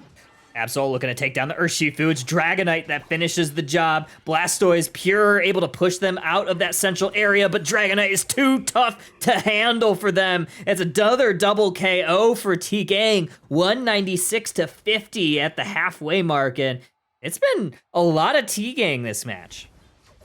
I don't know if T3 just has an answer for what this Dragonite is providing right now. And the Absol as well is looking really solid. I mean, this is why you run an all-rounder with a Speedster instead of a double Speedster, honestly, because the Dragonite able to do its damage. And look at that, though, the Hydro Typhoon able to take down that Regieleki. It surpasses all expectations, taking over the Hyper Beam and the Wicked Blow to get that secure. Pure doing the best job of all the defenders right now. Try to keep the team afloat. That was a huge catch there, but an even bigger catch is this Absol that gets another double KO. T-Gang looking fantastic. They don't even let the Reggie in, so not a whole lot of value there from T3. We've seen a few Night Slash Absols today, but this one is a Pursuit Absol. And so far, they're looking really, really solid, level 13 already. And I think that T3's been too distracted knowing that they're going to get bursted by this Dragonite that they're not as focused on the burst from Pursuit from this Absol. Rings are unbound. Hoopa's going to teleport the rest of the team in. They're looking to push this T1 pad. Not only that, but they might try to get some goals in. Psyduck's going to try to surf, keep them at bay. We have another Unite move. Mew is going to try to throw it. The Unite move comes out from the Psyduck. They're trying to hold the door, hold this goal zone. Hoopa's going to try to send them back for a reset because it's T-Gang that's really coming out ahead here. We've got Mew, though, going down, but they will get a couple points in. Not enough to really do anything, make any substantial impact. Absol looking to take down Hoopa. They will. And now Garchomp, caught by the Psychic and pushed forward. They're going to have to be caught out again, looking for those boosted attacks, not able to get them. Luckily, Urshifu is there to take down the Psyduck, but still, T-Gang has just been running these fights, Kyle. Triple KO for the Absol. Dragonite gets handled by this Urshifu. Looking to line up the Snorlax, unable to do so. Make it a 4-piece combo for Absol. No, it's a Penta. T-Gang. This Absol, Husky, level 15 already. How do you deal with this thing? That is not what you want to see if you're T3. Get pented against in your qualifying match for day 2. That's not what you want at all. Level 15 on this thing, and they honestly almost just walked away from the Regis. That's kind of funny. I think they thought they got the KO there. But level 15 is 2 levels above anything that T3 has available right now. Oh no, that's a complete caster curse because the Garchomp did tick into level 14. But a level 15 Absol is still very, very dangerous. And right now, T-Gang has full control over this map. They have full control over Lecky, but look at T3. They might go for a full rip, Kyle. Yeah, full rip is coming on out. We got all the Unite moves flying. We have the Hyper Beam, and no, it's Urshifu. The Wicked Blow takes it. T3 needs to get some points in, but they get 2 KOs. Espeon and Dragonite both going back to the Pokemon Center. Garchomp looking to take them down. Absol on the brink of elimination here. Great job, T3. Wow, that was the call. That's the only call you can make there. You know that you're down. You know that there's an Absol in there, and that can one-shot anything. You got to catch them off guard. Force them to have to wait for a secure. And that's exactly what ended up happening to T-Gang. They realized, okay, we need to wait for the Absol. We need to put everything on a secure for Rayquaza because they're ripping it right now. Absol was not able to get in time. Garchomp doing the absolute Lord's work in there, ripping that down. And of course, Anon with the huge secure on the Wicked Blow. So in the contest of Wicked Blow versus Hyper Beam today, it's going to be Wicked Blow. Lot of shields here for T3, so they have a small lead within 100 points of striking distance is T-Gang, but looking to add on top of that is this 50 and 40 with double points. That's 180 points. Yeah, I could do math here. They're looking to try to get that in, but here comes T-Gang. They're looking to push this T2 pad. They're looking to go on in. Mew pops their Unite move. There goes the 80. There goes the 100. And look, is a huge play here for T3 as they are able to take out the Espeon. Absol pops their Unite move. They're looking to push on in, but this might be all for naught. 2 members down for T-Gang. It's T3 on top right now. Control over that match the entire time. T-Gang loses to a Ray Flip, and I think we can all resonate with them and what they must be feeling right now. The end of the game, and you end up losing to a simple Ray Flip from a Garchomp, and that's just kind of the Garchomp thing. You go in, you get your boosteds, and Ray is down in absolutely no time. Go for a huge secure. T3 came back in that match, but they still have another one to win. They still need to qualify for tomorrow. And if T-Gang can get it together and figure out how to prevent that from happening again, I don't know if T3 can hang on, Kyle. I mean, they definitely hung on long enough, just barely. Huge secures there. Shifu lined it up, and I guess when you have an unstoppable style secure move like the Wicked Blow, like a potential overheat from Blaziken, you have that ability because you can't get knocked out of that. So that's really the call there, and just fantastic micro there from T3 to really put the game in their bag. We were talking about it earlier, and we were saying how the team that makes the decisions is the team that ends up getting the wins. And in that situation, T3 made the decision. They were the first to take the game in the direction that they wanted the game. They turned it into their game of Pokemon Unite in that moment to go for the rip, and T-Gang was just not prepared enough to handle it. But that doesn't mean that T-Gang can't come back here. That was an incredible game for them, and I'm sure that they were very happy with how the first 8 minutes of that game went, but it's going to be up to them to try to figure out how they're going to prevent this rip comp from happening again. Holy cow.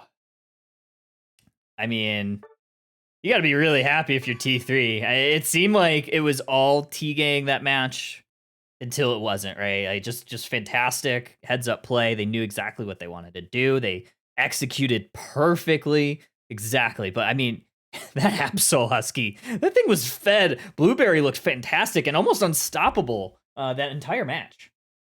Yeah, I mean, the problem with Absol is the problem with a lot of speedsters. You get super fed, and then it doesn't matter in the late game because your HP is like a -5.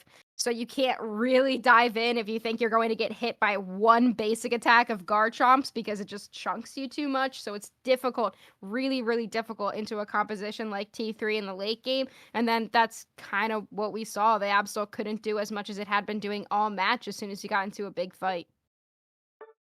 Righty. Fantastic. And do believe our good friend Bridget is going to be leaving. It has been a long day. So Bridget, if you want, feel free to say goodbye or any last thoughts before we get into the next match. That was such a good game. I was so locked in. T3 clutch. It was so hype. But thank you guys for having me. This was so fun. I'm working on my castering, so Hell shout yeah. out Kyle for always letting me participate. And yeah, it's just really nice to get to hang out with you guys in the community and get a sneak peek into what to expect for tomorrow. Absolutely. Thank you, Bridget. I appreciate you coming in as always. Fantastic job today. Seriously. Always It's love so having you. awesome. But yeah, hopefully you have a good rest of your night, and we will catch you next time. Thank you guys. Bye, Husky. Bye, Yeah. Ribbon. Bye, everyone. Bye. Oh. Let's see. Holy cow. Ribbon. What was that? Oh man, that was wild. T3 proving they're the greater T team. I guess. I'm still kind of demugulated watching YT lose, so I'm currently in copium mode. But I feel like TI Gang really just had an over committal on secure and not enough DPS really. Even though no discount to Hyper Beam Dragonite being great, a great objective rip. But honestly, I feel like if like they go outrage in that game specifically, maybe it turns the tides in that team fight. Because I just feel like if you have both Urshifu Punch and Hyper Beam, like like we saw when Pure kind of snuck that objective, if they're not like timed right on top of each other, it just creates like sneaky little opportunities for steal. And I just feel like we saw that on Pure display right there. Pure display. Your display. Pure mentioned. Pure mentioned. Peer mention. Pure mentioned. I'm gonna while we wait for Yes, this next Schmeedy, one. I have been drinking my water, unless you didn't mean me. And then I won't pour it, so. I've drinking at least 50 ounces. Let's see. Oh, Wow. Good morning. Just took down Team Growth. So Mr. Mm. Squirtle is going home. Delphi is moving on. Delphi, Momo, and Stanley moving on. Hashir is 1-0 versus Rush Hour right now. That is this is what I'm talking about. Hashir's is not going down without a fight. They get knocked down relatively early on in the tournament, but they 2-0 Jima, they 2-0 Spite, and they're on the doorstep of taking down Rush Hour. I mean, they just need to close us out one of these next 2 games, and then they have a date with either Nemesis or Good Morning. And Yeah. I'm a little scared for version 1. Regardless of who comes out of these next few matches, they're going to have their hands full. Absolutely. I feel like any of these teams could really, really match up into V1.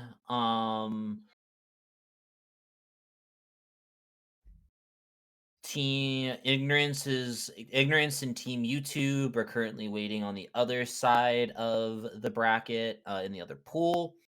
Sanguine and Ace of Cards. Ace of Cards is on a roll right now. They've gone through Silverwing. That was semi-expected though. Taking out 7C as well.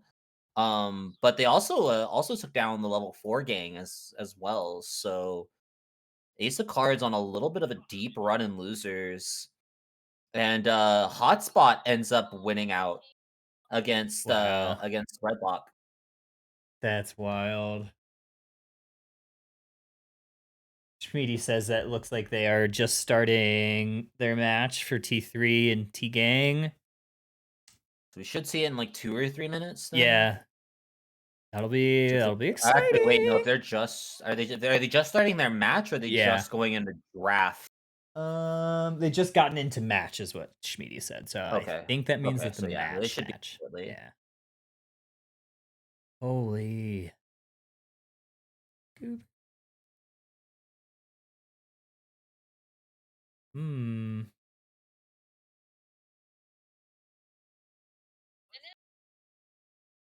They're about 8:15. Oh, okay, then it really should be coming up shortly. Mm-hmm.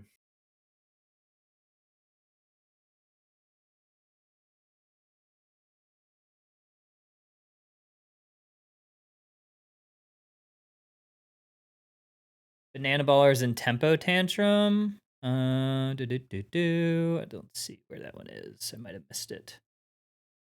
War Legion.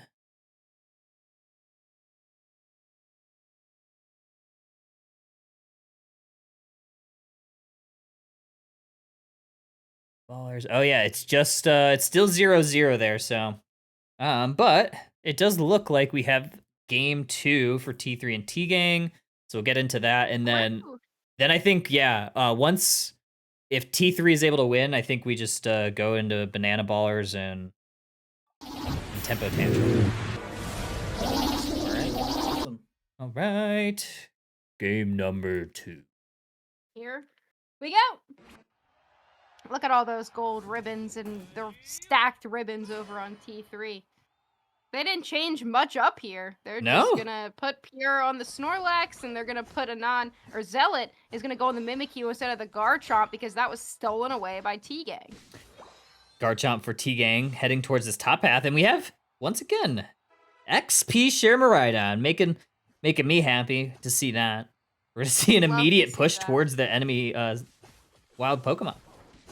Yeah, they're going to go for it here. It will be the Miraidon, I believe, that ended up securing that away. So they are successful in stealing away that piece of experience. Anon now farming into their central area. Look at that. The Snorlax taking down the Mr. Mime. I didn't even notice what was happening. I don't know if they sussed out an invade or what, but that's big early points for T3. Looking to push forward once again. However, Bits is able to steal away some of the wild spawning Pokemon. We have Urshifu has hit the map once again. It is another single strike Urshifu going to hit the Wicked Blow right into the middle of both of these Pokemon. Going to press forward, put some points in early on. Yeah, Urshifu looked really solid in the previous match, and that was kind of the reason they won that match. So they're not going to change it up here, but what will be changing up is the Ceruledge. So no more Absol, instead Blueberry on the Ceruledge this time.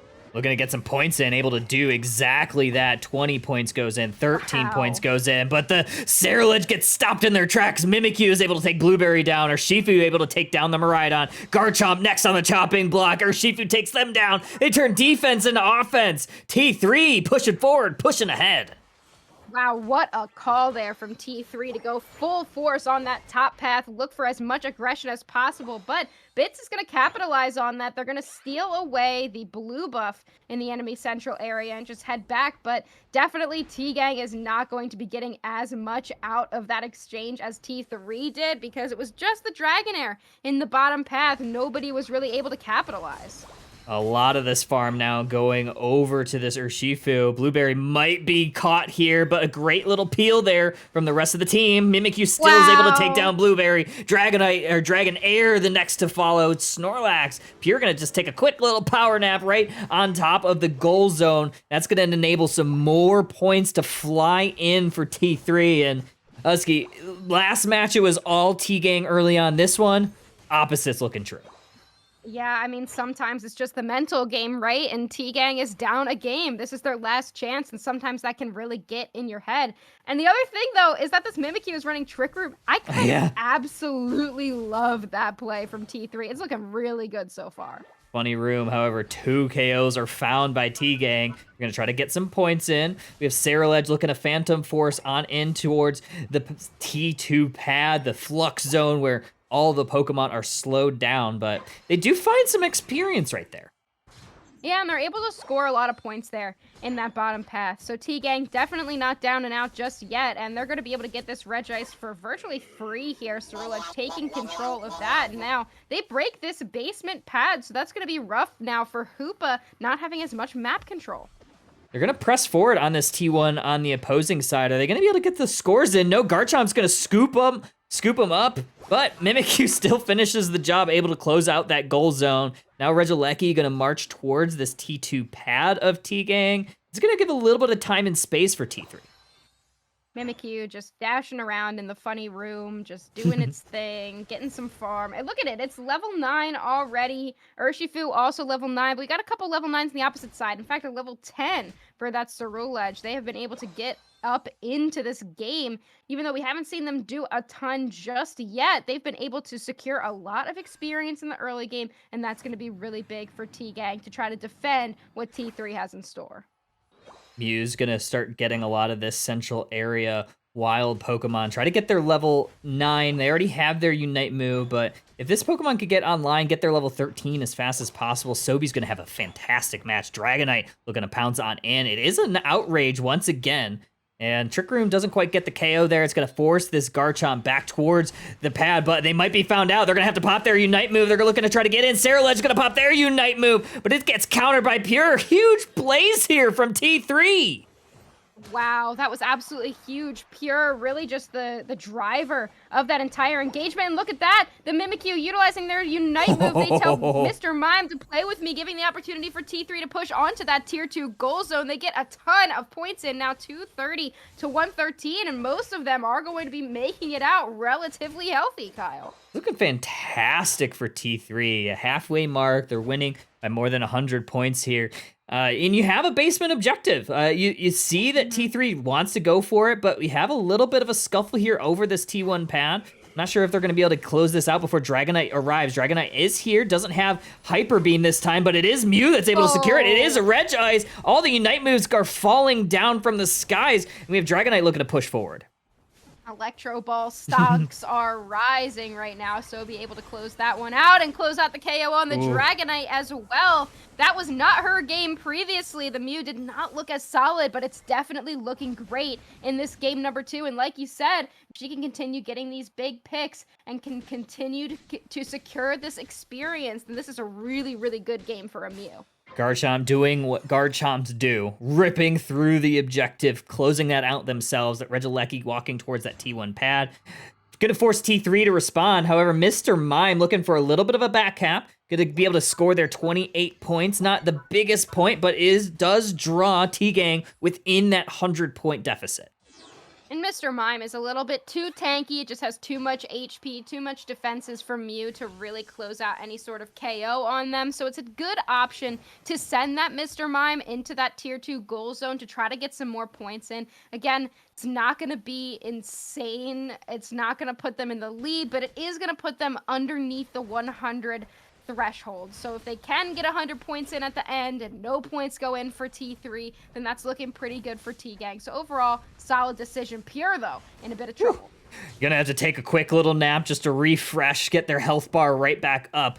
Dragonite looking to push for. They utilize their Unite move. Or Shifu lining up a Wicked Blow. Doesn't quite find the KO that they're looking for. Mew pops their Unite move. They're looking to hunt down this Miraidon. Electro Bowls on him. They get the KO. They're looking for the Dragonite. Dragonite's low. There's the Mewsted auto double KO. Sobi looking fantastic. Wow, absolutely huge. They're going to leave on the Surf. They have the agility. They have a Mewsted attack available, so they will be able to follow that away. And that's just such a slippery Pokemon. You don't want to get caught trying to deal with a Mew on your own because that thing can just do whatever it wants all over the map. What a great play there by that Mew.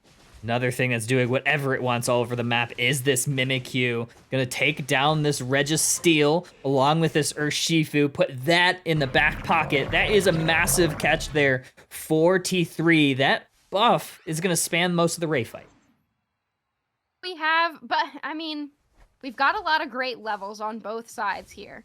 But we don't have a level 13 quite yet on the Garchomp. They're going to want to be looking for it and potentially looking for an engage. Right here is Pure. They get a block. They pick up the Miraidon. That's an absolutely huge pickup before this fight starts. Pure is looking to keep going. There comes the Rings Unbound. T3 is in prime position to take it. It's showtime, says Mime. They're looking to take down this Rayquaza. It's already getting chunked down. We have Tie-Dye looking to damage this Dragonite, able to take them down. Mimikyu falls down. It's all panic, no disco for them. 2 members down for T3. Hoopa's going to try to get away from this Garchomp. Hasn't been able to do so yet. Miraidon's looking to hunt them down. Hasn't been able to catch them. But they're going to have a little bit of a reset here, Husky. That's honestly pretty rough. I think T3 really thought they had the upper hand there, but T-Gang was able to utilize the Garchomp Unite move to its fullest to take down a couple members. However, now Mimikyu is back. It has a Play With Me available. So is Mew. They have a Mystical Mirage available, but this Rayquaza starting to get chipped up. Look at Pure with the block. Absolutely huge, just pulling everybody out of the pit, Kyle. Miraidon pops their Unite move, finds a lot of damage in the backline. Urshifu is trying to run away from this Dragonite, but it's Ceruledge that finds them in the backline. Still a large lead here for T3. Oh, we have the Miraidon chunking through, but Mew pops their Unite move. They find the KO on the Mr. Mime. Rayquaza's now at half. Pure popping the block. Try to keep the team upright. This fight's going on long. Sobi finds a double KO. We have Ceruledge down, and 3 members of T-Gang are down. Rayquaza getting dangerously low. Garchomp looking to find the KO, but they get found by the Mimikyu. No, it's T3! They take the Rayquaza! They're gonna qualify for day 2! No way! How did they let that go on for so long? T-Gang drafted the most insane rip composition I have ever seen. Outrage Dragonite and Garchomp, and they were not able to close out the Rayquaza. Fantastic zoning by Pure on the Snorlax. Absolutely ridiculous. And then the Mimikyu comes in, funny room for the secure, and T3 qualifies for day 2. Holy cow. Congrats, T3. They are the 4th team to qualify for day 2, along with Luminosity, Orange Juicers, and I forgot who was the other one that qualified. I have it pinned in your chat. Oh, you do. You do. You're such a goat for that. You're so real. Kiss, LG, T3. Holy cow. I'm modding. What a mod. You're trying to take away Pina's title for best mod. Yeah. And you're doing a great It's job, true. honestly. So does that mean all of the winner's side brackets have completed for day 1? So now we're just in the lower brackets for the rest of the night. And I mean, it's a long one. We've got a lot of teams waiting on matches for a really long time. Let's take we should take a peek. Do you think we should take a peek, Kyle? At the Take a brackets? peek mentioned. Take a Take peek a peek mentioned. was mentioned. Oh, man. We have one proud girlfriend in chat. Yeah, Schmeedy's in here. Manager Schmeedy. Manager slash subs Schmeedy. Now I go get hungry peer view. That's so real. That's so real. Look at this. Nice. Yeah, let's see what we got. Trying to get We've got some stacked teams for tomorrow. It's gonna be a really fun NA bracket. We'll have to see who the remaining 4 are gonna be coming out of the lower side bracket here. Is Chipotle a good win? I feel like yeah. Yeah, I agree. I mean, I'd always go for Taco Bell, but like, you know, it kind of depends. I love Taco Baco. Taco hell, as my dad calls it. Have you seen that meme where it has like all the fast food locations and then like the names are spelled wrong and then Yeah, their slogans? Femboy Hooters. I like Taco Baco, tinkle outside the binkle. Yeah. Yeah. Burger King, have it away. Yeah, no, I have seen that. Have it in a Wait, way I'm or gonna find something. It's honestly, it's so dumb, but it's one of my favorite things. Wait, I found it. Wendy's is wee wees. Let's see if we can get on Tempo Tantrum. Tempo Tantrum and Banana Burger Ballers. Bing. Burger Bing. Burger. Is it like have it in a way or something, right? We do have Nemesis and Good Morning. But I really want to see Tempo Tantrum and Banana Ballers. I think that's gonna be Schmeedy, don't worry about it. We're doing a bit. What is this commentary? This is talent. What you're seeing is talent. Called filling. Yeah. We're trying yeah, to think of doing time, that. and we're hilarious. Yeah, we're what are we so gonna funny. be watching? Trying to wait for Banana Ballers and Tempo. Right now, Banana Ballers up 1-0, I believe. Okay. If we get that, which side is gonna be on the side? You know what I'm saying, right? I have Muck and I have someone on Banana Ballers. I'm pretty sure. Do I have on? Okay, I'm putting Tempo Tantrum on. Yeah, just put purple. Muck. That'll probably be easier because I know.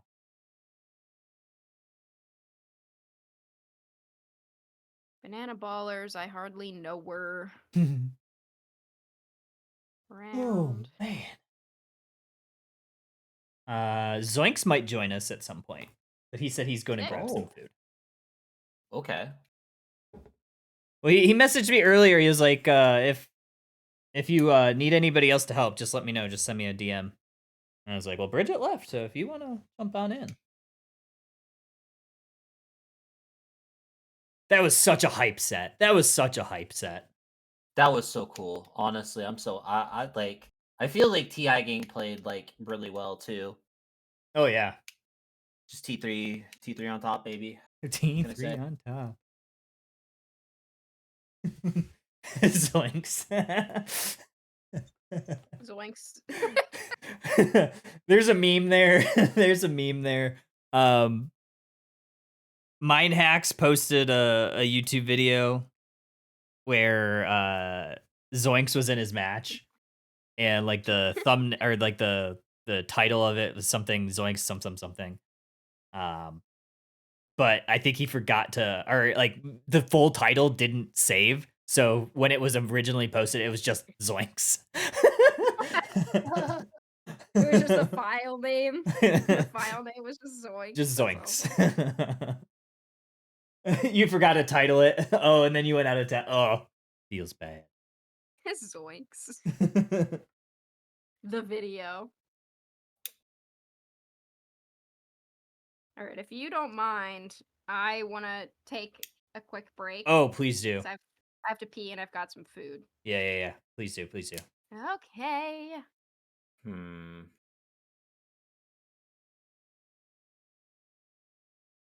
Still waiting. You have the Nem game, but I really want to see this Banana Ballers game. Yeah, me too. Banana. Who do we think's gonna be fighting Ignorance? So it's Izzy Party versus Hotspot, and then it's Brouhaha versus Temporary Moniker. Ooh, that's tough. That's really tough. I feel like any 4 teams could come out of that. Ooh, Sanguine wait, look at this. It's one. going to a game 3. Banana Ballers and Tempo Tantrum. Oh, this Oh, is going to be wow. so good. That's why it's taking a little bit. Okay. This is so great for Unite. This has been a fantastic day. Day 1.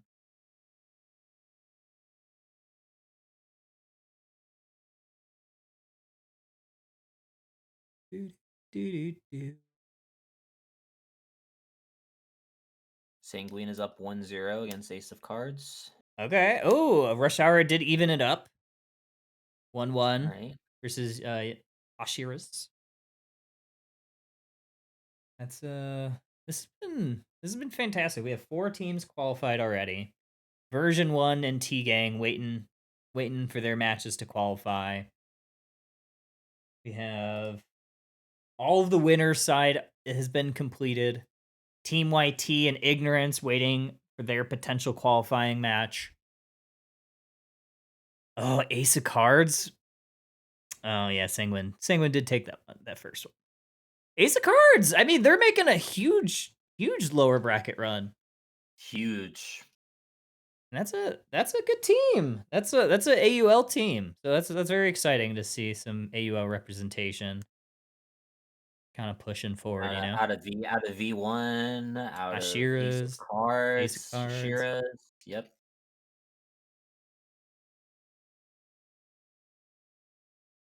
some Indigo League representation from Brouhaha and TM. Yeah, Temporary Moniker also making a pretty good lower bracket run. Yeah, this has been pretty exciting.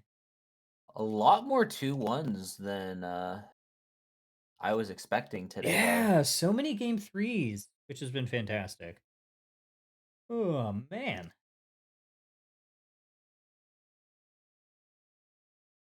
What is Ribbon, what's been your biggest surprise on the day? Like from meta picks, like what are your biggest takeaways today going into day 2 action? though. I still do not feel like I'm seeing as much of a Blastoise priority as I thought I was going to see. Because I feel like we've seen Blast both like I think the Blast that we have seen on screen that hasn't been Pump Surf has not won. Oh yeah. Yeah, the rapid spin hasn't really worked. It's Surf Pump has been crazy. Yeah. And I also feel like even back when Blast was like previously meta, I also feel like that statement also still held true. I just feel like Surf and Hydro Pump are just still too good of moves. They still do way too much base damage, and like it allows you to like either really just build a huge bulky composition around something like a Miraidon, or it allows you to play something like the Psyduck bot side that we saw. Oh yeah. That was another thing though I've kind of noticed is a lot of teams that have been playing Psyduck are playing it as kind of that in place of that tank. Like they're using Yeah. it as more of your traditional defender type Pokemon, not necessarily as your your top lane supporter. Which I guess like makes sense because that's kind of how Psyduck ends up playing anyway. Hmm. Yeah, I feel like Fui is the only person in the NA server who still believes in pump spin. Um, I still think the moveset has merit, but you really need to play it into specific team comps, especially more fragile ones that you can really just take advantage of. I do feel like it is good into A9, but you honestly just may as well be running Surf True. to get on top of it. Yeah. So I feel like that was the biggest problem when YT was running it. That is like especially in that game 3. because it really just allowed A9 to just 1v9 as much as Sam was on the Maridon. Yeah. So Blastoise is back, but I don't think it's as back as I thought it was going to be. But I think that's just because people are trying to still make Hydro or Rapid Spin work. And like Pure literally just hit the nail on the head in chat.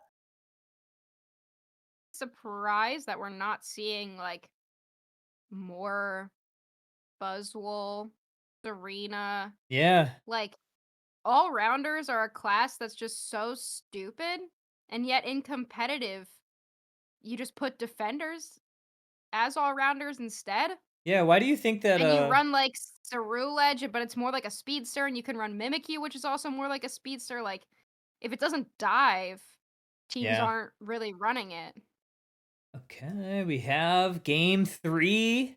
Banana Ballers and Tempo Tantrum. Let's go. Yeah, I feel like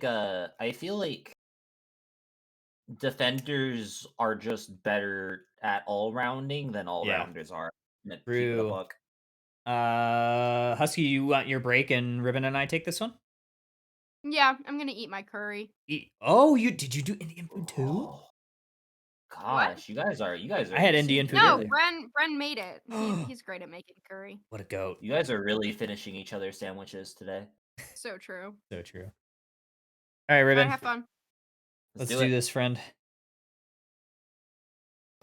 Gameplay. Bam. Already off the cusp. CSE on the Greedent. Real player 1 on this Eldegoss. Ooh, this is gonna be a fun one. Oh yeah, indeed. Also, quick look, Banana Ballers playing Metagross. So YT not the only YT and Kiss not the only Metagross believers. I'm being That lied might to.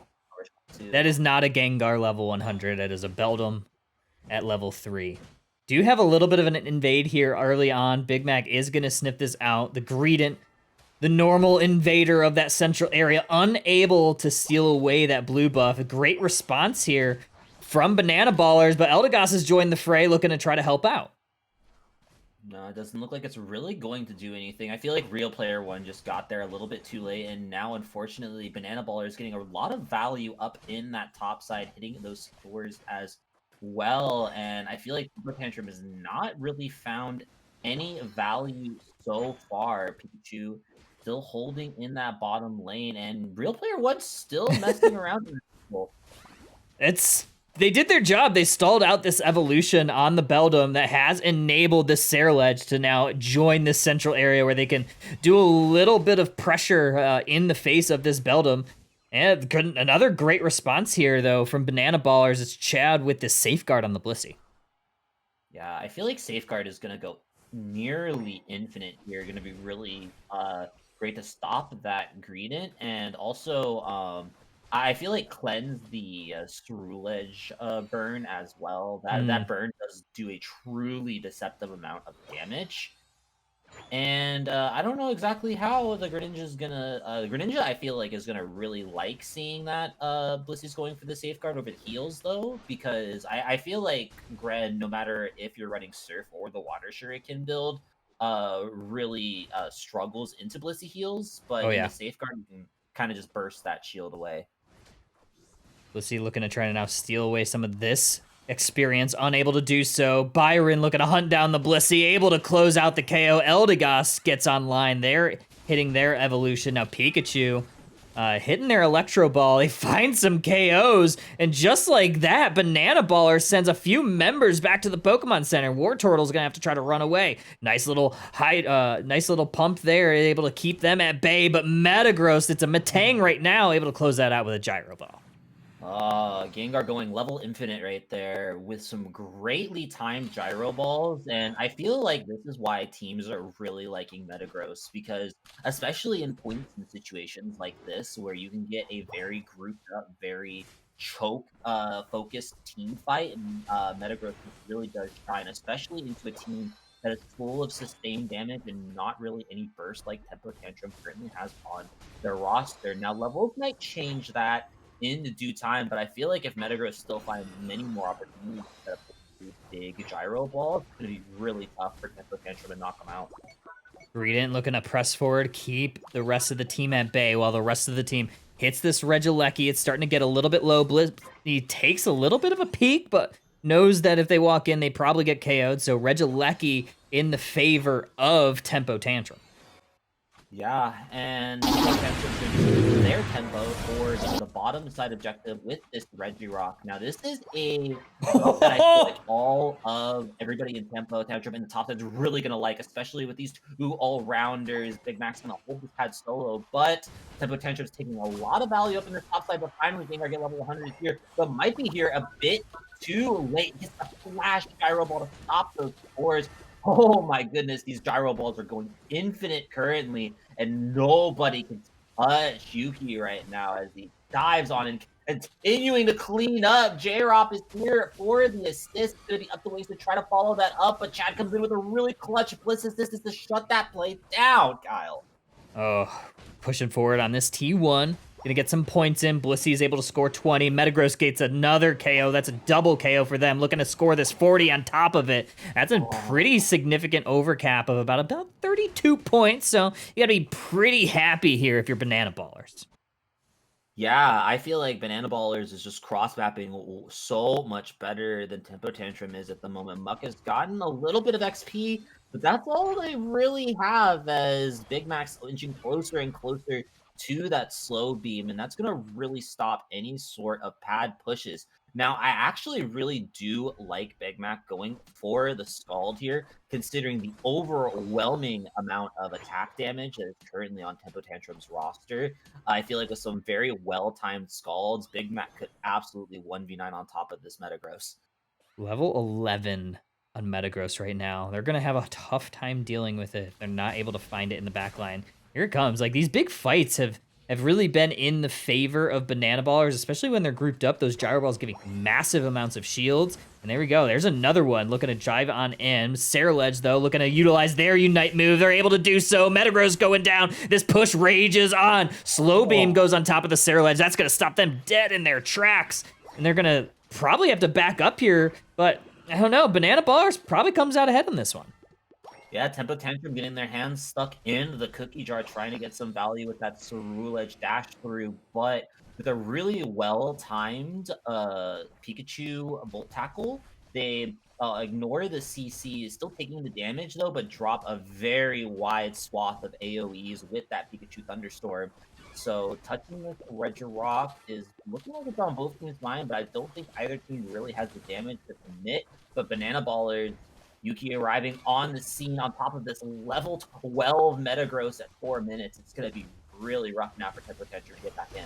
Here comes Blastoise, utilizes their Unite move. Here comes Metagross's Unite move, sets up the Thunderdome, but it's Greedent that's able to get that KO onto the Regirock. The fight rages on. Blastoise picks up a KO, looking to now maybe grab the Blissey, but Metagross is holding their own, keeping the front line, keeping them shields up, but Greninja's here to close the door on that. Double KO for Blastoise. Wow, and we got some really great value. Real Player One running the Cotton Guard in this setup, and I feel like it's going to be a great choice, especially with a team fight as scattered as Tempo Tantrum is probably going to be looking for. They want to drop as much heals as possible without having to rely on that Pollen Puff, and Banana Ballers still holding strong, but Tempo Tantrum is slowly eking away at that goal. That's Greedent going in for 31, Real Player One going in for 36, and with the Metagross knockout on top, Tempo Tantrum having the tempo back in their favor. Yeah, Muck has joined the fray, almost level 13 now, really doing a bunch of damage from an arm's length away, making sure Metagross doesn't stack up additional shields. So that's been pretty big here as of late. There is a Regieleki that's looming in the top path. Neither team really set up for it just yet. They're just going to get a lot of the XP, try to gobble up as much as they can because there's 30 seconds until Rayquaza. Yeah, Muck is on a farming spree right now, and Winx is right behind, trying to find those level 14s right before Rayquaza. And that's some really, really deadly firepower coming out of Tempo Tantrum. And the Banana Ballers, even though they had the early game underneath lock and key, they've kind of let it slip. And I feel like this short-range composition is kind of getting slightly outranged by this Greninja. Ooh, the party is getting started a little bit earlier. We almost get a KO onto this Eldegoss, but just barely living, surviving with the Pollen Puff, keeping them upright. They don't go back to base. They're just going to continually putting the pressure on themselves, putting the pollen on themselves, giving themselves some heals. A little bit of a lead right now for Banana Ballers, but it is a small lead. There's going to need to be something that happens here. Yeah, Tempo Tantrum trying to get a little score on the top side, but matched up top is Cloudbuster on this Machamp doing some funky work right now, trying to keep these all-rounders at bay and keep their Pikachu safe. I feel like if Pikachu goes down here, it's going to be disgustingly bit of a nightmare for Banana Ballers. Look at the slow beam that just stops Blastoise before they're able to utilize their Unite move. That's exactly how you want to use it. Blissful Assist goes onto the Metagross. Here comes Ceruledge, utilizes their Unite move. All of them getting expended now. Blastoise finally able to utilize theirs. No Pokemon have gone back to the Pokemon Center yet. Pikachu is popping their Unite move. Slowbro goes down. Ceruledge goes down. It's a little bit of a stalemate, but now Pikachu goes down. Alolan Muck, Amok has joined the fray with a double KO of their own, but this Rayquaza is still standing tall. Yeah, and it's going to be Banana Ballers in complete control. Even though the Blissey does end up going down tanking, it's still so hard for the rest of this composition. They're going to need to heavily rely on this Blastoise. It's going to be Blastoise does get that knockout, but the Metagross snipes it away with the Gyro Ball, taking it right underneath Tempo Tantrum. He knows unfortunately the damage is not scored enough, and unfortunately the Blastoise could not find it. I feel like that way that teamfight ended up playing out, the Banana Ballers had Tempo on that Rayquaza and Tempo out of Tempo. But look at this! Tempo Tantrum scored enough points. This 50-point dunk is not going to be enough. Tempo Tantrum still likely taking this match to get another 14 from this Blastoise. Oh, the score actually could be quite close, Kyle. You're right. Oh, my God. That's crazy. Tempo Tantrum squeaked it out. They knew that they needed to go score. They saw that the Rayquaza was going down. They immediately go to score. They score a bunch of points to give themselves a lead. It was only the Metagross that was able to get some of theirs in. I believe another like 70 came in, but holy, they were able to break Big Mac's shield, and otherwise, this is game for Banana Ballers. Great call right there from Byron to win the game. Wild. I didn't even see the score, honestly. I was so caught up in the fact that Yuki had snuck that Rayquaza. Wow. Yeah. Lose Ray, win game, I guess. Yeah. Banana Ballers goes down. They're going home. Tempo Tantrum. They're moving on. That is wild. So we just saw that one. Banana Ballers going into losers round 6. And Nemesis takes down Good Morning. Rush Hour takes down United Hashiras after losing game 1. So that matchup is going to be next.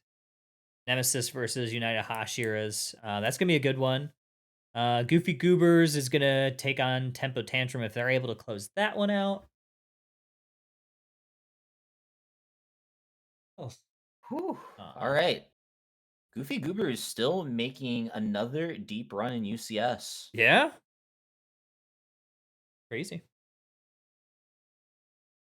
I'd love to see the Goobers get The into Goobers. Day 2. I feel like they make so many deep runs. Yeah. And they've been playing great. I mean, we actually haven't seen them today. No, I don't think we have. But they beat... I mean, they 2-0'd United Hashiras. And they only went down to Luminosity. Yeah. So... it would be cool to see them I'm a Goofy Goober. get it. But I'd also love to see Tempo Tantrum get it, like they haven't gotten it yet this season. Yeah.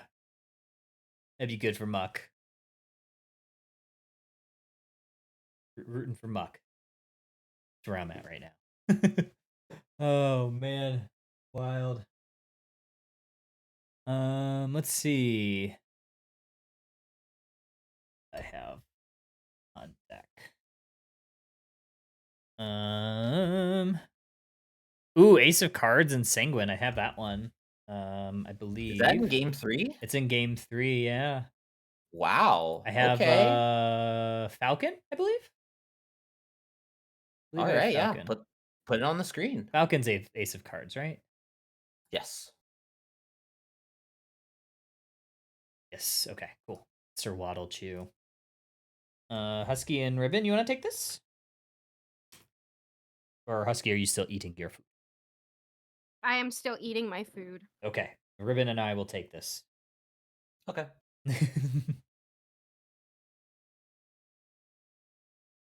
Waddle Chew versus Kusi.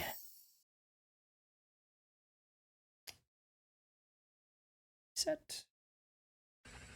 Bam. Bam. Nice. Alrighty, this is game 3. Ace of Cards on your purple side. Sanguine on your orange side are taking this Beldum to the central area. We're also running bot lane Candle. Now, I do believe the Candles will really just match the Guardi's range here, especially later on in the game. But that is a lot of damage that this Candle could farm. I'm definitely going to keep keeping my eyes on Popsy, because if they can get fed and get really strong on this Candle, they could easily 1v9 this Sanguine roster. Oh, we have a stack coming in from this potential or future Leafeon. However, they are going to pay for that. Psyduck is able to take them down. Chansey going to have to retreat back to their T1 pad, grab some shields, and just hold the door until this Leafeon is able to rejoin the top lane, because this has been a great little win here for Sanguine. Yeah, and Falcon, once again, we're seeing a real rise in the Spiral Ball here from Metagross, but still the Mickey like it's showing it's the better all-rounder today. Waddle Chew finally a Leafeon, but unfortunately, without a miracle here, Yard finds stun after stun to set that up for Sanguine. Almost a triple KO. Psyduck was able to get the third one, so taking that away from Mimikyu, but nevertheless, all 3 Pokemon going back to the Pokemon Center on that top side. We do have this Lampent evolve finally on the bot side for Ace of Cards. Yeah, and they do. I'm trying to see if they're going for the Overheat or the Flamethrower, because I do feel like that changes the matchup. Flamethrower. Yep, are Flamethrowers. So it's Ace of Cards is going to be heavily relying on this Metagross and this Trevenant to make sure it's buying enough space and enough time for this Flamethrower Chandelure to continue to drop the damage. And I feel like if either Falcon can chunk them and Popsy can finish up, or vice versa. Yeah. Cards' draft is looking really strong, regardless of how things go in the game. Yeah, I got definitely a pretty chunky front line along with this Leafeon to kind of help, close out some KO. So maybe if they're able to kind of get some vision, more vision there, as Trevenant's able to take down that Piloswine, send them back to the Pokemon Center. Kirlia looking to push forward, looking to take down the tree. Safeguard gives a shield, holds this tree upright. They're getting chopped down today. Mimikyu Shadow tags the Blissey, but they don't decide to take that. They don't want to get KO'd or CC'd out of it. Yeah, I would not want to give up XP, particularly at this moment in time. We do not want this Lampent to turn into a Chandelure, but it's already getting kidnapped off of its pad. Somehow gets back. Great eject right there from Popsy, and Sanguine, unfortunately, not able to commit to the kill. But Kusi, already level 8, hits that Shadow Sneak on Trevenant, does not pull the trigger again. I feel like Sanguine is just waiting and trying to get this Fairy Singularity online for this Gardevoir before making any hard commits. A little bit early on the Shadow Snake, does not connect on the Registeel, however. They are going to try to chunk this down along with this Gardevoir, while the front line is just keeping the opposing side at bay. Mission accomplished. Registeel in the back pocket for Sanguine as they push forward towards this T1. We have the Woodhammer that looking to come out from this Trevenant. Hold the door there, but there's the Fairy Singularity. That's going to pull some Pokemon in. Trevenant going back to the Pokemon Center, and this Blissey is next on the chopping block. Now looking to unite this Lampent, able to do so, and that is another KO. Mimikyu looking strong. Yeah, Kusi is nowhere near stopping. Still with yards. Some of the original members of the Sanguine roster, Hyo and Ducky, no longer part of this team. 40 bomber there for Kusi is going to continue the lead that they've currently got on Ace of Cards. It's going to be looking really rough. And this Mamoswine Ice Fang is setting up so many knockouts for this Mimikyu. 169 to 31 at the 6-minute mark. Registeel's already been captured for the side of Sanguine as they pressure and push up towards this top lane, this top path where Leafeon is looming, look to maybe find a KO in the back line. Blastoise looking to pop on forward. Metagross finds them. Here comes the Emerald two-step. Doesn't get the KO as Psyduck's passive is able to push them away. Yeah, not exactly a big fan of how Ace of Cards is piloting this Leafeon right now. I would be just searching for this Gardevoir to try to get some sort of catch-up XP because it's so tough when you're playing Leafeon to try to find knockouts if you are not ahead. And Sanguine's going to look like they're going to try to hold the gate, but Falcon, with the Bliss assistance, is going to try to hold this pad, but so much work is being done by Kusi, and Ganon is just firing in the back for the assist. Yard in the mix as well. Sanguine holding strong against Ace of Cards. Lose the battle, win the war is Sanguine. They lose that Regieleki, able to then close out some KOs before some points are able to go in. Not only that, but now they've bought themselves some time and space. This basement Reggie is another Registeel. We do have Ace of Cards heading down towards this way, but it looks like Sanguine is in full control. They find a KO on Leafeon. They're looking to press on forward. Mimikyu does get chunked down, but they're going to have to retreat. We have the Midnight Ignite from this Chandelure, but they don't find a KO. Gardevoir is able to take away that Registeel. Wow. Great little dip and diving there from Yard to make sure that knockout doesn't happen. And also, it was a really sneaky Mamoswine auto that stopped that Ignite Midnight from closing in on that kill. Ace of Cards tried to reach so desperately for that overextended Mimikyu, but everybody on Sanguine is able to slip away and deny Ace of Cards the value in those Unites. Still, unfortunately, they're going to have to sacrifice the Mamoswine here. This could be Ace of Cards' opportunity, Kyle. Oh, that's a big KO onto the Mimikyu that they're definitely looking for there. Psyduck pops their Unite move. They find the Blissey in the backline. That's going to force Ace of Cards to retreat. Here comes a big disable from Psyduck, but unable to chain to this Chandelure, and they just go back unpunished. Yeah, I feel like Sanguine is getting away with so much in this game, and unfortunately, things are just not going Ace of Cards' way at the moment. But thankfully, they have plenty of XP to catch up on here, along with Sanguine, little bit starved. So I feel like Ace of Cards is going to be slowly getting back into the swing of things now. This Leafeon's level 12 and starting to match up with the rest of the experience on Sanguine's roster. These birds are also now spawning, so Sanguine's gonna really not have a lot to do on the map right now, and it's up to Ace of Cards to try to get some value here. They need to get some value. They need to get some experience in their pockets right now. Level 10s on their experience share Pokemon. They'd love to probably get those closer to 12 if possible. Definitely want your level 13 power spikes on your carry Pokemon. Metagross just ticks into theirs, but still need to find it on this Chandelure and on the Leafeon. Yeah, Leafeon is still not doing as much work as I feel like Ace of Cards would want here, and it's just an unfortunate reality of this Leafeon matchup because outside of this Gardevoir, like, what really is this Leafeon going to dive on top of? We saw how effective it was in an earlier game when it tried to dive onto that Blastoise. It only really took away half of its HP with a full combo. So I feel like Ace of Cards is low-key playing with one man down at the moment, and it's just an unfortunate reality of draft, and Sanguine still holding strong and overwhelming commanding presence of this Ray Pit.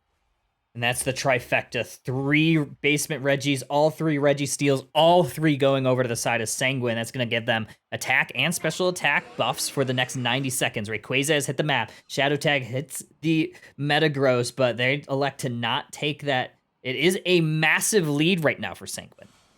Yeah, I feel like Sanguine doesn't have to do anything. They can just react to whatever Ace of Cards tries to do, and they're spread out in such a way that they can't even really go for back caps at the moment. So it's going to be up to Ace of Cards to try to wiggle in a flank from somewhere, anywhere right now. find an opening for this Chandelure, but it's just so hard to walk up into these double defenders, and Kusi on this level 13 Mimikyu just barely getting away. The Popside has to pop the Ignite Midnight just to make sure they don't go down. We're going to look for a KO here. Maybe on the Mamoswine. They need to keep this Mimikyu at bay. Mimikyu is looking for an angle to go in on top of one of these more squishier targets. We have the engage. Blissey goes on to the Trevenant. No KOs found just yet. However, Mimikyu is found in the backline. Now it's Chandelure that's heading back to the Pokemon Center. Blastoise is trying to stay upright. They have not utilized their Unite move yet. Psyduck is getting dangerously low. They're closed out by the Woodhammer. We have Blissey that's looking to try to stay away. They're going to try to get some goals in, but unable to do so. They are able to get away, though. Oh no, such unfortunate timing right there. Leafeon does end up putting in 78 in the top side, but that Blissey safeguard just comes a tad bit too out of range, and they're not able to get away with the Trevenant. Honestly, Ace of Cards just needs to look for the flip now that they've got their Chandelure back on the line, because I feel like Ace of Cards does have a slightly better score when it comes to this Ray. Oh, Ray is getting dangerously low. We're going to find the secure here. It is. I believe it was Gardevoir that is able to take it. No, it's Mamoswine. Either way, 4 members down for Ace of Cards, and Sanguine making their way to these pads. It doesn't matter. They already have the lead, but this will send them to the next round. Yeah, Ace of Cards just unfortunately not able to pull the trigger, and the Leafeon just scales too late. Nothing was able to really touch this Gardevoir. I feel like they just played low-key the entire game for free. I just feel like, unfortunately, once the lead slipped away from Ace of Cards, that things just got so out of control that they really couldn't even capitalize on the opportunities that presented themselves to them. 536, 123, your final. Yeah, Popsy not able to do as much damage as they would have liked on that, mid-range mage. Definitely outclassed there by Ganon on that Gardevoir. I mean, not just the damage dealt, but didn't seem like Waddlechew was even able to get to the Gardevoir. Gardevoir only taking 9k damage. Yeah, I just feel like, unfortunately, I feel like there was I just remember specifically seeing a really prime time opportunity where like the Gardevoir was like just solo in their jungle farming at like the 850 mark. Or not the 850, the 530 mark. They were like just farming in their jungle for 30 minutes straight, just tested alone. And like I feel like if you're a Leafeon, like you want to try to find like that isolated pick to get yourself back into the game. And it just really sucks trying to team fight when you're like 2 levels behind their defenders. Yeah, they just couldn't find them. Yeah. Okay. Speedsters are broken, chat, aren't they? Speedster, I hardly know her. We're gonna want to Oh! see V1 Nemesis. Whoa, That's look what at we're gonna want to see. Look at this. Wait, Rush Hour? Oh, okay. Oh, okay. No. Okay, it reset. No way. I was like, yeah. No way. There's no way. They're in game. Like I think they're in game right now. Nemesis and Rush Hour. Oh, they must have just messed up or something. Yeah, somebody pressed the wrong button. Yep, that's exactly what happened. Yeah, they're actually almost done with game 1, so that would have been wild. It's actually so funny. Yeah. We can watch that one, or we can watch. Hotspot ends up winning against Izzy Party. Oh, did they? Yes. Okay, yeah, 2-1. Brouhaha up 1-0 versus TM. Oh, this is a battle of IL teams. Speedster, I hardly know her. Yeah. There we go. It's true. I really don't know her that well. Says the gold badge meow.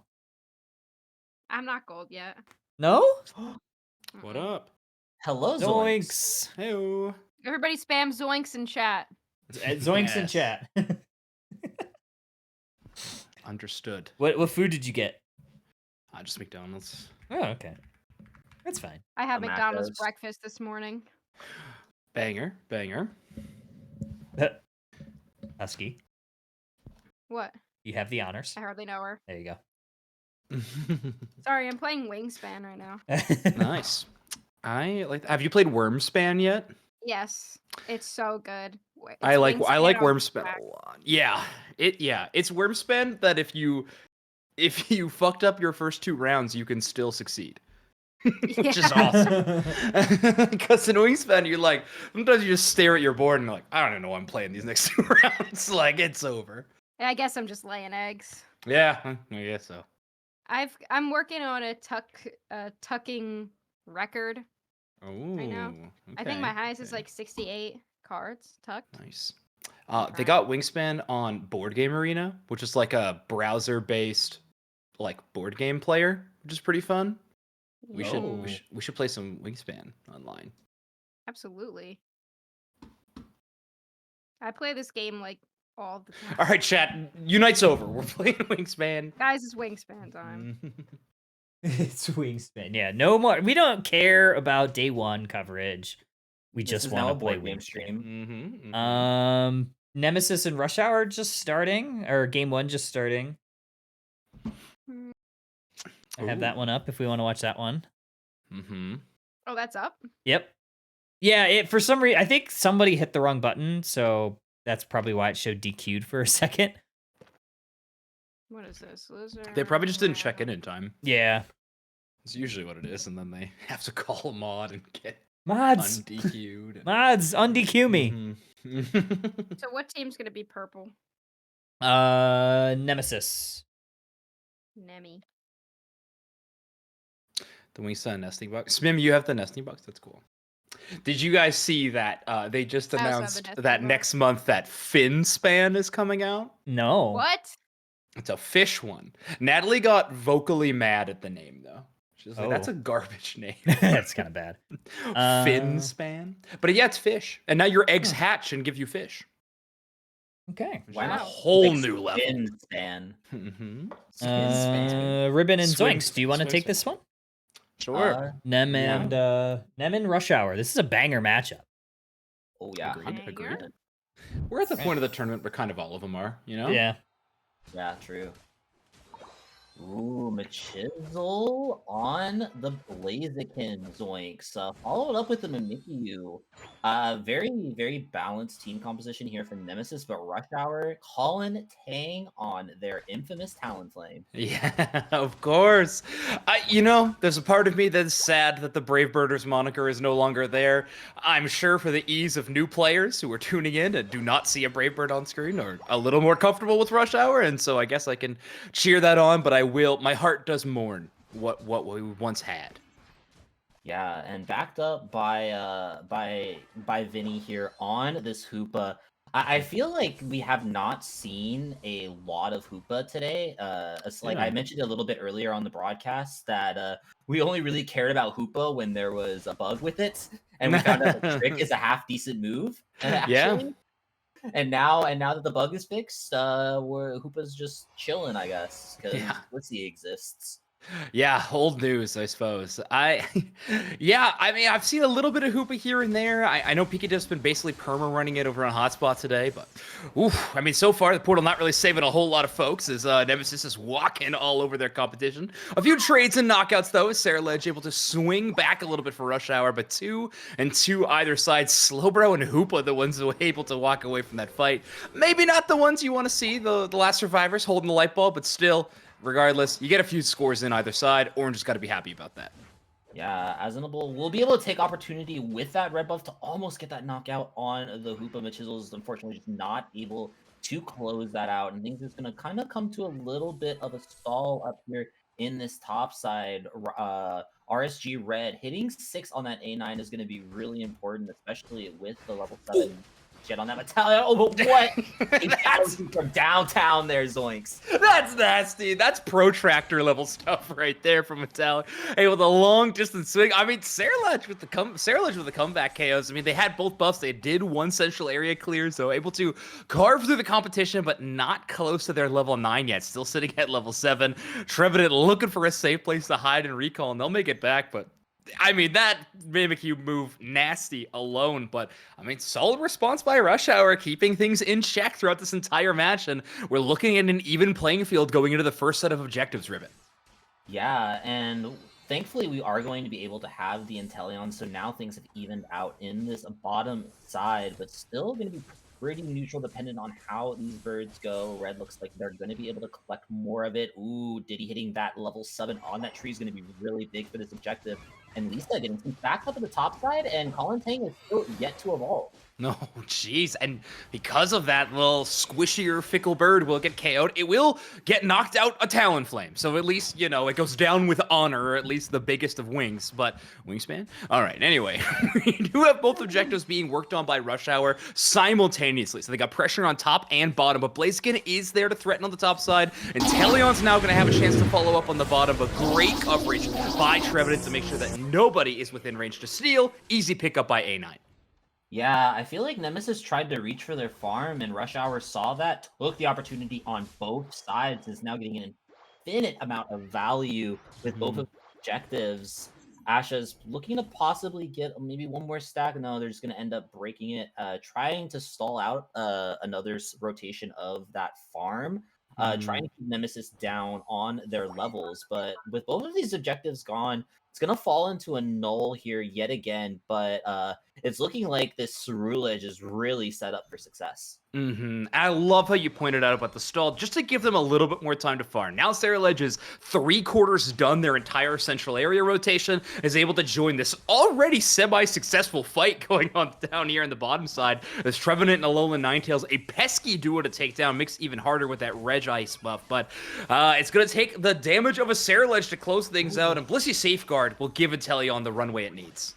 Oh, yes. What a save right there, because that could have gone down to either another Cerulege auto or the bird. What a play with me right there out of the Mimikyu to shut down Rush Hour's push, getting caught with their hands in the cookie jar and trying to find a punish. Nemesis gets 3 with Talon.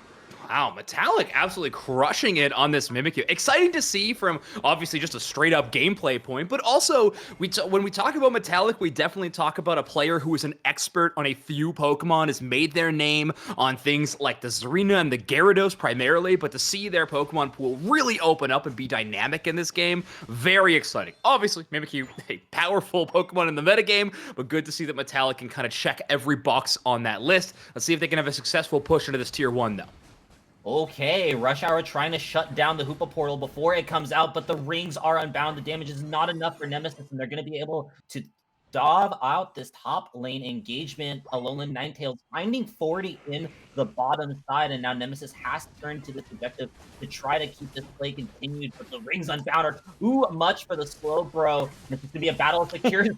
The Blissey, of course, it's the support securing the objective over 8 different secure moves, and Nemesis running this Regieleki down. Yeah, I know supports and defenders get a bit of extra damage, but I swear Blissey gets triple that extra buff. It really feels like history always writes itself to make it that Blissey has taken that final objective, and finally, feels like Nemesis get their first win on board. I mean, they lost both sets of objectives. Alolan Ninetales gets that 40 in, while Hoopa is able to defend the goal zone, but a lot of Unite investments to try to defend that tier 1 initially out of Rush Hour. So, with having that little bit of room to work, not afraid of a big Hoopa stun or anything like that, that makes that topside Regieleki secure a little bit easier. But, you know, sometimes it does take Blissey to clutch it up.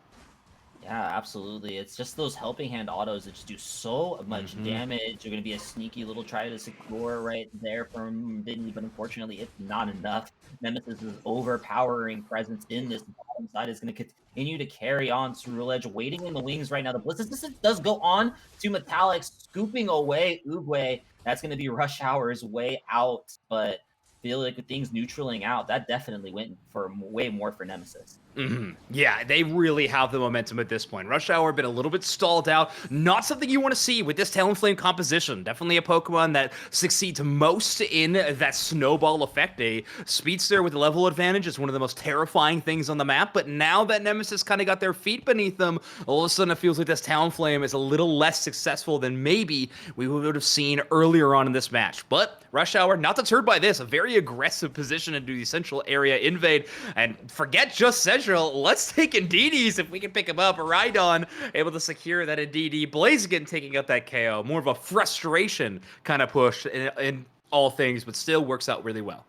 Yeah, and Rush Hour gets the benefits of staying so far on Nemesis' side that this Resurrection is going to be free and clear for the Cerulean and this Talonflame on the top side. Rush Hour has just been on top of all of these objectives, and coming to Rayquaza, I feel like they're going to know they're ahead in the lead, so it's going to be on Nemesis to try to rip this Rayquaza, and they're going to need to heavily rely on this intel, but I don't feel like outside of a Slowbro ult, there's not much other than Blissey that is going to try to keep this safe from the Ceruledge.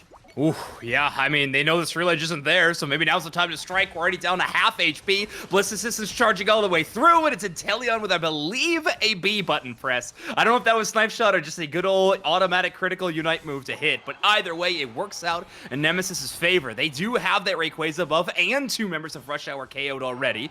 Rush Hour does strike back. That's a few shields broken, and another Pokemon knocked out as well, as Inteleon has almost a 30-second respawn timer. Is this poor Trevenant getting so beat up, but dealing a lot of hurt in return, buying some time. And in the end, it's Rush Hour just barely behind Nemesis. Nemesis with a 30-ish point lead. A challenging one to hold for over a minute, but definitely they are capable of doing so. Yeah, this game is nowhere near over, Zoinks, and it's going to be interesting to see how both teams recoup. I feel like it's going to be primarily trying to get an Inteleon Unite back for Nemesis to try to make sure that they can hold a Rush Hour push, and Rush Hour is going to be looking for that possible crash on to Talonflame to try to get that Unite as well, but so much time is ticking on the clock, and I feel like Rush Hour, they don't really have any space with Hoopa to try to provide, so Nemesis is going to sit on pads and wait it out. Yeah, they're going to buy time, but Rush Hour really needing some kind of Unite moves. I like this defensive play, try to make sure that no one can back cap, and now Mimikyu is out for the rest of the game, so a good find on Metallic. They can try to force this fight 5v4, but Hoopa takes so much damage. That is terrifying. One more instance of damage, and all of a sudden their entire win condition is gone.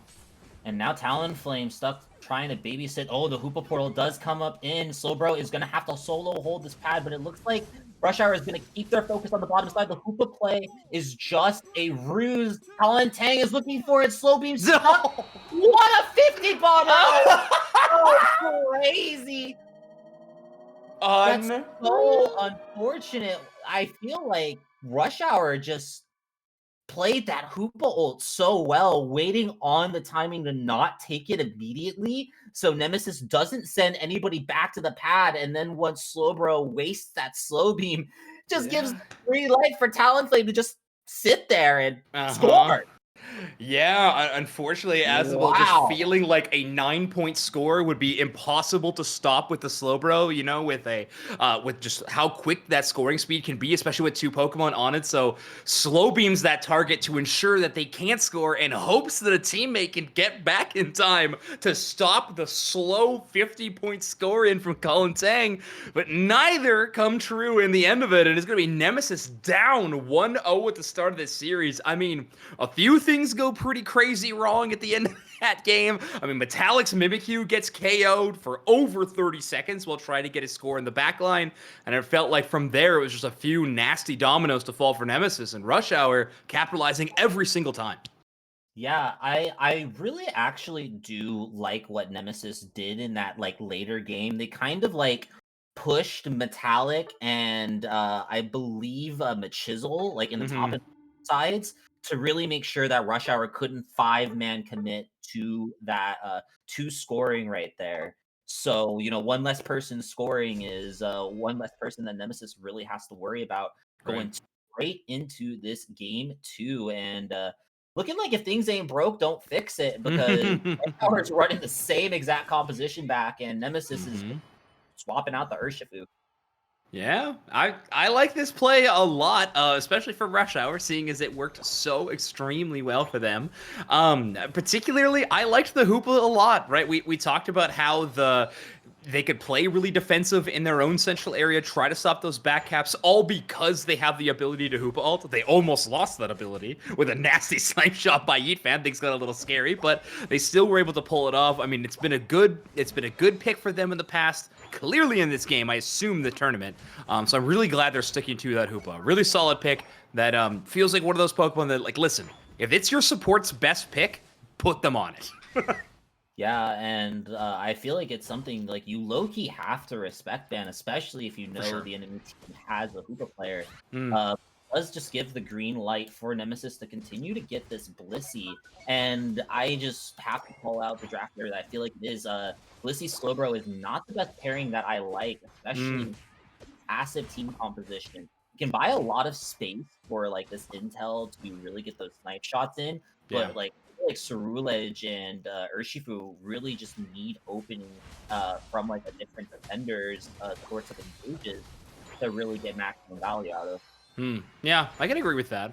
That is one point of the draft that we haven't really talked about too much yet, Ribbon, is that the Cerulege was taken away by Nemesis. So Rush Hour are not going to have access to that Pokemon in the central area any longer. I think they're electing to put their Blaziken in that position and kind of trade buffs with Colintang wherever they can, as Asha is going to be here clearing out that blue buff on this spectacular Pokemon. Yes, the Combuskin in the jungle. I feel like just things haven't been going purely Colin Tang's way up in that top side. Just the Fletchender is just unfortunately not able to really get any value in the big bulkiness that is Blissey up in this top side. And Urshifu and Cerulege are definitely not the easiest characters to knock out once they get those evolutions. Yeah, Metallic pretty terrifying at that level 5 point, especially like a Pokemon with Talonflame only having access to one of its moves at the Fletchender point. You're kind of all in, and if you don't get the KO on Urshifu, the damage is going to be bouncing back here. The other direction is honestly terrifying. So Colintang having to play this one very patiently, but Rush Hour is getting value in the bottom side. It's a little Ninetales picks up 2. Good damage from Red early as Rhydon going to drop that Hoopa Portal very preemptively. Not going to get knocked out of it by the Slowbro at the moment, so they're able to just play it safe and keep a full bar of HP. Ooh, Slowbro on the telekinesis here is something that I do like. It's going to be a really big pressure put on that Blaziken, and something like grabbing that Alolan Ninetales right there creates some big openings for Nemesis. And honestly, you could just land that telekinesis on somebody and just hold them there and let you line it up for the freest alley-oop I could imagine. Yeah, I think those are great points of why you'd like to see it. One other, it is a slight, counter to Hoopa Portal. You get vertical mobility on the telekinesis, so you will prevent people from going back home with that. So another option that is available. Well, the Ninetales getting scary close to securing that objective, but Metallic will line up that Wicked Blow and take it home. So as expected, first objective is going to go over to Nemesis with that Urshifu composition. Topside is also going to go to Nemesis, as I believe Machisel picks it up with the Cerulege and is going to dunk in 40. Early game, totally different story for Nemesis in this game number 2. Yeah, Machisel just comes up so big, knocking out Colintang and Asha in that top side, stealing away that Regieleki and really opening up the map for Nemesis to invade into this jungle and continue to keep this Blaziken down. I feel like if this Cerulege just continues to walk over this game, they're just going to knock out City, and not even the dive into the wall can save Rush Hour. They're just stuck in Nemesis traffic. Oh, yeah, and with no options to level up at the moment because all the central area Pokemon have been wiped out by Nem already. So Rush Hour do get one KO back the other way as Machisel will get knocked out, but Nemesis not upset about that situation whatsoever. A quadra for Metallic as well as a ton of scores onto that tier 2. Breaking that, honestly, is one of the best win conditions in the game, paving the yellow brick road for Regieleki all the way to the home goal zone. Honestly, very few teams can come back from that. Yeah, especially with an objective-focused team comp that Nemesis had, it's just so good for them. It's a great point. I feel like they even just trading the Cerulege right there to get Metallic almost a full level and a half of experience is just so much value. And now that Rush Hour has like these 2 very brawly melee characters that they have to get through to get on top of this Inteleon, Machisel trying to put on a clinic that Cerulege burned and barely not going to get that KO on the Blaziken, but they have to come back for it. And Nemesis still so controlling in this mid game. That was pretty clean, too. Good job by Joey to make sure that safeguard is popped onto Machisel very frequently. In any situation where Cerulege may be going to be locked down for just a moment, it feels like Uguay's got the coverage right when you need it. So now it'll be Metallic and Yeetfan taking down this Registeel a little bit slower with no Cerulege with the Psycho Cuts to reduce the defense, but Wicked Blow and Snipe Shot, not much can contest with that one. That is a Registeel secured for Nem. Yeah, and Colin Tang doesn't even think about trying to contest that once they see how low that HP was. Rush Hour just unfortunately not able to find any opportunities, but the Blaziken does get a crash on that tier 1 pad topside. So now Okay. Nemesis a little bit more farm. They're going to take this Regieleki off the map and also importantly set it at a timer that Nemesis is not going to be able to make another Regieleki play. Yeah, super important there as well. We do have Metallic scoring 50 in the bottom side, a absolutely disgusting Bliss assistance from Uguay to cover their back line a little bit, also net themselves a KO, so impressive stuff there. Blissey looking to see if they can score into this tier 2. The nice thing about Metallic showing face in that central area on the Urshifu means that all of Rush Hour is rushing to the middle of the map or the bottom of the map to shut down Metallic. That means that that is a free score for the Blissey, who also needs to get their Unite move back as quick as they can. So going down here, not a problem. Okay, and the Rings Unbound to try to get some value from Nemesis here. Uguay does end up breaking the tier 2 in the top side, but Rush Hour not able to bring the reinforcements that they want to provide. Still losing so many members, which Izzle's put it on a Cerulege clinic currently, and Nemesis just takes whatever Rush Hour tried to do there and throws it right back in their face. And now that that Hoopa ult was popped at around the 330 mark, the score might even things out, but they're still going to be really, really way full of a 230 fight.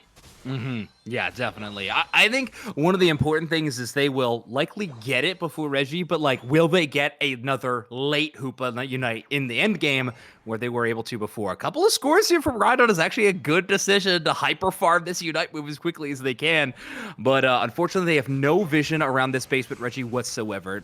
Honestly, not that big of a problem, I suppose. Rush Hour not going towards it. Azabel does pick them up with the telekinesis, so buying a little bit of time, Rhydon heads back through that Phantom Force, but Snipe Shot was ready and waiting. Rush Hour was going to have to take this final fight without the help of their Hoopa, or at least a very late reinforcement from that Pokemon. Oh, wow, and Nemesis is pulling the trigger, immediately knocking out that Trevenant before they could say twice and try to unite back. Nemesis is going for the flip here, is going close. They're going to be the secures, but it's Machisel. Cerulege does end up getting the secure even over the Blaziken overheat and the Talonfly. Nemesis pulls the trigger instantly and takes this game too.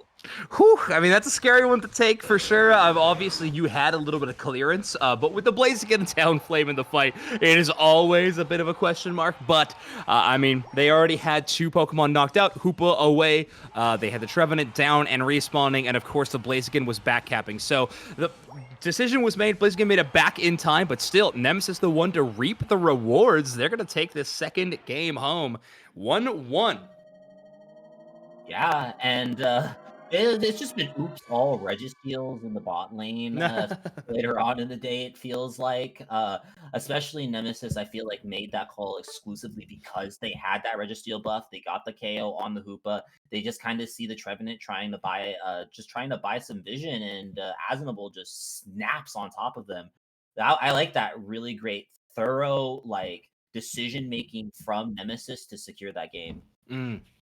Yeah, I think they did a really good job. Bouncing back from a game 1 that was honestly pretty rough for them in a few parts of it, notably the early game and then a few late game decisions. But Nemesis, it felt like the entire match really had Rush Hour's number from start to end. So Rush Hour is going to have to kind of go back to the tank. We don't see a lot of Pokemon choices change on Rush Hour's compositions usually. So maybe a different priority on which early gank to take, how they want to position around midbirds to start at 8. But something's got to change for Rush Hour to kind of find that early game dominance again.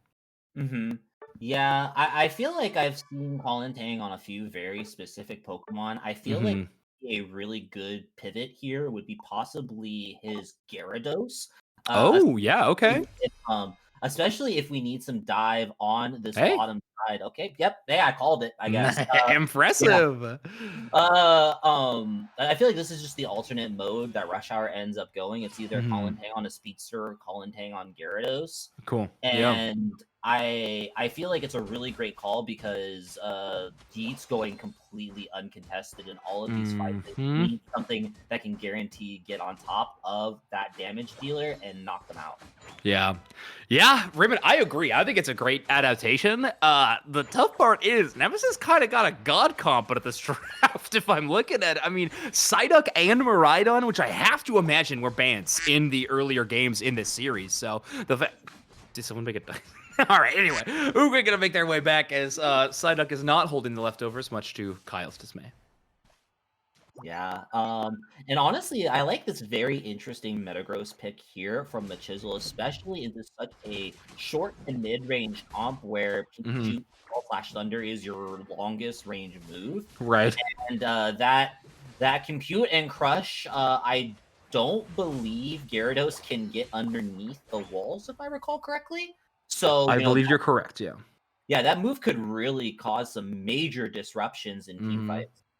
Yeah, it's a nasty combination. You know, the one thing is they are playing the Psyduck composition, which I'm not going to dissuade any player from picking up Psyduck, an incredible support Pokemon. But I've played a whole lot of Metagross games, and my favorite support to have by far is that Blissey. So my inclination is that Blissey was one of our bans from Rush Hour in this game. Not going to have it to pair with Metagross. That's okay. You're right. The Compute and Crash can be huge, especially with these two compositions very much oriented to be in that brawling position. Up close, personal, big 5-on-5 team fights. That's where Metagross absolutely thrives. Okay, and we are going for the Electro Drift here as well. Ooh, yeah. Little sneaky portal right there almost gets the collapse, and Miraidon also running the focus band as well. So Yeet's gonna be definitely looking for more of an engage focused speedster to try to make some opportunities for this Urshifu and this Metagross to clean up. Okay, I like it. Yeah, Electro Drift is really fun because it kind of pairs that offense and defensive strategy together, right? You have a great engage tool where some of the Pokemon on your team maybe don't have it, but you also have a pretty solid escape option in Electro Drift. A Sairledge or a Gyarados jumps right on top of you. That's an immediate dash to the other side of the map if empowered Electro Drift is up and ready. So a few options that Yifan will have access to. They are going to get a decent amount of damage onto the crew, but is the Pikachu versus the Miraidon on the back line, but what's taking center stage is Tang. Strike at first and getting a knockout. Will jump away from that hyperspace hold. Does not want to face Machizel, even though they're just at that Matang. Does not want to give them the extra satisfaction of earning yet another KO. Yeah, Rush Hour did get a lot of value in that engagement. Looking really strong. This Ceruledge is also looking strong as well. But I will not discount that we almost got a full level on Metallic right there. And already he's level 8 and immediately looking at this Regieleki in the top side.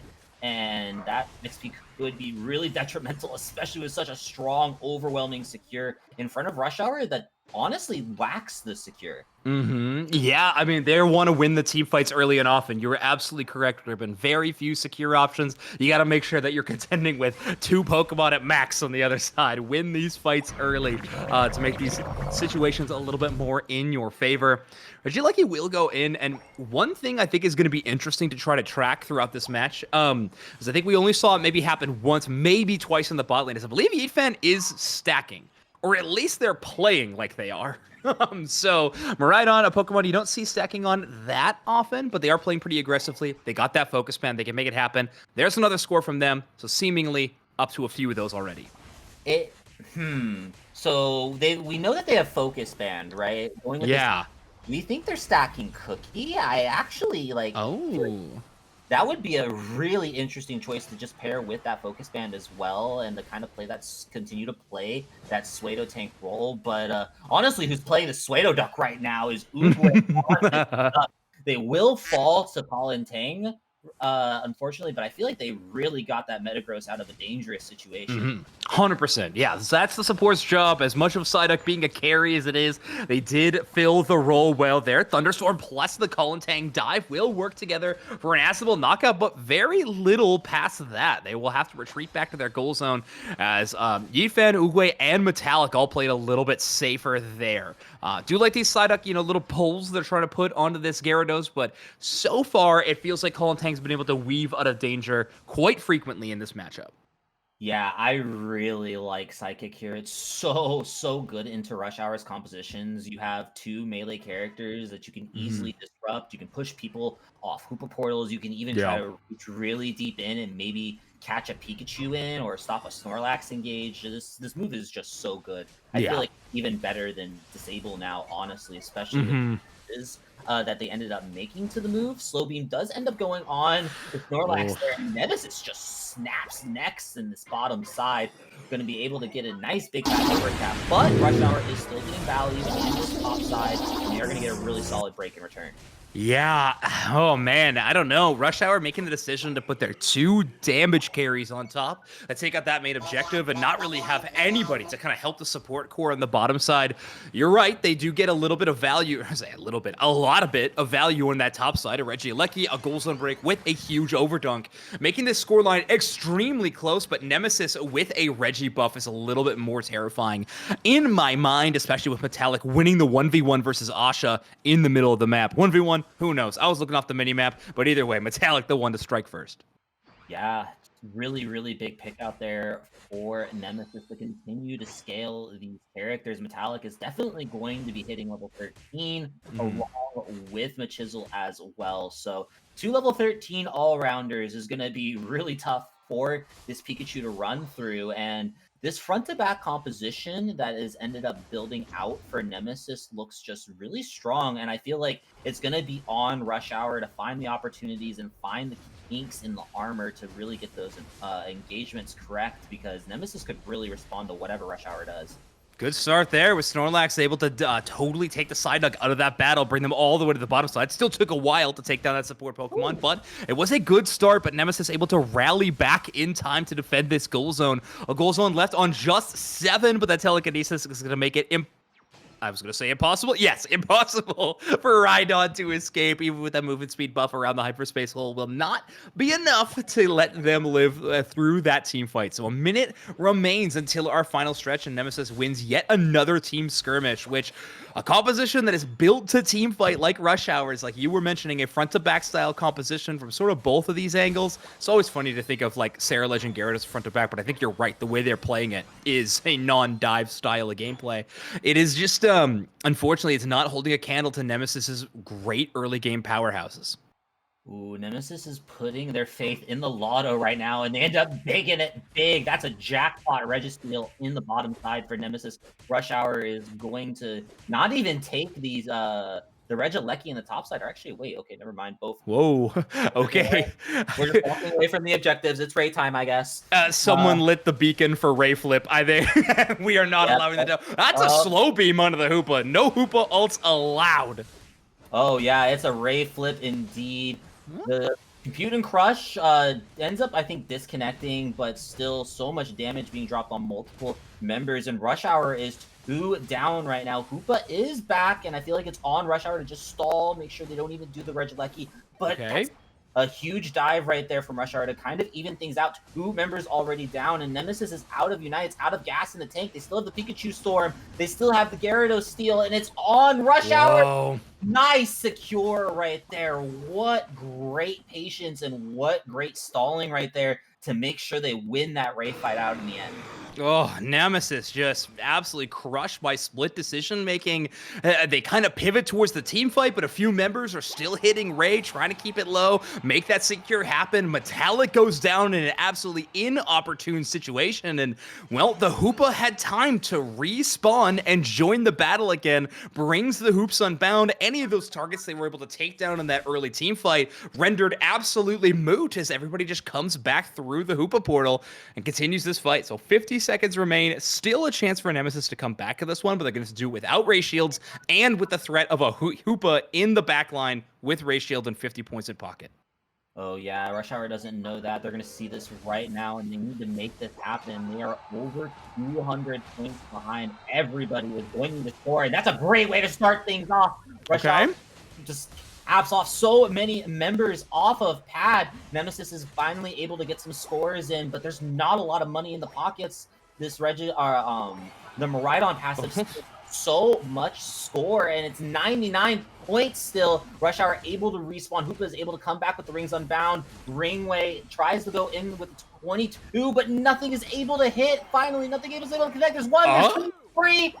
I don't think it's unfortunately. Oh, it actually might be enough. I think that Psyduck one seals the deal. I think that is what a push from Nemesis. Oh my gosh! We're back on number what? Rush Hour gets a miracle score game Wow. 1, and Nemesis gets a miracle score on game 3. Okay. Yeah. All right, it's just push and pull. Just push and pull. RNGesus at work. Unreal. Way, dude. That's insane. That's insane. I mean, Asnable, he only slow beams Hoopas. I'm telling you, if you're a Hoopa, hide your Watch kids. out. Hide your wife. Asnable is slow beaming you every chance he gets. Wow. No. That's ridiculous. crazy. And Nem doesn't even qualify with that game win, right? No, Like, they that's have to not play even their No, V1 win they in. now. gotta go to V1. No, Oh they my gotta play V1. That's so brutal. Imagine that set not being your winning into top 8 and still having to That's play the game. crazy. Yeah, this Oh, is we where know we're at Nemesis is right gonna be now. hot.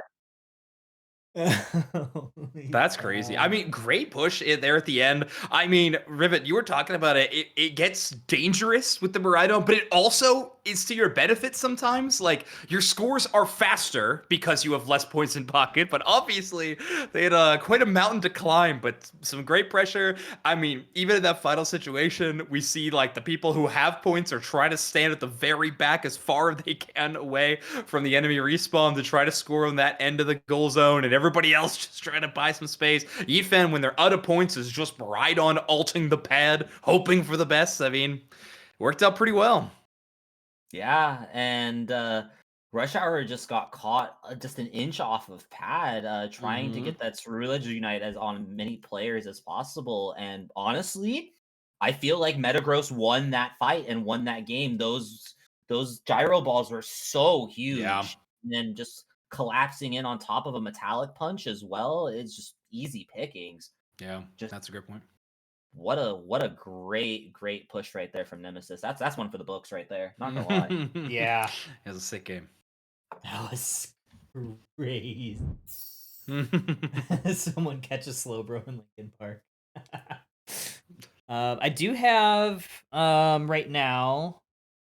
I do have game 2 potentially for Tempo and Goofy Goobers. Yeah, they're up 1-0. Tempo is, yeah. Tempo is, yep. Mm-hmm. Yeah. So this could send them to the losers' quarters.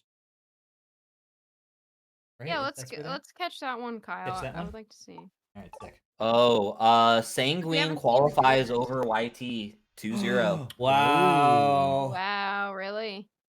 Just typical UT run, Ugh. typical copium. It's never over until it's over. Or, Update yeah. that then. Man, they played really well today, too. Yeah. Sanguine's got a good roster this month. That's a good team. Alrighty. Husky and I take this one, What yeah? do we got here? Yeah. All right. Oh. Tempo I'm tantrum. cooled off enough. Yeah. All right. You ate your curry. Your belly's I did. full. It Ready is. for some games. Okay, so Tempo Tantrum currently up 1-0 in this set. If they win this, that doesn't even mean that they qualify yet. They still have to go up against T-Gang, who is waiting for them in the loser quarterfinals. We also have version 1 versus Nemesis coming up soon, but this is going to be an interesting match. What do we got on the horizon here? We've got a duck. The duck has arrived. And a Tinkaton, which I have not had the pleasure of casting yet today. I'm excited to talk about Tinkaton. I think the key... Oh. What the heck just happened? He's throwing. I'm throwing. 1 second. Let's just guess what's happening. No, my I think... we got it. I think the tiny little Tinkatink just soloed Muck.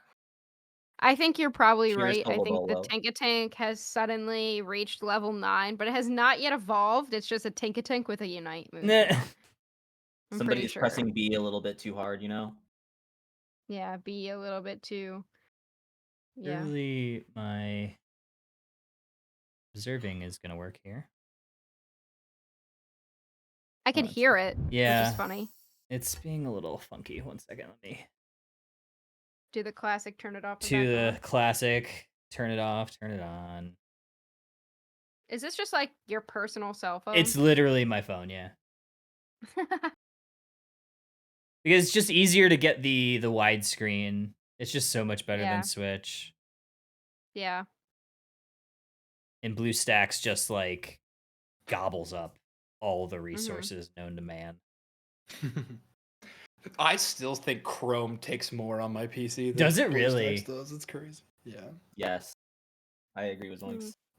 I use Chrome's the same. Firefox on my Wow. PC. Yeah, because I'm a Delphox main. That's fair. Shout out to the Delphox. Shout out. Okay. Back. Chrome is a known RAM hoarder. RAM hoarder. That's so true. Just download more RAM. Just yeah. Everybody knows. You wouldn't download a car. Mm-hmm. Everybody knows you gotta download more RAM.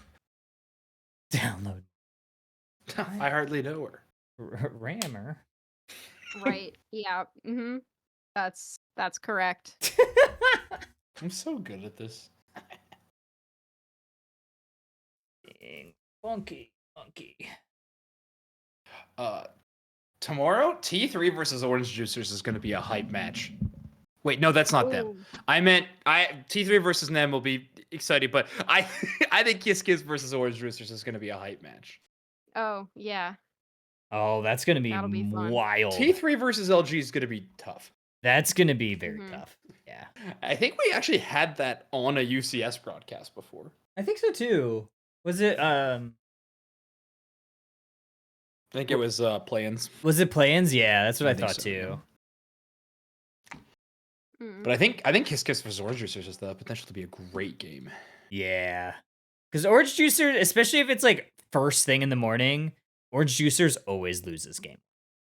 Mm-hmm. At least that's what Bina has said.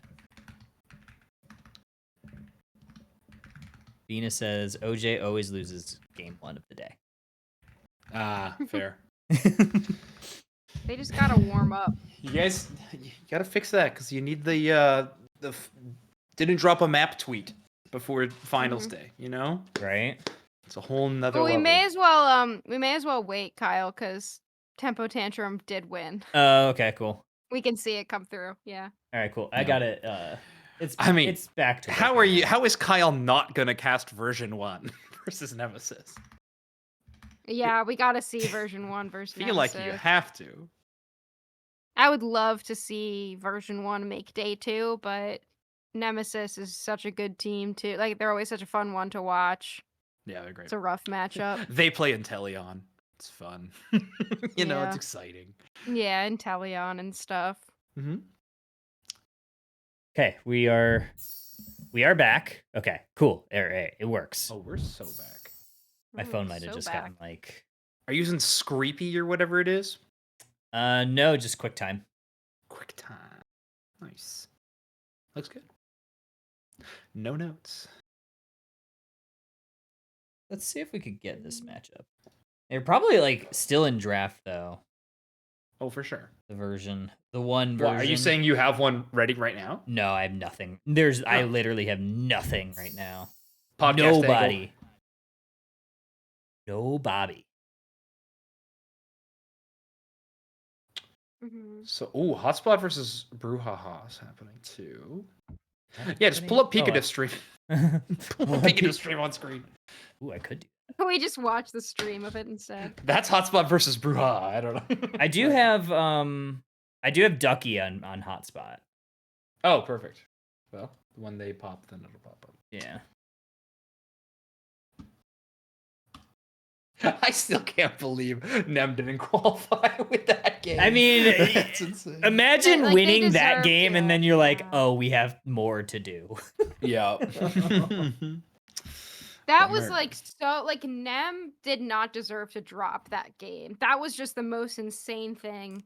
Yeah. Watching the Talonflame, like I literally felt like I knocked years off my lifespan. Okay. Watching Did Asdable make the right decision? No, Really? Okay. no, I you don't gotta think try to so. hold. Well, You gotta you try- let 18 in then. Yeah, you let 18 in. You Yeah. can't Okay. like. But they still lose if they let 18 in. It was that close. No, it was No, they were only down by like 40, I think. Yeah. Here, I'm actually gonna unironically pull it up. Hold on. Okay. Um, Yeah, I'm Because it was a I feel small like- lead. It was a small lead. I It was feel like you can't risk letting, like, I know that I Oh would my have made the same God. decision. Like anyone would have made the same decision. Like, oh, we can't let, like, 50 points aren't gonna go in. there's a right and a wrong here. I'm curious which one, like, because if 18 gives them the win, then it was the correct decision. I am a Mhm. subscriber. And they Yay, wouldn't Ribbon, know. thank you. Yeah. I am a Best subscriber. subscriber. Let me open up the vault. I hate Twitch.tv with a passion. And they wouldn't know if 18 was gonna win them the match. It's true. Holy guacamole, Yeah, Batman. it's toyed.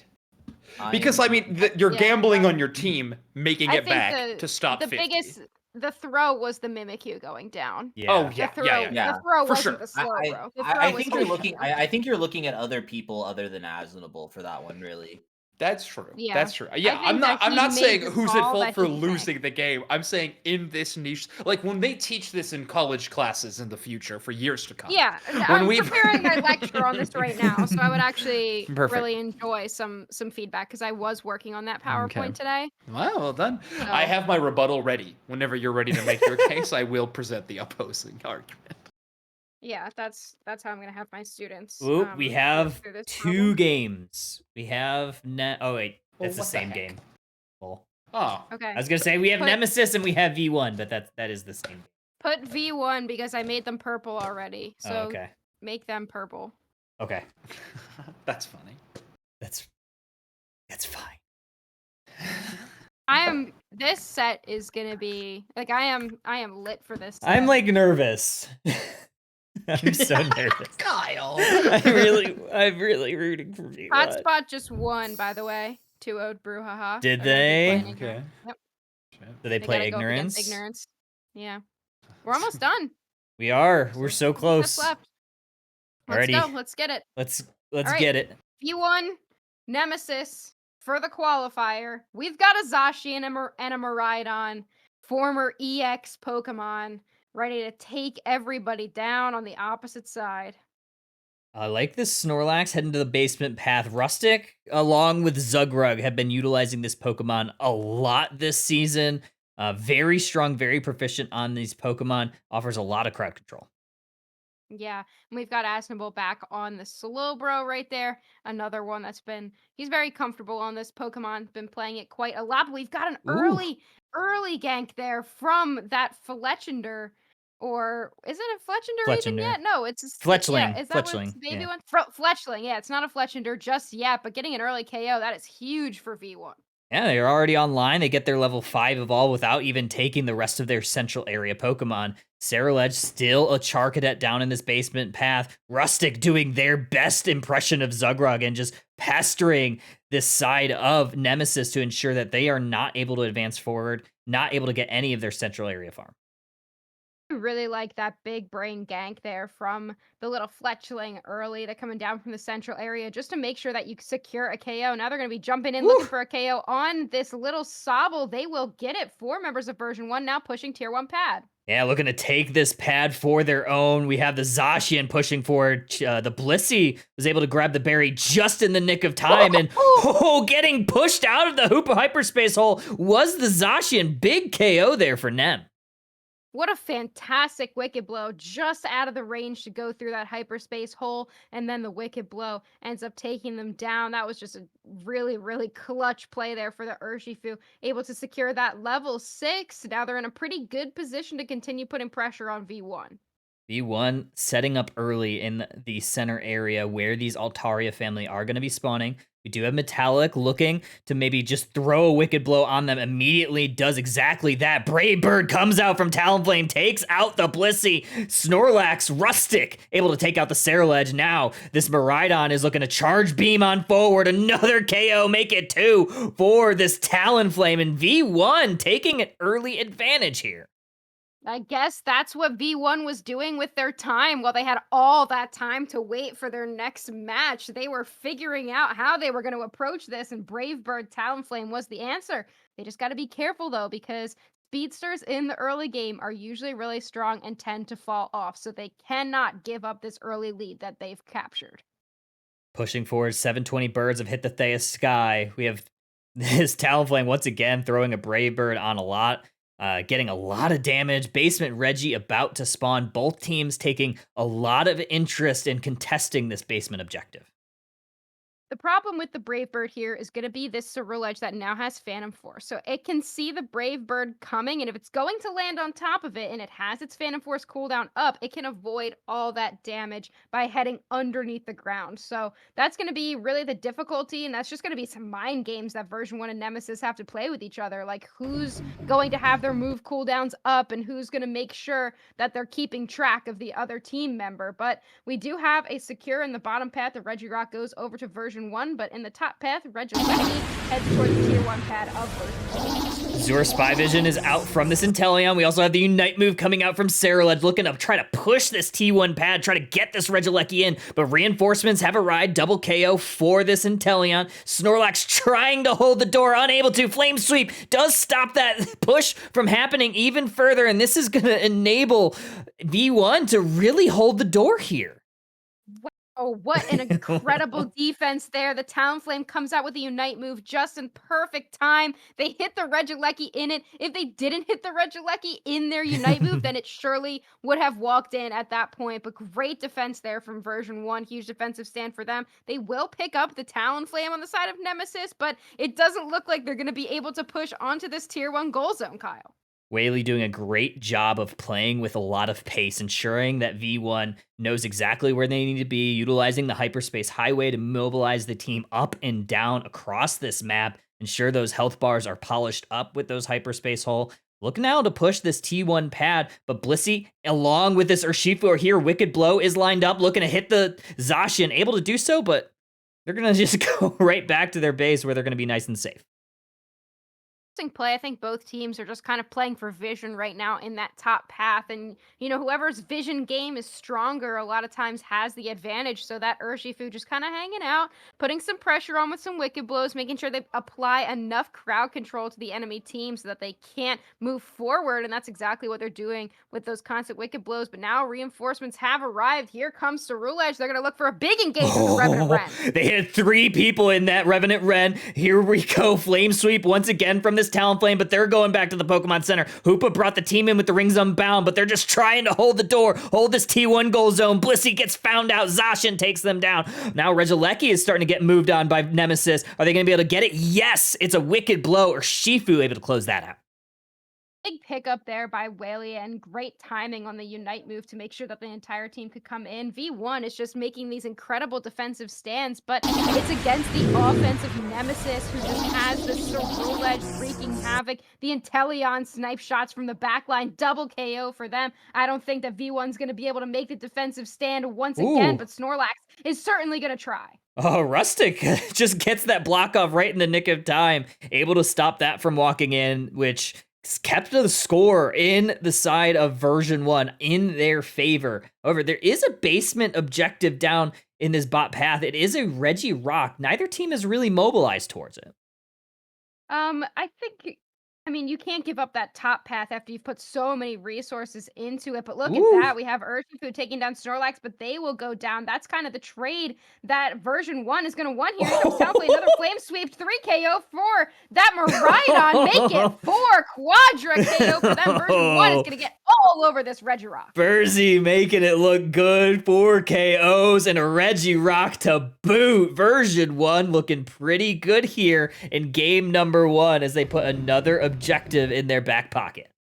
And again, they can't lose the advantage that they've created with the Talonflame. Level 13, no level 13s quite yet on Nemesis. They're going to be getting there soon. Yes, they do right now. And Teleon ticks into 13, but the Talonflame cannot afford to give up this lead. Once a Speedster falls behind, especially against something that's really late game like this Cerule Edge, it's going to be really difficult for them. But we do see Blissey now going down in the top path. Version 1 might try to put some offense on this tier 1 goal zone.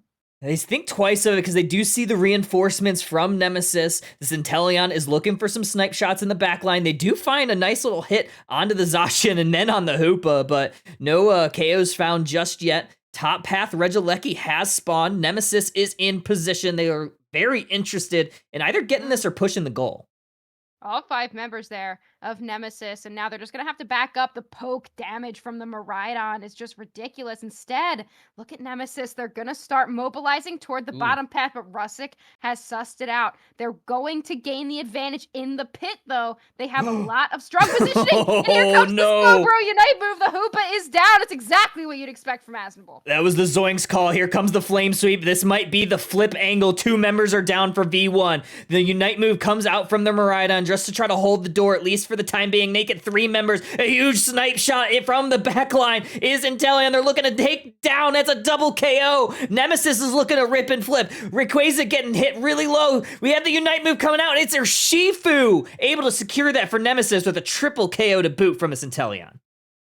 Know how you don't expect that the Hoopa is going to get Slowbro Unite moved, and they just immediately go down to that. That was just a really missed opportunity for version 1 to back up with that Hoopa, make sure they don't lose them before they get the Unite move out. But Nemesis, if it ain't broke, don't fix it. And that's kind of the motto of this evening. The Nemesis team compositions built around that slow beam, taking down Hoopas. If you're a Hoopa, you better watch out, because Asmonable has your number. Oh, very, very predictable if you listen to us in the mid game between this last set. But yeah, unfortunate for Whaley, unfortunate for V1.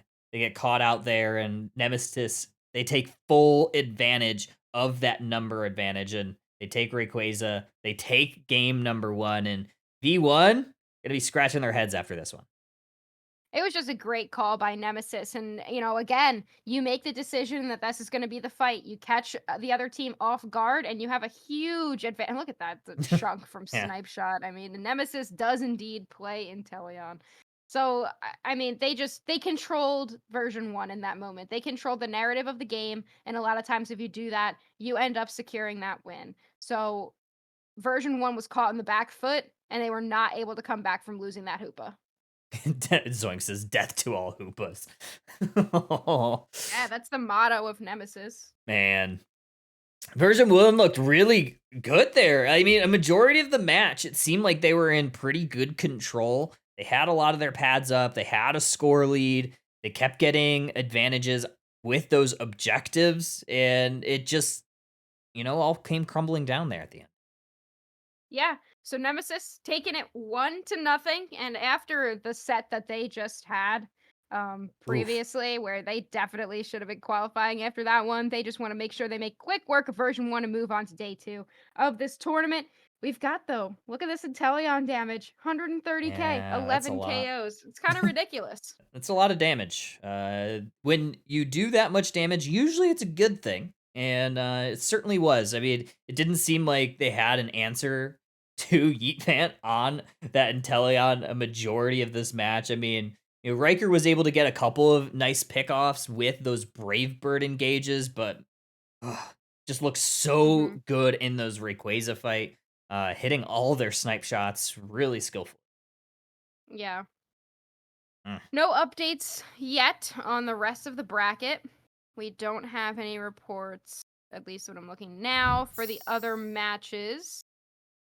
So we've got, 3 sets happening at once. I would like to catch, since we already watched the first game, I would like to catch the other one of Nemesis V1. I agree. But Tempo Tantrum TK, I mean, these are all fantastic matches. It's just, at the end of the day, it would be great to see all these teams make it into day 2, but this is these last 3 sets, they're going to determine who we're going to see again tomorrow.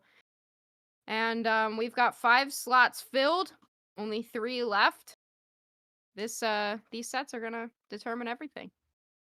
It looks like As if I that's was not the most watching. obvious thing in the world. I was just watching Muck stream, and I think Tempo Tantrum is down 0-1. Okay. So Okay. T Inside Gang info. winning game 1 between those two. What did Hoopa do? Yeah, I don't know. did Ask Hoopa do? Aznable, not me. Aznable has a vendetta against all these Hoopas. Like, I mean, it worked, didn't it? I mean, Take down the Hoopa. They can't It use worked them in down. one game. Well, now It's- 2. yeah, now it 2. didn't work in a different one. But yeah. This is starting to feel like a little bit more than a coincidence. 'Cause, you Yeah. know, Check the hard drive. as a Hoopa main, I fear for my life. If I Yeah. ever am in draft against Aznable, I am never picking Hoopa because I will just cry. Yeah. No, I will just cry. I'll get united at Ray, and then I'm just gonna cry and log off. You'll get united 4 times throughout the match. Off cooldown. He's gonna put on amp. Put on Amp Hoopa, no. It's crazy. they're just gonna put Hoopa. They're just gonna put the slow bro topside. That extra one in. Oh. Surely V1 comes back. Right, Ribbon? Surely V1 comes Ribbon. back. Here's my hopium. I do not wish to be the bearer of bad news, but even though those were amazing, like picture perfect holds from V1, I still feel like Nem got so much value every time, getting really big knockouts. So even though like they were like 70 points in the lead with still all of their goal points, that point lead was like negligible at that point, especially Yeah. after the second defense. Mhm. Like Nem was just so strong. Like both of their carries were like a full level on. Burzy and Riker is just so rough. Mm-hmm. And also like Yeet, I think is just unquestionably the best attacker in NA, but that's just my opinion. I mean, got some good competition, right? I mean, you got to think about Flareon's in that same conversation. But yeah, I mean, can't really discount Kyrios, yeah. Yeah, I can't can't- like. I think like just like because I think this debate like always happens, especially Mhm. around tier lists where you know. Yeah. All right, get the tier list. Get the spreadsheet. Get the spreadsheet out. Go get the whiteboard, zoinks. But Bring I feel like Splash back in like to make just a player tier overall, list. Oh, that's Like- right. like, Yeah, if Slash we- did make. if we look back, right, like on like pushing Flareon slightly to the side at least, like because Flareon's is a little bit newer to the scene. Like both Yeet and Kyrios have been here since day one, and I feel like in every roster that Yeet's been on, Yeet is like the overlord, like the star of those rosters. I always feel like it's him hyper carrying at like every point in time where Kyrios will have like his pop off games sometimes, but like that roster is just Yeah. full of like powerhouses. So like Yeah, like LG might be able to replace Kyrios and be okay, even though Kyrios is great, but the Nemesis team without Yeet Fan doesn't do anything. True. Yeah, interesting. Okay, Potential. Okay. Trainer's more of a jungler now, but yeah. Let's see. Oh, we got the game. V1 will still be on your left side because Husky said so. No other Yep. I did. reason. A little bit different look here. Rustic on the Umbreon this time. Hoopa is staying on, and got a slow bro on the other side. So Whaley, be aware. It's gonna take him down. They're just gonna be like, okay, we know that this slow bro is going to unite move the Hoopa. Let's just make sure we don't let that happen, or we make sure we get the unite move out before the slow bro does that. And that's the entire strat of the game. Burzy has now switched into Alolan Ninetales, so I imagine Miraidon was banned in this match, or I don't know why you wouldn't go Miraidon in this situation, but I do like the A9 pick. A little bit of more of a short control mage type build, but looks like a lot of the farm was able to get taken up from V1. They got that contested, but here goes Nemesis. They're looking to push on forward. Still not able to get a lot of the KOs to get taken down. The Mewtwo Y going back to the Pokemon Center. And now we have an evolved Umbreon. and evolved Alolan Ninetales. And this makes me wonder if we saw an Inteleon ban possibly because the Mm. Mewtwo Y came out, but it is Mewtwo Y with the Blissey, so we might be seeing a Safeguard Blissey instead of the healing Blissey just to pair with the Mewtwo Oh, Y. But speaking of that Blissey, they do get some value by taking both berries, but that's going to be all they get. They are heading back to the Pokemon Center. and down to the basement path with this Hoopa Hyperspace Highway, however, do you have Cerulege getting online with another stack, able to get a bit more of V1's XP, get another stack on in. So you got to think mission accomplished here if you're Nemesis. Here comes the Mega Mewtwo Y. They're going to push forward, but their Mega Gauge is going to be drained without doing too much. Smarter version 1 to back out here. More central area XP to be gobbled up by this Fletchinder, looking to get online as Talonflame once again. You gotta imagine we're gonna be seeing another Brave Bird here from Riker. Yeah, I mean, it worked so well in that first match, and it was great with the defense as well. But we do have Zacian going down in that central area. Machisel back on the Cerulege, going to go in for a 5-point stack here. But now it's just Whaley up in this top path doing their best to defend here against this Safeguard Blissey, which it is the Safeguard moveset. So that's going to be big if you pair that with the Mewtwo Y, get that helping hand on top of it. You got Cerulege to dive in, and a lot of unstoppable, a lot of CC avoidance here for something like an A9. Especially the A9, right? Especially considering that we're seeing already the Blizzard Avalanche build, so that's going to be a big story to watch. Top path, though, here we go. There's the Brave Bird looking to hunt down Machisel. They get the Safeguard, and Talonflame's the one that gets sent packing. Talonflame, back to the Pokemon Center. Hoopa, though, with these portals has just been really exponentially valuable for version 1, just making sure that the Hoopa is able to send everybody back, keep everyone healthy. That pseudo healer type of Pokemon. They do it once again, Zacian going back through that portal, but just Alolan Ninetales and Slowbro remain in this bottom path. Everyone else has moved up to this top path. No Unite moves have yet hit the map. Regieleki is starting to get just chunked down by version 1. We're going to start to see both teams look to really target it. It's Urshifu with the Wicked Blow that's able to take it down, and version 1, just like that, gets deleted off the Thea Sky Ruins. Regieleki making its way towards this T1. Incoming a bunch of points here for Nemesis.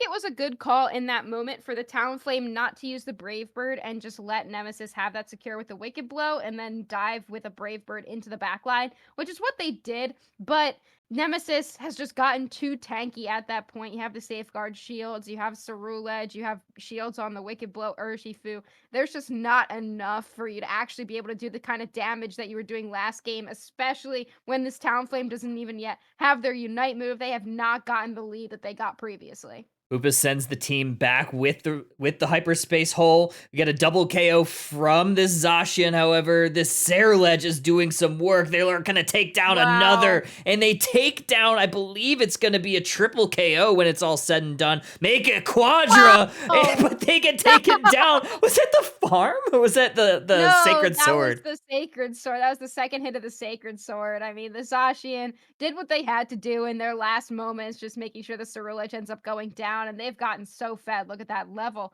11. And that Zacian, when they picked up that KO, they're able to get all the way up to level 10. So definitely, I mean, version 1 is playing from their back foot right now, but getting that pick on the Cerulege is pretty big. Definitely what you want, the Pokemon. If you're going to take down anyone, it's definitely going to be that Seiru or that Urshifu, both level 11 right now.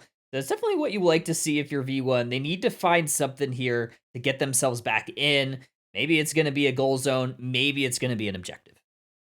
Maybe it's Maybelline as Alolan Ninetales starts to go in with this Blizzard Avalanche combo, but the Slowbro just too tanky. And I feel like at this point, you just don't have enough damage. The Slowbro Unite move, Slow Beam comes down. They will go down, actually. But look at how much damage the Urshifu is doing, just taking down Alolan Ninetales. Looking for that Umbreon next. The Wish does hit them. Or not a wish, this Snarl keeps them going for just a little bit of time, but that's about it. Wow, great push there from Nemesis, but the fight rages on. Oh, we have Hoopa bringing the team down. Rings are unbound. Talonflame going to utilize their Unite move. Mewtwo is going back to the Pokemon Center. Still 4 members down here for Nemesis. His Unite move from this Ceruledge is able to take out the Alolan Ninetales. Now it's Talonflame gets sent packing. It's another triple KO. This Ceruledge is being so oppressive to V1 right now. Machisel doing so much work on that thing. Yeah, just absolutely ripping through everybody on the opposite side. The Ceruledge looking absolutely fantastic this game. It makes me surprised that we haven't seen more Ceruledge coming out because it did get a recent buff to Bitterblade and Phantom Force, which is the move set that we're seeing a lot more nowadays. But we haven't seen it come back the way it was when it was super, super powerful. And I feel like maybe it deserves to, the way Machisel's been playing this thing. They're able to take a Regice in the basement path. We do have Scarf taking down that Regieleki. It's going to march towards that T1. Not sure if they're going to be able to respond in time. Blissey gets there just at the right moment. Phantom Force from Machisel is able to dodge a little bit of the damage. Umbreon's going to utilize their Unite move, steal some shields, looking to push on forward. Regieleki walks in. Version 1 gets a couple of crucial picks here. We're going to see if they're going to get some points in this. Some of these points are starting to rain on in. Mewtwo utilizes their Unite move, but Version 1 is running dangerously low here. Machisel got a little bit more, a little bit overconfident with that. They were able to, they got some picks. They were able to really move in. They tried to use the Unite move, but the mean look just proving to be extremely, extremely valuable from Rustic right there to stop the Ceruledge. But the problem is with the Ceruledge, even if you mean look it, if you try to fight near it, you're still gonna go down for the most part. A level 14 Ceruledge at this point in the match is just ridiculous. It's been so strong right now. And not only that, but Metallica's looked fantastic on Urshifu, not just this match, but pretty much all night. But version 1 has pulled within a striking distance. They're within that 100-point threshold that you'd love to be in. They still have a basement goal zone that they could eventually go for, but right now, it's all Nemesis. Look at how much control they have over this pit right now. 20 seconds left on the clock. And I feel like this match has gone super fast. Like, I feel like it's already 2 minutes, which just seems absolutely crazy. But with a level 14 Ceruledge, we do have the level 14 on the Zacian as well. Now matching the Ceruledge, it's just going to be up to this final fight. 2 seconds on the clock. Rayquaza hitting the map. And this is going to be make or break for version 1. This is where dreams are made of. You're going to see Rayquaza starting to get chipped here. Mewtwo Y is going to try to strike this Umbreon. They get through the Hoopa portal just in the nick of time. Metallic looking to go on in. Brave Bird is going to hit the map. We have all the Unite moves flying out. Revenant Rend is out from the Ceruledge, and all of a sudden, version 1 start dropping like flies. 2 members go down. The Talonflame is still up, but they're getting hunted down by the Ceruledge. Make it 3 members. The Hoopa does pop the rings unbound, but Rayquaza's starting to get chipped. You just can't stand in a line when there's a Ceruledge with Revenant Rend on the opposite side. The Alolan Ninetales got completely one-shot by Revenant Rend, and I think that version 1 was worried about the Slowbro Unite move, but the Ceruledge, it was just too powerful, and the Revenant Rend such a strong Unite move, and they were just able to basically wipe everybody out. Trying to make a defensive stand here. Alolan Ninetales will take out the Mewtwo Y, but 100 goes in from Blissey, 573 to 126, and with Alolan Ninetales now dropping once again, Talonflame dropping, Zacian dropping, it looks like Nemesis is going to be qualifying for day number 2. This is so sad. I was hoping that V1 could finally pull one out. They've been so close so many times, and unfortunate for them, they are going home. Top 12, right? Unfortunately, that's not going to qualify for day 2. 605, 126, your final. Congrats to Nemesis. We will see you tomorrow for the finals of the January Cup. The reigning champs are still alive. Yeah, that was a great couple sets that we saw from Nemesis as well. They're just proving to be such a strong team. I mean, they do it every single month. I feel like they're one of those teams that you are familiar with. You expect them to get there, but they're still always slept on a little bit too hard. And the way that Machisel was playing that Ceruledge, just 13 KOs, 8 assists. They were And we can't see the MVP on here, but I imagine that they did, in fact, secure that MVP. Look at that, 105,000 damage. Just great playing from Nemesis. Absolutely deserved. And congrats to V1 as well. It's always such a fun team to watch. One of these days, they will make it to the top 8. They will make it to day 2. I believe. Keep believing in yourself and keep picking the hoopa. I believe in this team so much. They're so close. They're so close. This was probably the closest that they've been. Just one set away in 2 straight sets. Just unfortunately for them, they kind of got a rough go at it, right? I mean, you have to go against Luminosity and Nemesis in back-to-back sets. It's kind of a tough pull of the cards, if you ask me. So, tall task to take down. Unfortunately for them, go home. But there's always next month. February is just around the corner. Yeah. Yep. So we've got 6 out of our 8 slots filled. Waiting on the Ignorance hotspot, and we should have we have Tempo Tantrum and T-Gang. Tempo Tantrum currently down 1-0. I mean, the match they're about to tie it up over. 1-1. Oh, they're about to. This is going to be a tie. Oh, sorry. Did we just click on it? No. It says began 10 minutes ago, so I wasn't gonna. Okay. Because then we would probably run the risk of missing game 3. Technically, yeah, I suppose so. So 1-1, and in that set, we don't have anything yet from Ignorance hotspot. I think I want to say it's about to end right now with hotspot winning, but I don't know the scoreline for sure. Never mind. That was game 1. So now, okay, hotspot is up 1-0 on Ignorance, and the other match is tied 1-1.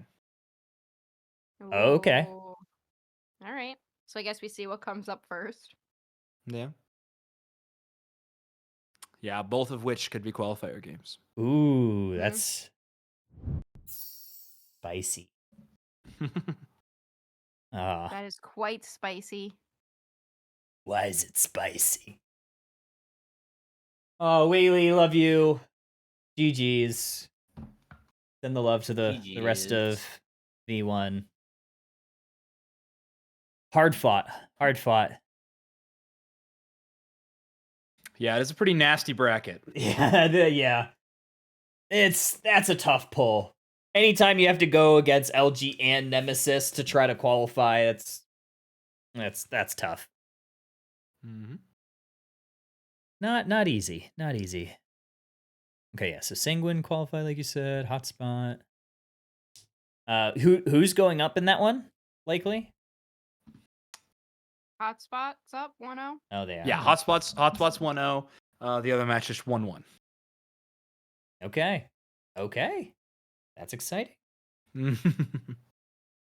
Do we want to try to get Ignorance hotspot game 2? I think that one will probably come up first, maybe? Or do we know? They're both in lobby. So okay. Or what? I don't know the delays they have on their streams, but oh, true. They are both in lobbies at the moment. So, and with Muck responding in chat, I think they both have not even started yet. Rip. Okay.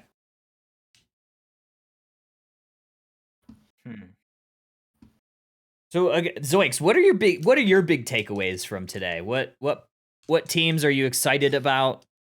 Any notable picks or bans? I think Sladic's gonna make it through a lot more games than we saw previously. I think people are sleeping on Tinkaton. Yeah. Yeah. Not Celestial.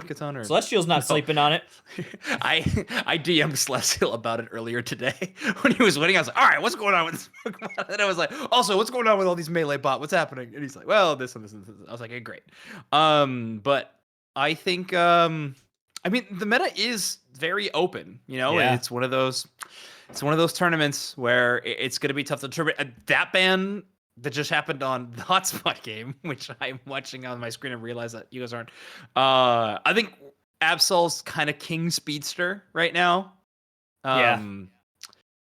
None of this is really determined from this day, though, I guess. I feel like it is an open meta, but I feel like we've been playing in this meta for a while. That Lats balance patch didn't change a ton, you know? It was like some things, like maybe Slidex down a little bit. Darkrai banned for this tournament, so who cares? But I think, True. yeah. I think people are finally banning Miraidon, which I think is pretty sick. I was like very outwardly upset at teams last month that everyone was just letting Miraidon through. I'm like, what are we doing? Please ban that thing. But we're starting to see it more, which is good. So much to say about balance patches after I did an entire week of statistical analysis on it. Yeah. And I think that the developers are being very, very careful about patching things way more than they ever have been because they don't want to have to deal with this game. Yeah. So they're giving us patches so that there's content, and they're like making some weird decisions with the patches, but it's not enough to do anything because they're too afraid to have to pay too much attention to this game. So they're really, really careful about it. And what I think needs to happen for this game to come back is for them to break something. They need to release something easy again, like Mewtwo Y, and break it. Because then it gives so much attention because everybody's so pissed. Mewtwo Y, Mewtwo was the best thing that happened to Pokemon Unite in terms of putting players in the game. It was the worst thing that happened to Unite for everyone that was already playing Pokemon Unite. That's so true. Yeah. And if they want to get more people, they need to piss us off again. And they did it with Darkrai where Darkrai was broken, but it wasn't easy enough because Darkrai is a speedster and it takes actual skill, so you couldn't just free win with Darkrai. So it was broken, it was pissing people off, but it wasn't enough. Do you all think there's a Mon that they could drop in the game that would ever generate as much hype as Mewtwo? And I'm not talking like abilities, gameplay, whatever. Just like Mewtwo didn't have any of that. It was just Mewtwo. So I don't think so. I don't think so either. I think Mewtwo's like the pinnacle, right? I think Ho-Oh was maybe one of their best shots. Yeah. Maybe you Lugia. probably could have done Lugia. Yeah. Lopunny? No way. Well, Lopunny would get a certain clientele. Yeah. There would be I think certain your players. other options, Kanto Eevees, maybe. Kanto Eevees will get players, but not as much as they did a big drop. If they did all 3 Kanto Eevees at once, it might do it. If they gave us like just Jolteon or something, like I don't know. Ooh, we I got don't a game. know if it's enough. I feel like you have to do all of them at once. We do have Hotspot Ignorance available. Do we want to catch that game 2? Yeah. Do we want to? Yeah. Ribbon and Zoinks, are you ready? Haven't seen Hotspot yet today, so I'm down. All right. We do Ignorance on left side. Okay. Okay. Oh, jeez. Okay, I will say, Mux team's playing Gengar. They're winning it, which is wild. So yeah, that stream going on too. Cinderace versus Gengar. It's a wild game. Or do we want to go to that one? I don't care. No, I'm down to do this one. I'm down to do this one. This is fine. Yeah, we haven't had. To be fair, we haven't had them on broadcast yet today. So yeah, have we had Ignorance on broadcast yet? We had Ignorance on broadcast once, but we have not seen Hotspot yet. Okay, so I know last game, Ignorance was on Scyther instead of the Garchomp, which is one of their more iconic picks from Jupiter. But his Garchomp's solid too. Obviously, just has a mean all-rounder game, kind of across the board. Mm-hmm. It is interesting to see Pika Diff on Blissey. I don't feel like I see Pika on Blissey that much. Used to all the time, right? Like that was like their old school. They were perma Blissey, but like back in like Remote Stadium, maybe like World's Year 1, the old days. But yeah, since then it's been a lot of Hoopa picks ever since that moment. But I do think that Neon with the Psyshock here, I think is going to be super interesting, especially considering Hotspot is running this Metagross. I feel like Oh, if yeah. Neon gets a really solid stun, they could like instantly shut that Metagross down, especially if they like can interrupt the gyro ball. Yeah, this is a composition that's really interesting in the Metagross. I mean, they have so many ways to kite it. You could stun it with Espeon. You can dodge away with Greninja. I mean, Protein's going to be constantly doing that. Double Team Greninja is so freaking tough to take down. He's so slimy, can jump away from so much damage. So Metagross definitely does not like opportunities like that, especially if we go Zen Headbutt. I don't know what direction they're going to go with Hotspot. Most players have been playing Magnet Rise, unfortunately. So much less fun than Zen Headbutt, but what am I going to do? Yeah, and Ignorance is going to continue to get some really big value on this topside Grace, trying to do their best to stall this Garchomp 30, but they're just going to end up paying for it in return. What a huge knockout right there from Neon, and as long as they can get this 30 bomber in, that's massive for Ignorance. That's great value. Oof. And it's a Trick Hoopa as well. I don't know if we've had any of those on broadcast today. Have we, Ribbon? I don't know. I joined late. No, So, we have okay. not. Yeah, We're going to be Trick Hoopa Gaming from Scrooble. Not going to be enabling this Garchomp a little bit more aggressively. They are going to have to contend with this Metagross that we were talking about, which is playing Zen Headbutt, so a player after my own heart. It's so tough to choose who to cheer for now. Yeah, I feel like Vin's gonna have a really tough knock at this because you're gonna be looking to dodge Espeon stuns and you have to play around that speed boost that Trick provides to really make sure to like make sure you cast and get your micros right because there's just so many ways Ignorance can dodge things. I think the one thing that Vin does have going for him though, I think, is that the Greninja Shadow clones can count for those Sure. Yeah. Gyrospheres, so if like something like that happens, that would be really great for them. But other than that, it's gonna. I feel like Ducky would need to also like land like a really sick engage as well. Like that's like the only thing that really Hotspot could look for.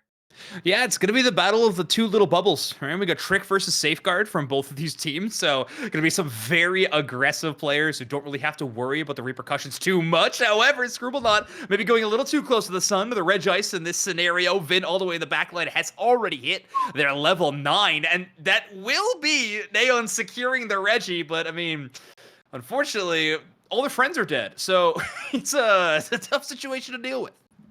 Yeah, and they're going to be next in suit. Ignorance is going to arrive to try to guard this goal, but the scores, just barely don't end up going in. Scrubble's trying their best to stop. Blissy's getting in more and more microdunks as time goes by. Ninetales ult is committed in the Snow Globe is popped to try to break this tier 1, but Ignorance stands strong. Okay, Soup Chef getting a few blocks to move a couple of targets away from the goal zone, as well as some nice heavy slams. So working together quite well alongside, of course, Protein Shake on this Greninja. They're getting a large amount of that experience, which at this point in time, they're trying to level up, but more so they're trying to deny experience to deny Hotspot their Unite moves back. Metagross just gets it a little slower, but in knocking out those wild Pokemon help get them there a little quicker. But Ignorance stealing some farms, stealing some KOs, good bot path presence in the top path. We'll have to see if it works just as well as I believe that's Goopiter with the Unite move into the backline. Yeah, a really big scoop right there, and that's some nice catch-up experience for Goopiter. That level 11 Metagross had to be worth a ton, especially after all those knockouts in the bottom side, and then Ignorance just gets a plenty bit of value, knocking out the Ducky and the Alolan Ninetales as well. So Ignorance standing really strong at the halfway point, and with a lot of Unites online, they could really snowball this lead.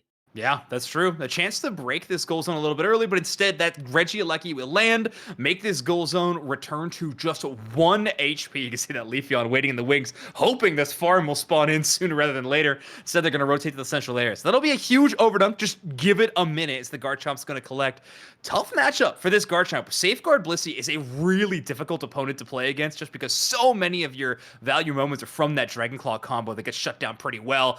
Computing Crash did find 3 targets in the little searching mode, but it only found the 1 inside the walls, but was good enough for the KO. Espeon goes down. Ducky grabbing 2 with this Trevenant. Absolutely crushing it, but now that Goopiter's on the offensive again, it gets a little scarier.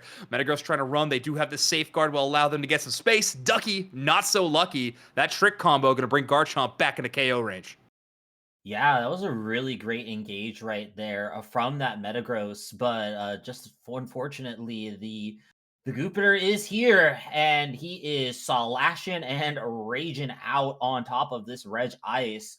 Ignorance with 4 minutes left on the clock is still continuing to keep this lead. What a eject right there from Goopiter. Ducky trying to scoop them back, but just barely sidesteps it. Gooper is on point, but Vin somehow sneaks in the gyro ball right before the side beam connects from Neon, and unfortunately, this side shock is looking like it's slowly being scaled out as this Leafeon is now in play. The Greninja unfortunately falls down. Another 2 knockouts there for Vin, and this Metagross definitely going to be what Hotspot is going to be playing around. All right, 2 objectives go the direction that maybe we didn't think they would now. The Metagross with the drive-by gyro ball, and Neon with an earlier snipe on that Espeon, both of which not the results that we expected to see at the very least. Instead, we're going to be looking towards a rotation to this top side. Super Chef making sure that all of that experience goes over to their side, but Hotspot not too worried. They have a lot of Unite moves to work with, namely this Metagross and Blissey combination, which is truly devastating. Super Chef's trying to put a stop to that already by kidnapping this Metagross. It's a Unite move already. They're going to do that in tandem with the Leafeon's Emerald 2-step, and everybody from Ignorance is already blown out of the water. Huge offensive push by Hotspot. They're going to net that Regieleki 50 points into the bot path, but that's just silver linings as Ignorance is on the retreat. Yeah, and this is going to be a 40-point overdunk for Hotspot in this top side. It's going to even up the score line. And, the one thing that I didn't count for Hotspot going in their favor is Compute and Crush actually working as intended. These Thunderdomes that this Metagross has been putting up have been given great value, not only in that Espeon knockout, but around that Regieleki as well. So now Hotspot and Ignorance both farm up, and it is Rayquaza time. I feel like Vin is now level 15. Jeez. This is a wall. I mean, there are few Pokemon as raid bossy as a level 15 Metagross, especially with a Blissey pocket to work with. This is going to be such a tough team-to-team fight. It's going to matter a lot where these safeguards pop out for Pikadiff, and if Goopiter can follow those cooldowns and try to strike when maybe they have a chance where the safeguard is not available. Sous Chef with a bit of scouting. They're going to take some damage, but a Snorlax can easily walk off that early poke. Yeah, and Neon's just having so much trouble trying to lock on to somebody, especially with that safeguard. Goopiter does find a kidnap, though, and Ducky isn't able to even react. Hoopa has to throw down the wings on down, but unfortunately going down to the Metagross, and now Goopiter is here, Gray, with 2-step to just get away. And now Vin, finally playing the range, gets caught up. Blissey assistance is going to go down, but it is not enough. Pika instantly explodes, and the CC chain is insane. Vin is on the floor. Hotspot down multiple members. It is all on Ducky and Gray to try to take this Rayquaza back. Oh, Leafeon definitely a good contender to do so. Great heavy slam by Super Chef to buy a little time. The block makes things even tougher, and Ignorance is going to capitalize. They take that Rayquaza. Super Chef with some fantastic defense against 2 unlikely attackers, and that is going to be a tied game of Ignorance sealing this one, not sealing it up, tying it up 1-1 in this set.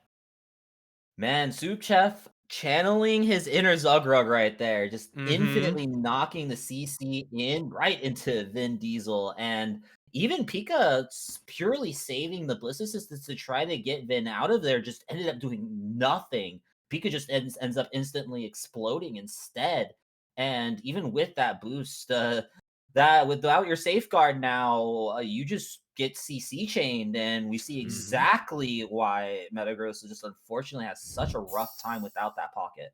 Yeah, it was crazy too, because I think the safeguard was perfect to negate the guard chop initiation. We saw Goopiter kind of swing right by, not able to pick up or stall anyone, but then everything after that was able to shut them down, because as soon as that cooldown is gone, we see the Snorlax jumping in. Somehow, Protein Shake still hadn't used their Unite move in that final fight. I don't know. That is legendary patience from a Greninja. At that point in the fight, to be still holding on to that move. And well, I mean, we talked about it. Raid boss level Pokemon. That's who you got to shut down. That's who you got to chase. I mean, I really just have to give it up to Protein Shake here, because that Greninja pick actually, I feel, did way more silently than we really anticipated, because along with the Muscle Band procs, the Water Shurikens were really just chunking down these more bulky picks. So Ducky really was just getting evaporated in multiple instances. he could barely even react to getting Goopiter scooped before they even came out of before they even came out of the dragon combo. So Yeah. I just feel like Ignorance just found the chinks in the armor and just opened them up, and what great play from them. Yeah, I think we're going to be seeing so much more Water Shuriken as this tournament moves forward. It really is kind of not unprecedented necessarily. There's other great Pokemon like Glaceon, for example, or something like that. But very few Pokemon, I think, that scale late and have great poke damage throughout. Miraidon, one of those Pokemon. But when it's not available, something like a Greninja really, really crushes it. Not to mention it's extremely tough to KO. And also that Unite move is fantastic and frequent. So I think we're going to be seeing a whole lot of that one. Yep, 100%. All right. Are we in game 3 in both of the last 2? I think so. Yes. Yeah. Haven't seen Muck's match come up yet.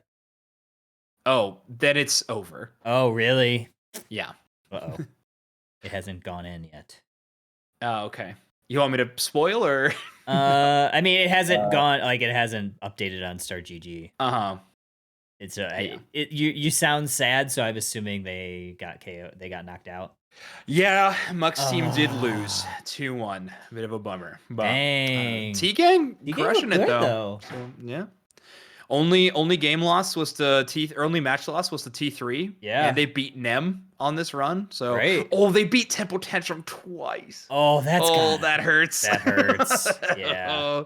And both sets were 2-1. Oh, Yikes. That is that's tough. That's a tough pill to swallow. Also, T-Gang still playing Flail Snorlax. Despite my constant screaming at my screen to stop. They're still doing so. Ah. Dang. Don't Alrighty. ever stop. So we got one last match. And it's gonna be this Hotspot and Ignorance to figure out who's going to January Cup top 8 tomorrow. Yep. Wahoo! Yahoo! Or something. Or something of that nature. It'll be interesting to see how Hotspot kind of drafts come to this next game, right? Because I do feel like Vin is definitely like one of the better Metagrosses I've seen. But I feel like it was clearly just like a night and day difference with whenever like Pico was next to him and whenever Pico was not next to him. So Of course, you yeah. know, unless we see like Compe or something crazy. Oof, yeah, that'd be crazy. Yeah, I'm really excited to see a game 3 adjustments. Yeah. You know, you never know what it. I guess Jupiter has finally stopped playing XP share Zera, so drug. Maybe they continue. Oh, okay. I will admit I am watching this draft. It is gonna be a Okay. pretty exciting one. Okay. I'm excited about this one. I will say the bans because I can say those for sure. The bans are Absol Machamp, is what Hotspot is banning, and Ignorance banned Umbreon Miraidon.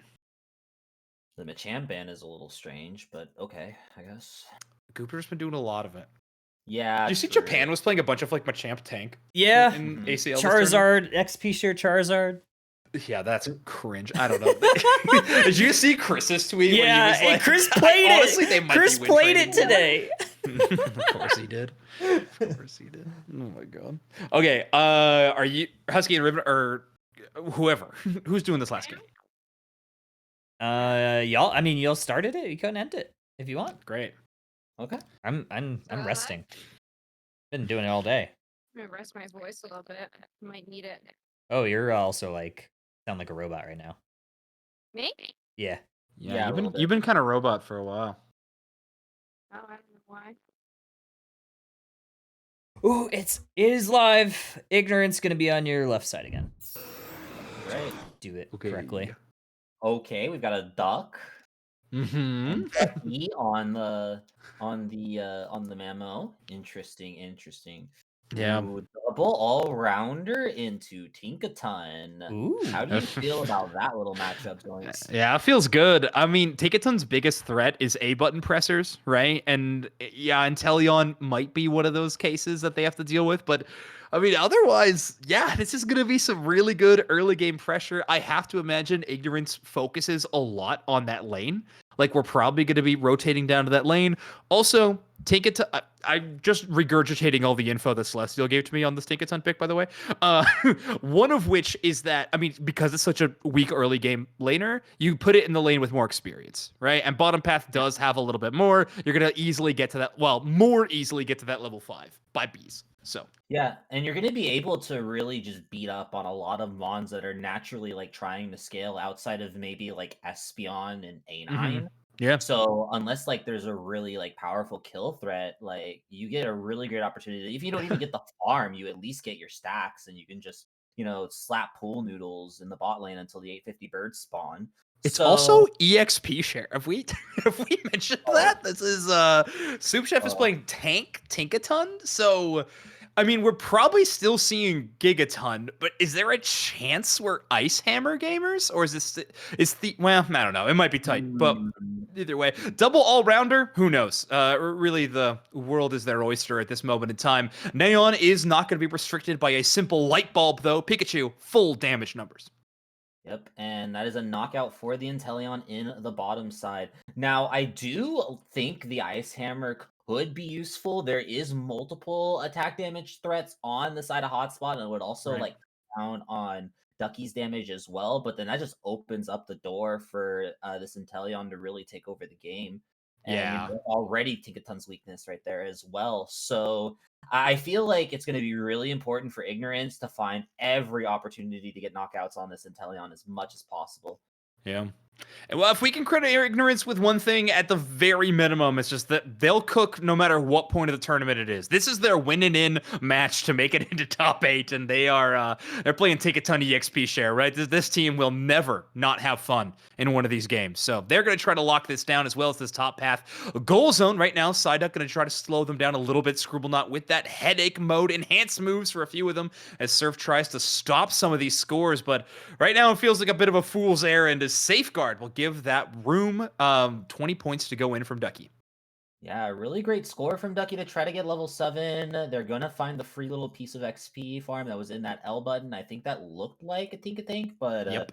Ignorance is still trying to scrap some sort of value out of this top side, even though Hotspot is overwhelmingly taking every piece of farm right now. And Ducky is just trying to look for more to boot, but might have bitten more off than they could chew. That's going to be a nice little pickup for that for Bro Team, but not really that much experience. And Ignorance still standing strong in the face of adversity. Yeah, weird spot for Ducky to play aggressively on the tank there, especially since Hotspot was playing this so slow in their attack push. But either way, they do get the Regieleki, so we'll be moving towards that tier number 1 as 2 members from Hotspot are moving towards that bottom path. Good call by Ignorance. Should have let that one in. Very small overcap, but the scoreline is looking a little bleak for Ignorance at the moment. And right now, they are just choosing to farm too many players on their team need to scale up and catch up, particularly Jupiter's Garchomp. We really need to see it get online before they can really even hold a candle in some of these team fights. So Hotspot is going to take these both objectives to start the game relatively uncontested. Yeah, well, the Water Shuriken and the Thunderstorm is a great place to start to try to get some catch-up XP back. But I feel like Hotspot does know this. They're playing very slow and very carefully, making sure to steal every piece of farm away from Soup Chef as much as possible. And now, look, they're looking like a piece of farm as well, but nicely getting away. Okay, never mind. I spoke too soon. Yeah, an unfortunate snipe shot actually predicts, shoot where they're gonna be style of gameplay out of this Inteleon. It's successful as that Tinkaton will fall. Is going with the Thief Gigaton Hammer, so still a extremely solid moveset. I was only thinking of Ice Hammer, maybe to slow a few targets so we get some of these bigger melee engagements, but Thief does speed you up, steal some defense, allow the Garchomp to have a few easier knockouts that will make this choice worth it. As we see kind of the supportive core playing towards the top side, Pikachu relatively safe defending, as Garchomp or Greninja back to the drawing board. By drawing board, I mean farming.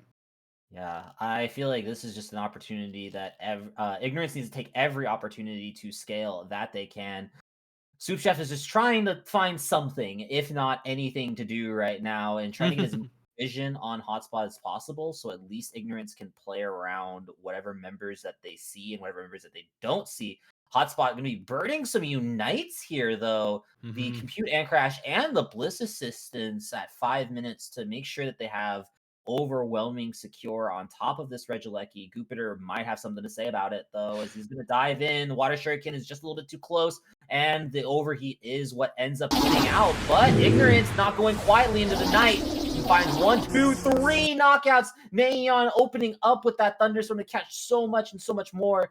Unfortunately, the Inteleon shot just goes an inch bit wide, and it's Ducky versus the world on this topside pad. Neon's trying to get into 12 just for a little bit more, but Hotspot with the reinforcements coming back do not find the goal pad break. Woof. I mean, hey, in Ducky versus the world, I take Ducky every day of the week. So far, crushing it on this Mammoth Swine pick. Actually shuts down a huge push out of this goal zone. Good adaptation by Inteleon to stop that Psyduck from dumping in 40. Sushas Gigaton, a little more relevant in that last battle than we've seen so far. Decent Gigaton Hammer. You can see that they've at least upgraded the area of effect of their moves once so far in this match. It's not 60 stacks, but we're probably looking at upwards of 20 at this moment in time. Greninja and Pikachu with a big offensive push, but only one Pokemon out of 4 is going to fall. So that goal zone, not going to be easy to push on at the moment. Ignorance instead got to retrace their steps and maybe turn their focus on this Regice. Yeah, this Pikachu is so huge right now. Just 40 seconds have passed between those thunderstorms, and Hotspot's feeling the thunder current. Ignorance is coming in. Soup Chef is finally able to land some CC, land some stuns, get on top of this Inteleon. And honestly, it's some great spacing. It's going to allow Ignorance to get in some points. 36 is close. The splash a little bit too shy from Gray. Finally, though, Vin Diesel is here, acing down this Greninja, trying to get it in. Soup Chef is so close. Scrubble not able to get it in either. Neon trying to do the best to close things out. Ignorance going for the long game here, but the flash is not enough. Oof. And Hotspot once again holds on a tier 1 push. Yeah, somewhere along the line, Ignorance has found a place to score, and also Jupiter has found a place to feed. That goal zone is looking ridiculous. Garchomp taking down so many KOs despite Hotspot's relentless defense. And now 40 seconds remain until our final stretch, and Jupiter's going to be sitting at level 14, doing their best Vin Diesel impression. Soup Chef will get picked up by the Mammoth Swine, but honestly, it feels a bit intentional by Soup Chef at the moment. There is no yellow dot above their head since they were ulting the Inteleon in the flux zone a moment ago. So I think we do need to get that Unite move, and with that knockout, they do earn it. So now Soup Chef can just kind of join the battlefield and get ready for the big kissy hammer attack. I think that's what the Unite move's called. Pretty sure. And now Soup Chef has hit level 11, so they at least do have that first Breakpoint Plus move. And honestly, Hotspot not looking as strong as they did last time. Meanwhile, Ignorance is definitely the one a little bit more at this level 14 Garchomp and this level 14 Greninja are definitely going to have more to say in these fights. These snipe shots are all Hotspot is trying to rely on right now to try to keep Ignorance at bay and slowly tap this Rayquaza more and more. Hotspot might be looking to flip here. The engage is finally found. Jupiter tries to go for the scoop, but not enough is found. The Thunderdome is dropped, but nobody is there. Vin Diesel isn't even inside the pit. But yet the secure is there from the Blaziken. That's so many shields up right now, and Hotspot has plenty of time to score. Yeah, Gray picks it up uncontested. Amazing work there. We had the Garchomp uniting in the middle of all of that, but unfortunately Scribblenaught goes down. It does not have time to utilize the Unite move in that final fight, and that will be the white flag from Ignorance after a long day of games, and Hotspot going to be the final team to make it into our top 8. Yeah. Really great zoning Unite right there from Vin Diesel. Once again, I feel like this guy is the only person that can make Metagross Unite work. Check him PC. Because that Unite really just blocked off so much space around that Rayquaza pit and gave Hotspot the continued opportunity to rip the Rayquaza. Neon really couldn't find an angle to get in. Scribblenaught was blocked out as well, and then Jupiter just unfortunately more before they could finish their outrage. And even though Soup Chef did get in at the end with the Kissy Hammer attack, it just wasn't enough. And Gray just gets the secure with that overheat. Impressive. Very impressive. Holy cow. Kissy Hammer Attack is, Kissy is Hammer the legal Attack. name of that unite. The government name. The government name. Do I still sound like a robot? No, you're good now. No, you're good Okay. now. Is that Ignorance's like 12th top 12 performance now? I'm at pretty this sure, point in the tournament? yeah. Like they've been just outside the bubble so many times. They've made it into top 8 before, but Oh, like, yeah. this year, but Yep. like it has been a whole lot of just right there. That is Kiss- unfortunate. Kiss Bliss Kaboom. Kiss Bliss Kaboom. Yeah. So honestly, closer Kiss than Hammer. I thought to the actual name. Kissy Hammer Boom. What's Yeah. what's the name? Like when we were getting the leaks of it, wasn't like the name like something really funny too? Oh yeah, it had like a heart emoji in it. Yeah. It was like Kissy something. Kissy Bonk. There was like Kissy and then there was Bonk. Mm-hmm. Yeah. Well, it did bring the bonk. Mm-hmm. 5 Oh. big bonks. 5 big bonks. Holy cow. Alrighty. Well that's So that yeah, kinda what's our concludes. list? So we have OJ, yeah. Kiss, Luminosity, T3, Sanguine, Nemesis, and Hotspot. for tomorrow. That's a stacked lineup for tomorrow. That's a good top 8. Yeah. I mean if you were to tell me like those are the teams that were gonna make it, I wouldn't bat an eye. I think those are probably the best teams in NA right now. Yeah, not a lot of upsets T-Gang, across yeah. the board. Oh yeah, Like, NTI gang, yeah, NT gang. What's up, Callie? Yeah, T gang. That was for top 8. Yeah, yes, and T indeed. gang. My B. Holy cow. We did the whole NT thing. gang, That was a Army, long and day more. of games. Yeah, and honestly, really great Unite overall from start to finish. Mm-hmm. That's fine. Yeah. Wow. Let's before we head on out, maybe everybody wanna take a second to talk about what they saw today? Any final takeaways for tomorrow? Any predictions?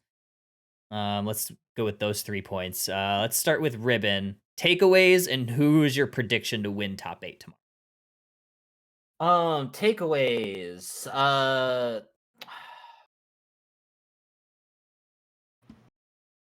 I think that in the face of next to 0cc, Metagross does well. Shocker alert. And maybe that's the Pokemon that's like, might show up tomorrow. If I really had to make a prediction, because outside of like Blastoise not being as high a value as I thought it was going to be today, like I thought people were just going to be straight up ready to ban it, or Yeah. at least like get it within that first rotation. Seeing it go by so many times in draft, and like seeing picks like Trevenant and Mamoswine, like more of the staple like defender top laners that we've normally seen in the past. Maybe like the blast buff. I don't want to say the blast buffs weren't enough, but maybe people are sleeping on blast?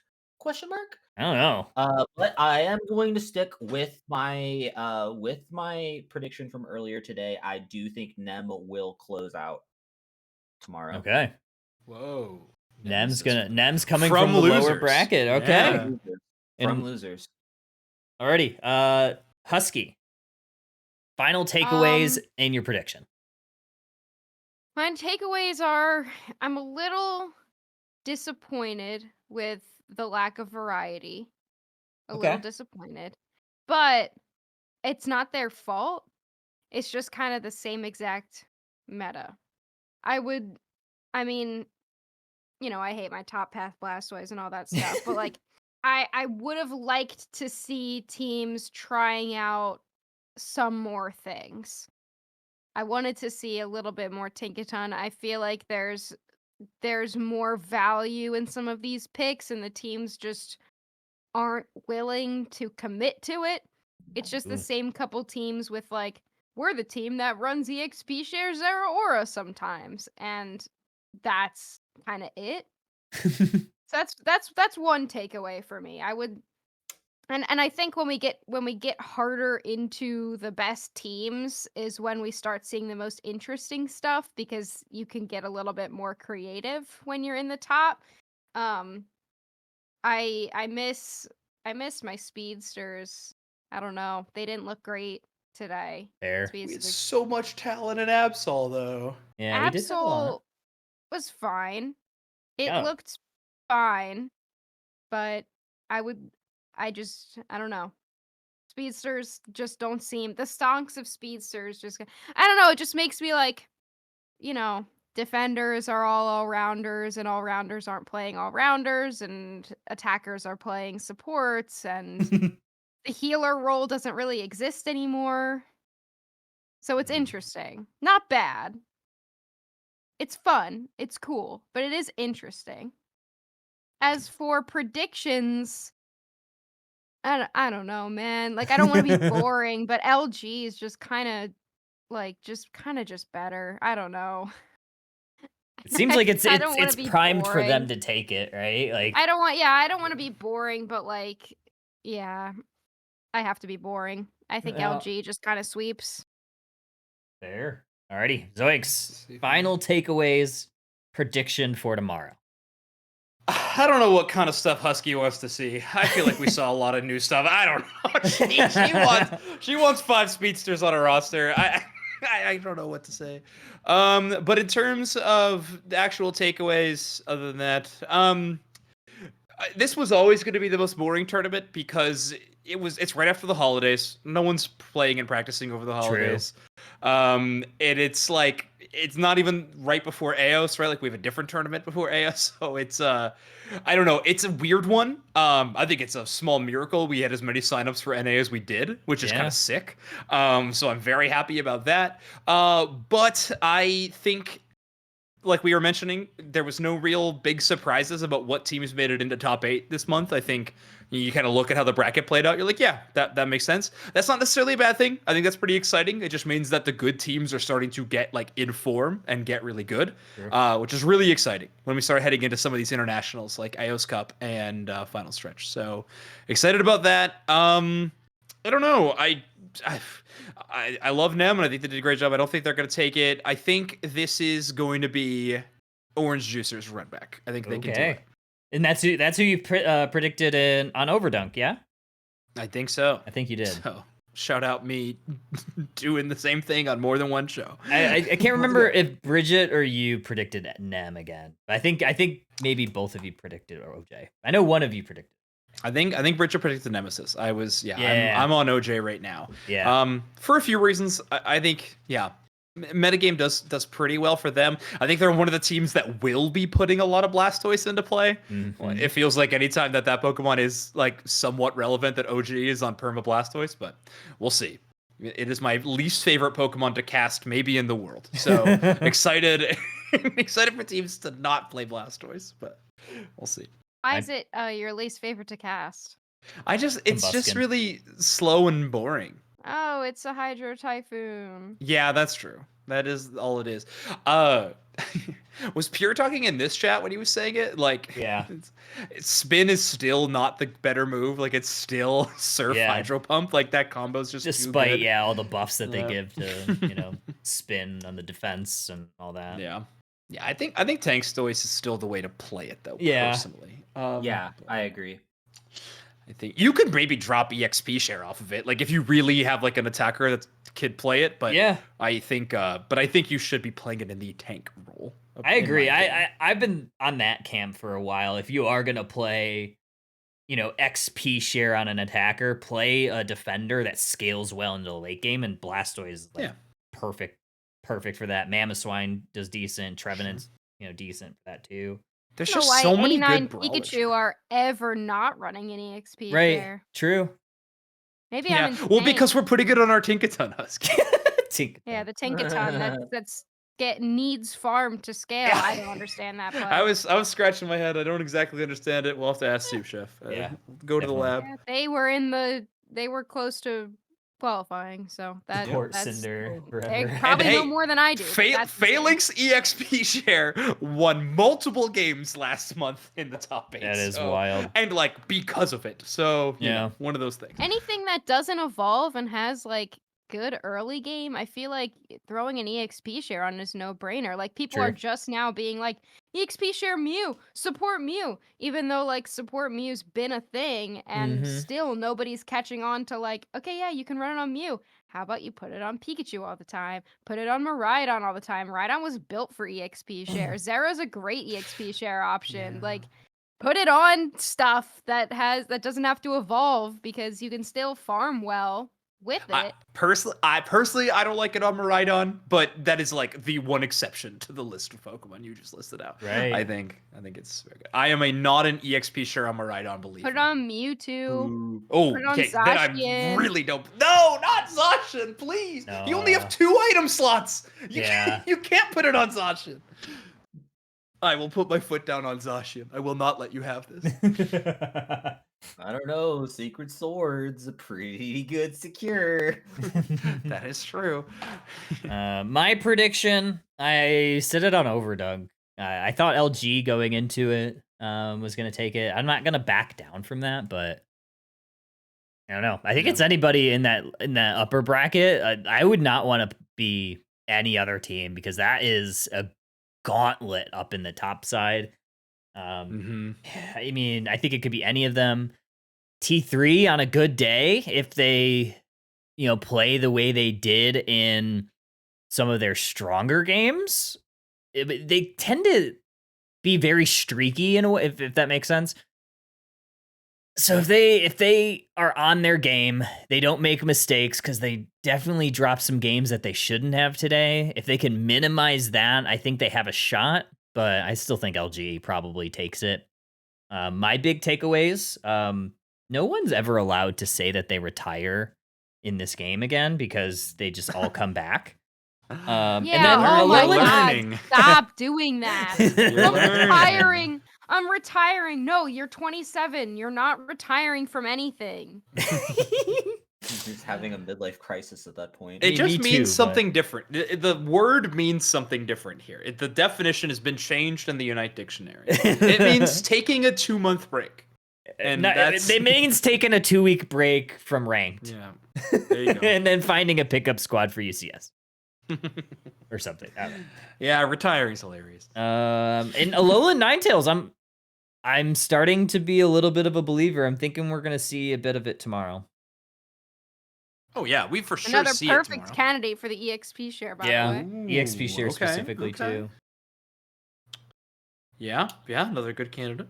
But I think again depends on what tank you play it with. True. If you're gonna play like Snorlax A9. I could see LG rocking it. What are you doing with an EXP? Didn't they do that earlier? They ran it. so, Otter ran EXP share A9. Am I making that up? Makes sense. Yeah.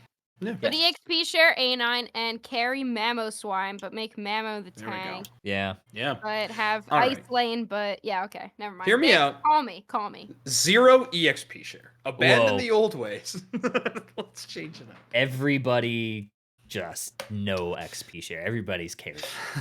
No EXP at all. Just run it down. just run All it. game. Baby cup.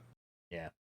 Alrighty, well, let's find a. I was gonna say let's find a raid target, but let's go ahead and keep the UCS chain going. Battle Hub is on with the OC finals right now.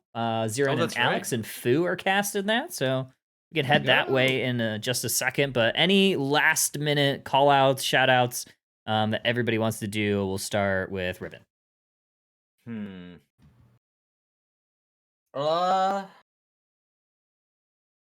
I think since this is probably going to be not necessarily my last time on a broadcast, but at least for the future between now and February, keep an eye on my Twitter. Okay. I have an announcement coming. Okay. Follow Ribbon on x.com, the everything app. It's Ribbon Chew on all platforms. All right. Husky, any final call outs, shout outs, anything you want to drop before we head on out? I'm EP. Yeah, me too. I'm going to go eat. Zoix, any final call outs, shout outs, anything you want to say before we head on out? Follow at Ribbon Chew on all platforms. Follow. I'm excited for this announcement. All right, everybody. We're gonna go ahead and raid Battle Hub. Thank you again for all the positive vibes, all the fun we had today. Thanks for stopping in, supporting all the teams. It's been just a blast to host every tournament in UCS Day 1.